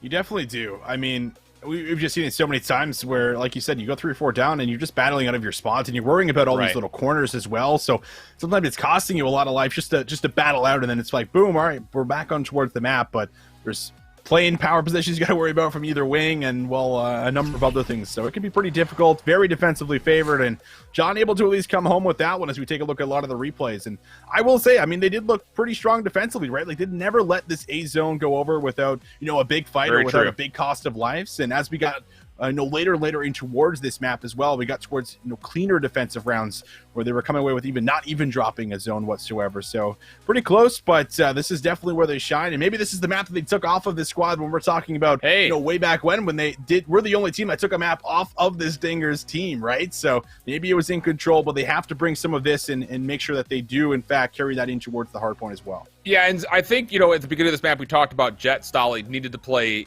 in a more convincing nature with the SMG. Stolly at least gave us that. Jet had a couple of also very important, crucial kills to allow them a chance not only defensively to lock things down, but also on their offense to get that B zone. He was one of the big key reasons why they were able to do that. So as we turn our attention forward just a touch as we're recapping through, that SMG pressure might just determine the outcome of what's coming up next, because it's a garrison hardpoint. So if there were ever a time to get Stolly warmed up and get Jet into the mix to maybe start to come back into the series and set up the conversation of a reverse sweep, you need those two players right here, right now to help you do it. I agree. You really do need that to come through. And I mean, I guess the good news is that you've been able to at least match Crisis for a lot of these big pop-off moments, which was one of the big factors, because I think a lot of people were probably looking at the raid hardpoint, saw what Crisis did, and was like, oh man, this is going to be a 3-0 sweep. Well, no, that is not the case, because you still have to worry about a couple of these other subs that can, in fact, bring it. But I'm on the same page with you, Alan. This is a map where this is no subs playground. Like, you could look to take over. You can have big moments just like you did in towards that first one here for yourself. So it's just a matter of finding that flow, getting in towards that groove, and actually bringing it home and working together as a team. Because if you can find it, then that's your chance at being able to at least get us in towards what could be a last map there and towards the search and destroy. Very well could be, and that would be Raid, as you saw on the screens. But, I mean, the thing about this map, and I will say this much, when we watch the Apocalypse hardpoint, 250-61, John all over Retirement Club. Mostly because of the pacing, knowing when exactly they could afford to get out of a hard point to play for a rotation when they're in favor of it, was flawless. Would love to see that mentality hold true here, because this is a map that is very thin across a lot of it from north to south, and also very determinant on the timing of which you choose to play for spawns versus just playing for the hard point versus just playing for the rotation. Specifically looking at that second and third hill specifically. So that's where I'm really kind of looking mostly, is not just to see can those SMGs play well throughout the entirety of the map, but in those moments between 2, 3, and 4, can they make the right decisions on when to hit the hard point, when to play for the spawns, or when to chalk it and just play to zone off a rotation to new? Well, Alan, we're about to find out. Map number 4. Brother. It is here. Didn't even think we were going to go to a map 4 with the way that we've been seeing the Dingers play, but they're certainly showing that there is weaknesses that can be exploited, and John looking to do that here.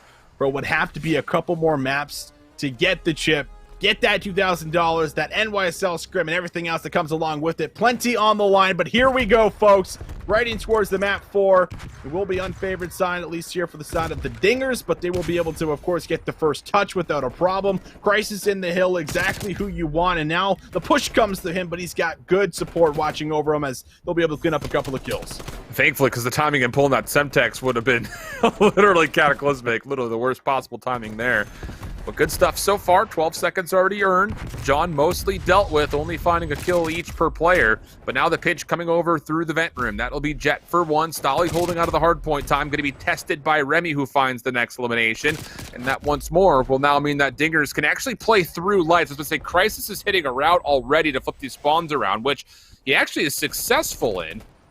And as they deal with Phenom, this is that timing that I'm talking about. 7 seconds of old time? Who cares? Let's play for the next hard point. It's going to be 3v Rista. A lot need to be asked of this main AR player. Yeah, and he can't bring home anything because of a well-placed Semtex. But Jet Kenobi up top will be able to move in towards the point, but Nick Kate able to cut him down, just trying to hold on towards that position. Meanwhile, Stoli up close, can't find the kill, and now it's Nick who actually finds 3 in a row. It's finally Rista who comes back up that spawn, and you've been able to at least contest this from the front, but you need Remy to really create some space in towards the point. He's not able to do it, so Crisis, the next one up, needs to deliver. There is an unfortunate team kill, but there's trades back and forth. It's chaos, but finally the trades go the way of the Dingers as they're now on the time. Yeah, and that rotation timing is perfect. Now you look forward. This is where John need to try to hold off this rotation, play for these exit kills. They have stepped off the gas just a touch. Good first kill coming through. Because you have to remember that there technically are no spawns behind where number 5 and 6 are until this third hardpoint opens up. So they're being very responsible, holding on. Can Jet hold his respawn for long enough to spawn right back up as soon as this hardpoint pops? Yes, he will. So perfect timing there, and now an opportunity for John to get back into this game with one good hold. Phenom, important roll in the back. Nice snap. Finds Nick. That's going to make sure that nothing's going to be contesting the spawns here for at least maybe another 10-15 seconds. As you can see, everyone on the minimap just rallying, repositioning for a quick moment. They want to make this push come through, and it is, in fact, going to be coordinated. Crisis through the front.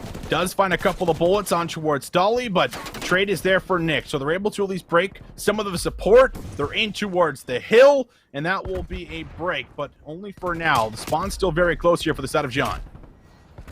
But this time that's been left neutral is actually not bad at all for Dingers. I mean, you're going to give away what will be about 40 seconds, 35 seconds. That's not bad overall for a hard point that we usually see 40 plus, no problem. But now as we look to exit, this is the next test here for John. Can you get through dark, open up some space, and maybe clear the high ground out to now get into a position to favorably take the fourth hard point? Because so far, Dingers are holding on to all of those positions. But Stolly is quickly changing that as he finds 4 in a row, even kill feed happening up in our right side of the screen, and that will be enough now for an opportunity for John to maybe make a play onto the hard point. Juju just needs to play his life here. He's controlling a bit of the map, but wants to move in and see if he can contest the point. Slides on through, meets the challenge up top, and Jet Kenobi, it's going to be better for those ones when it's down to those up-close engagements, but Remy finds his way in, so that means that there will at least be some pressure for the side of the Dingers as they look to try and grab the last 30 seconds for themselves, and might just see a hit through the middle. Remy pops up, easy pickup without a problem, just looking for top green, and he's just got to lay down and wait for his teammates to simply watch over him. The challenge comes in, beautifully goes to the Diamante, just putting in the work right now, 3 in a row, finessing, playing his life will be able to hold that streak and maybe carry that on and towards the next hill. Yeah, overall for John, this is still okay. You need to take a convincing hard point at some point in time. I'm looking at this 5th one to maybe be that hard point right here. Stolly's good for 1 elimination. That'll clear some pressure from the front. You also see number 6 and Phenom is watching for any pusher on the back flank. So these SMGs can just continue to focus forward. And as they do, Stolly continues to find eliminations. Playing his life, coming back to it as soon as he needs to, and he finds more than that. Now the 4th elimination through. And this setup for John is actually really solid overall. So the first 30 seconds have come and gone. Almost every single instance of it has been tallied into the pockets of John.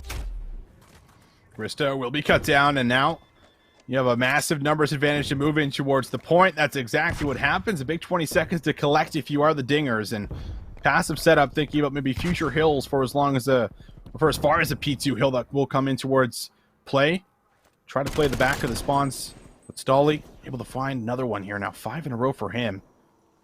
And there's only a couple seconds left, so he's clearly waiting for his teammates to bait in front of him. He's calling out he's close towards streak, just a matter of trying to bring these home. You got to take this high ground back. That has to happen sooner rather than later, and this is going to be a test because Nick is watching this. He's hard focused on it, finds the first. Couple of tags will come through, but that will be exchanged. Rista, part of this play, moving forward, will get the kill, but Stolly will unfortunately put the team kill into the kill feed as well. So not great stuff overall as far as keeping numbers here, but Stolly wants to try to play through a flank, and that could be good as Jet clears the hard point itself. 30 seconds to fight for, and now Phenom over the top has helped. There is a pretty significant chance here that if John can win one more set of gunfights, that they could retake this lead with a smooth transition between the 1st and 2nd hills.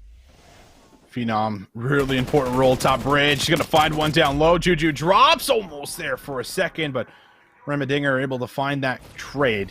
125 to 91, 10 seconds to play for. Dingers might be able to clean it up, but they have to rotate towards this new hill, and that's going to make things just so difficult because of what Stolly is doing, who's on 7, has earned the artillery for him. Might be able to clean up one from behind. Needs to land the shots, and he runs out of ammo. So close to that cruise missile, and we'll have to try to reposition for it. But you don't want to get too cute with this because now here comes the threat for Dingers, and oh, okay. Artillery strike will be called. I actually quite like this because it's going to push everybody back away, split up, and then you can earn the cruise missile. Love that play from Stolly. His teammates now have a realistic chance at also clearing out bricks and getting back into the hard point for a very important 30 seconds worth of time. Here comes the play forward, though. From the high ground, Hate finds 2 plus a teammate, but it'll be at least enough pressure to clear out John for now. The retake coming back quickly. Jet able to find 1, looking for more than that, but Hate staying alive. He's got Stolly outside the map, finds himself a 2nd, but Remy cannot close out the deal. So the scrap time should be good for John, but you look towards the rotation, and it's blue arrows all over the right side of the map. Honestly, both P2 hills actually fairly scrappy there for us. Not, massive 40, 50 points coming through by any means for either team that have had their chance at being able to hold that down, but we will see that rotation this time around. The Dingers chance to be able to run away with this game, maybe lock it up here in the grand final. Stolly does not want that to happen, so he's going to call the cruise missile in. Couple lock-ons, good for 1. Now just slow playing the missiles. He weaves it into tools beautifully there on towards Crisis. That opens up the zone, and now their chance to move forward. Yes, and Stolly has to play this backside Jenny's. Needs to keep his life in this position. Dingers trying to fight back from these proximal spawns, and Crisis actually grabs a couple. That should be enough to regain overall, and my goodness, how clean is that from Dingers? Big moment in this map right there. Both streaks now off the table. Dingers do well to contest the scrap time of the 2nd and regain possession of the 3rd. Their lead will grow to above 40 points. Juju just going to wait for his teammates to start to exit here from that last hill and make their way on towards the map. Rista able to keep them at least controlled.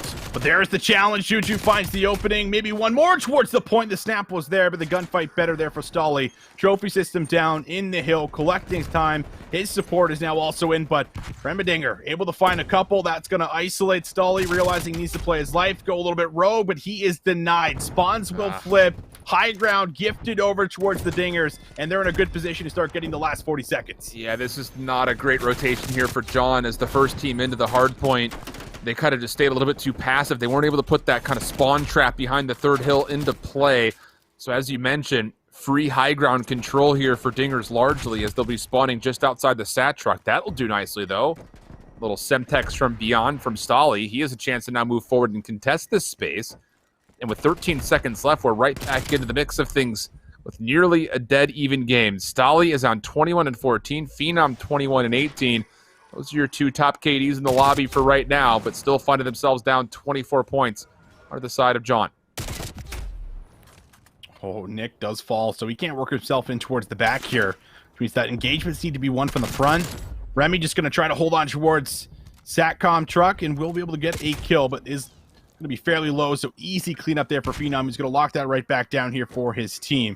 John with a good amount of zoning and a chance to be able to bring this back in towards their favor. Jet and Port roll inside of lights. He finds two. Big shutdown. That's going to delay the push, but Remy finds the trade, moves back through. The numbers are just too overwhelming as this hill's very contested, but finally looking good right now for the side of the Dingers. And you get two streaks off that play from Jet. So realistically from John, you just have to stay scrappy in this final moments of the fifth hardpoint, and also make sure you can contest long enough on the first to see the second hill come into play, which it should. Also got to keep in mind there's only 49 seconds worth of actual game clock to play with, so this one could be determined by the game clock itself. Jet able to find one before falling, and the scrap time will largely be soaked up. So for John, you do not want to see Jet use either of these two streaks until we have to rotate to the second hard point. In that case, you can actually soak up every final second here on the first. Big read. Gonna deny that pinch from coming on in.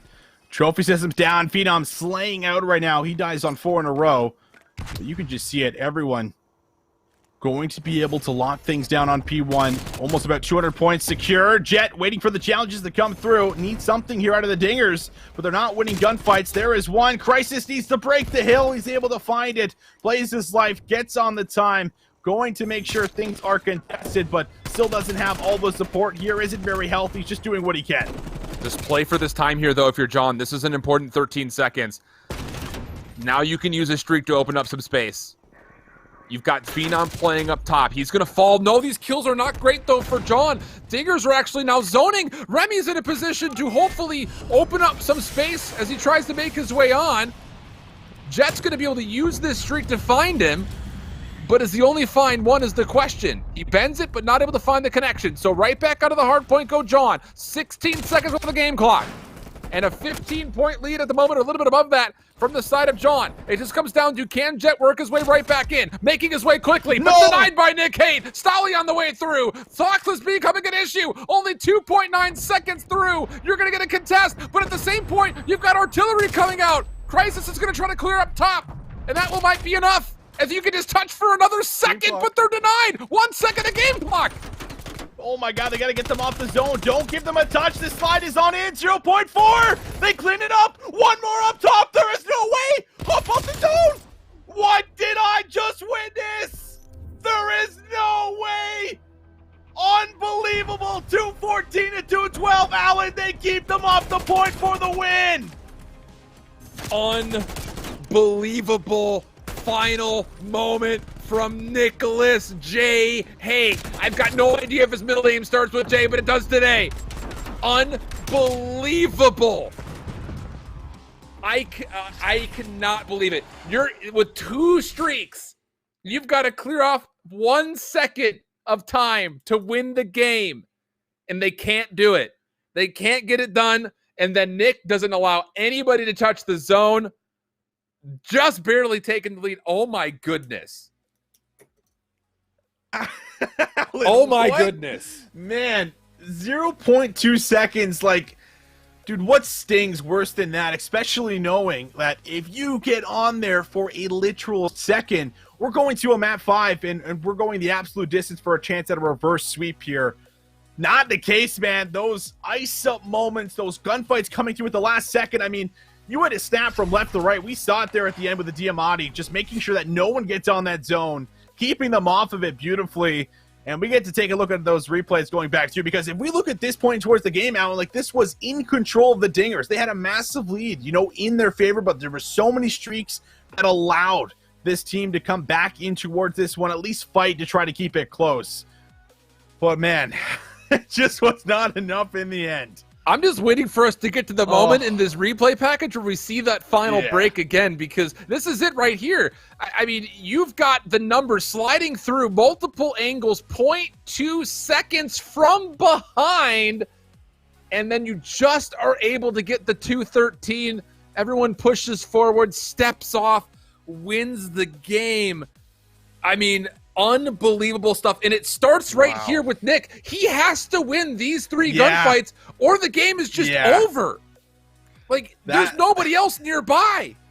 That shot punch that he found, I mean, he found like every single player here is what Nick did. Like, Nick just popped off, but that was definitely the moment, right? Like, that is just something that should not happen. And it's those moments that we talk about the difference between, just these players who've been playing at the top level of Elite now for a good amount of time, or at least challengers in general, compared to players that maybe don't have as much experience in those do or die situations. That's when you have to give it to where people like Juju and Nick, who have been in the scene for a very, very long time, and they're able to stay calm in those moments, still land the shots, and not get too scattered on what's happening or the overall game state or the game clock or whatever it is. They just are able to stay calm, cool, collected, go big, and make sure it doesn't go to a map 5. I think that was really the biggest factor there for them to close it out there, because that would have been so much momentum in favor of John to carry that on through. But it gets shut down, and they just can't get on there for a second, man. That is a really tough pill to swallow if you are, in fact, that John squad, unfortunately. It's probably one of the tightest endings I think we've probably ever seen.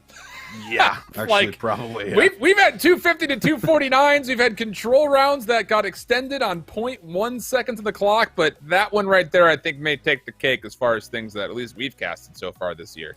Unbelievable stuff, but we've heard enough from us. Got to get the boys back on the desk to give us their thoughts. Frank, Zuma, take it away. Yeah, thanks, Shift. Thanks, Visions. I mean, I'll say it this way, right? 0.2 seconds was the difference between $1,000. So those 0.2 seconds, the difference between first and second there. Crazy. Zuma, kind of walk us through that one. I'm still kind of speechless, but that was one of the craziest hard points I've ever watched, especially in a grand final for thousands of dollars. I mean, like you just said, it was for $1,000, 0.2 seconds. I mean, it was just crazy how both teams were battling at it. The streaks were coming down, trades were going down. I've never seen anything like that. It was a crazy ending, and that was super exciting to watch, man. That definitely got my blood going. Yeah, that's something. I wish we had player cams, because you would have thought there was like an earthquake going on wherever the cams would have been shaking, like everything vibrating, man.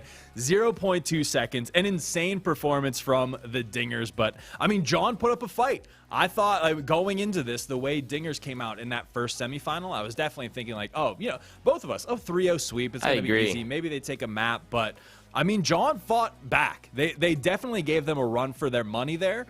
And for sure. Yeah, that final hard point, man, I can't get over it, because you talk about 249 to 250, at least there's like time on the clock to play it out. We were past time. We were in OT. The hill time didn't matter. It was just all those final seconds. And Nick Haight, and it's not often you see that, honestly.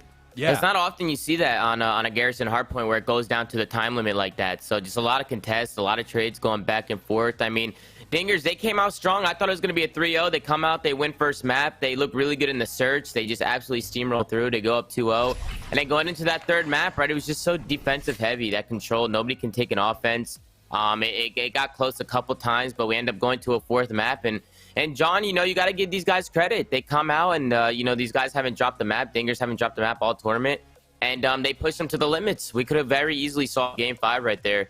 And it comes down to 0.2 seconds in the last map. So I was freaking out watching this thing, man. Like, I just couldn't believe what I was watching. And, I was very impressed by some of the plays I was seeing as well. A lot of individual talent coming out of the Dinger squad. It was exciting to watch. Yeah, I think that's something that really impressed me too. And with the Proving Ground Season 1 playoffs here, the talent is kind of it's I want to say it's a little bit higher than I expected. I think Dinger's a little bit they showed up. They're definitely a roster to keep an eye on. You're talking about that fringe CDL kind of elite coming through. They're contenders for sure. And I think the big thing for me was a lot of teams at this level, you kind of look for one player to be that X factor. The difference for me is that game 1 and 2, it was the crisis show, right? Okay. Oh, yeah. And then they start to cool off a little bit. And you're thinking, this is where teams start to crumble. This is where, if you're relying on one guy, you're not going to make it. You're not going to clutch it up. But, you had players like Nick Haight and then Juju holding some positions. Kind of, I want to say Juju a little bit the unsung hero for me. Nothing flashy coming out of him, but positioning, awareness, just great plays out of him too. Really the whole squad. So I'm 100%, impressed. man. Yeah. 100%. Teamwork makes the dream work, Frank. You know what I'm saying? So it was incredible to see. They definitely clutched up at the end right there. It could have got a little bit mixy if we went to a Game 5 S&D. I don't know what would have happened if we went there. But I agree with you. Crisis, man, he was impressing me the whole time. He's my MVP. That guy was all over the map. He was spinning in circles. He was popping pieces. He was breaking hills by himself. It's stuff like that helps you win championships. And this guy, he came out for his team and he played. And like you said, everybody on the team stepped up. And when everybody's playing and they're all firing on full cylinders like that, it's going to show in the stats and in the leaderboard. So shout out to Dingers, man. They came out and this is well deserved, man. They deserve this win for sure. Yeah. And shout outs to you too, Zuma. I'll say that. You did great. Love having you on the desk. Any open invitation from us here at Beyond and Astro. Any show you want to come on, man, let me know. We'll get you in here. We'll get you on the desk and talking about some games. But here are your playoff prizes. Again, this is just Season 1. We'll talk about that in a little bit. We'll plug Season 2, let you guys know where you should look for more information. But got to give a huge shout out to all these teams right now. But that first place, Dingers Dominion, walking away with $2,000. They get to scrim with the NYSL Academy. They've qualified for our Proving Grounds Grand Finals, and they're getting hooked up with the ASTRO Gaming gear and the Subliners apparel. You love to see it. Yeah. Nice. And one more time, cut back to the apparel. Show it off. I got to get the hookup. I got to get the... I think yellow might look good on me, so I'm going to have to get some of this myself. We'll match, we'll vibe out, get the techno going, EDM it up a little bit. I had a good time. So, Zuma, once again, thank you for joining us. And, of course, thank you to Shift and Visions as well. And then big ups to the Subliners, Astro Gaming, and Beyond. The holy trinity of putting this whole program, this whole Power Players series together. Big ups. Thank you, guys. Let's take a look. Can we throw a roadmap up a little bit, too? Can we just kind of give people the 411 on what they should be doing? So, final things to touch on. We've got $25,000 total in cash and prizing for the NYSL Power Players Proving Grounds. We just wrapped up Season 1. You can see that on the bottom left of your screen right now. But Season 2... coming up. Be sure to follow the Subliners, Astro Gaming, and us at Play Beyond so you can stay in the loop, sign up, register, and compete for free. And then the granddaddy of them all, the Invitational that's going to be happening in July with $12,000 on the line. You are not going to want to miss that one. So, with all that being said, it's been a pleasure. Thank you all for tuning in, and we'll see you all next time. Peace.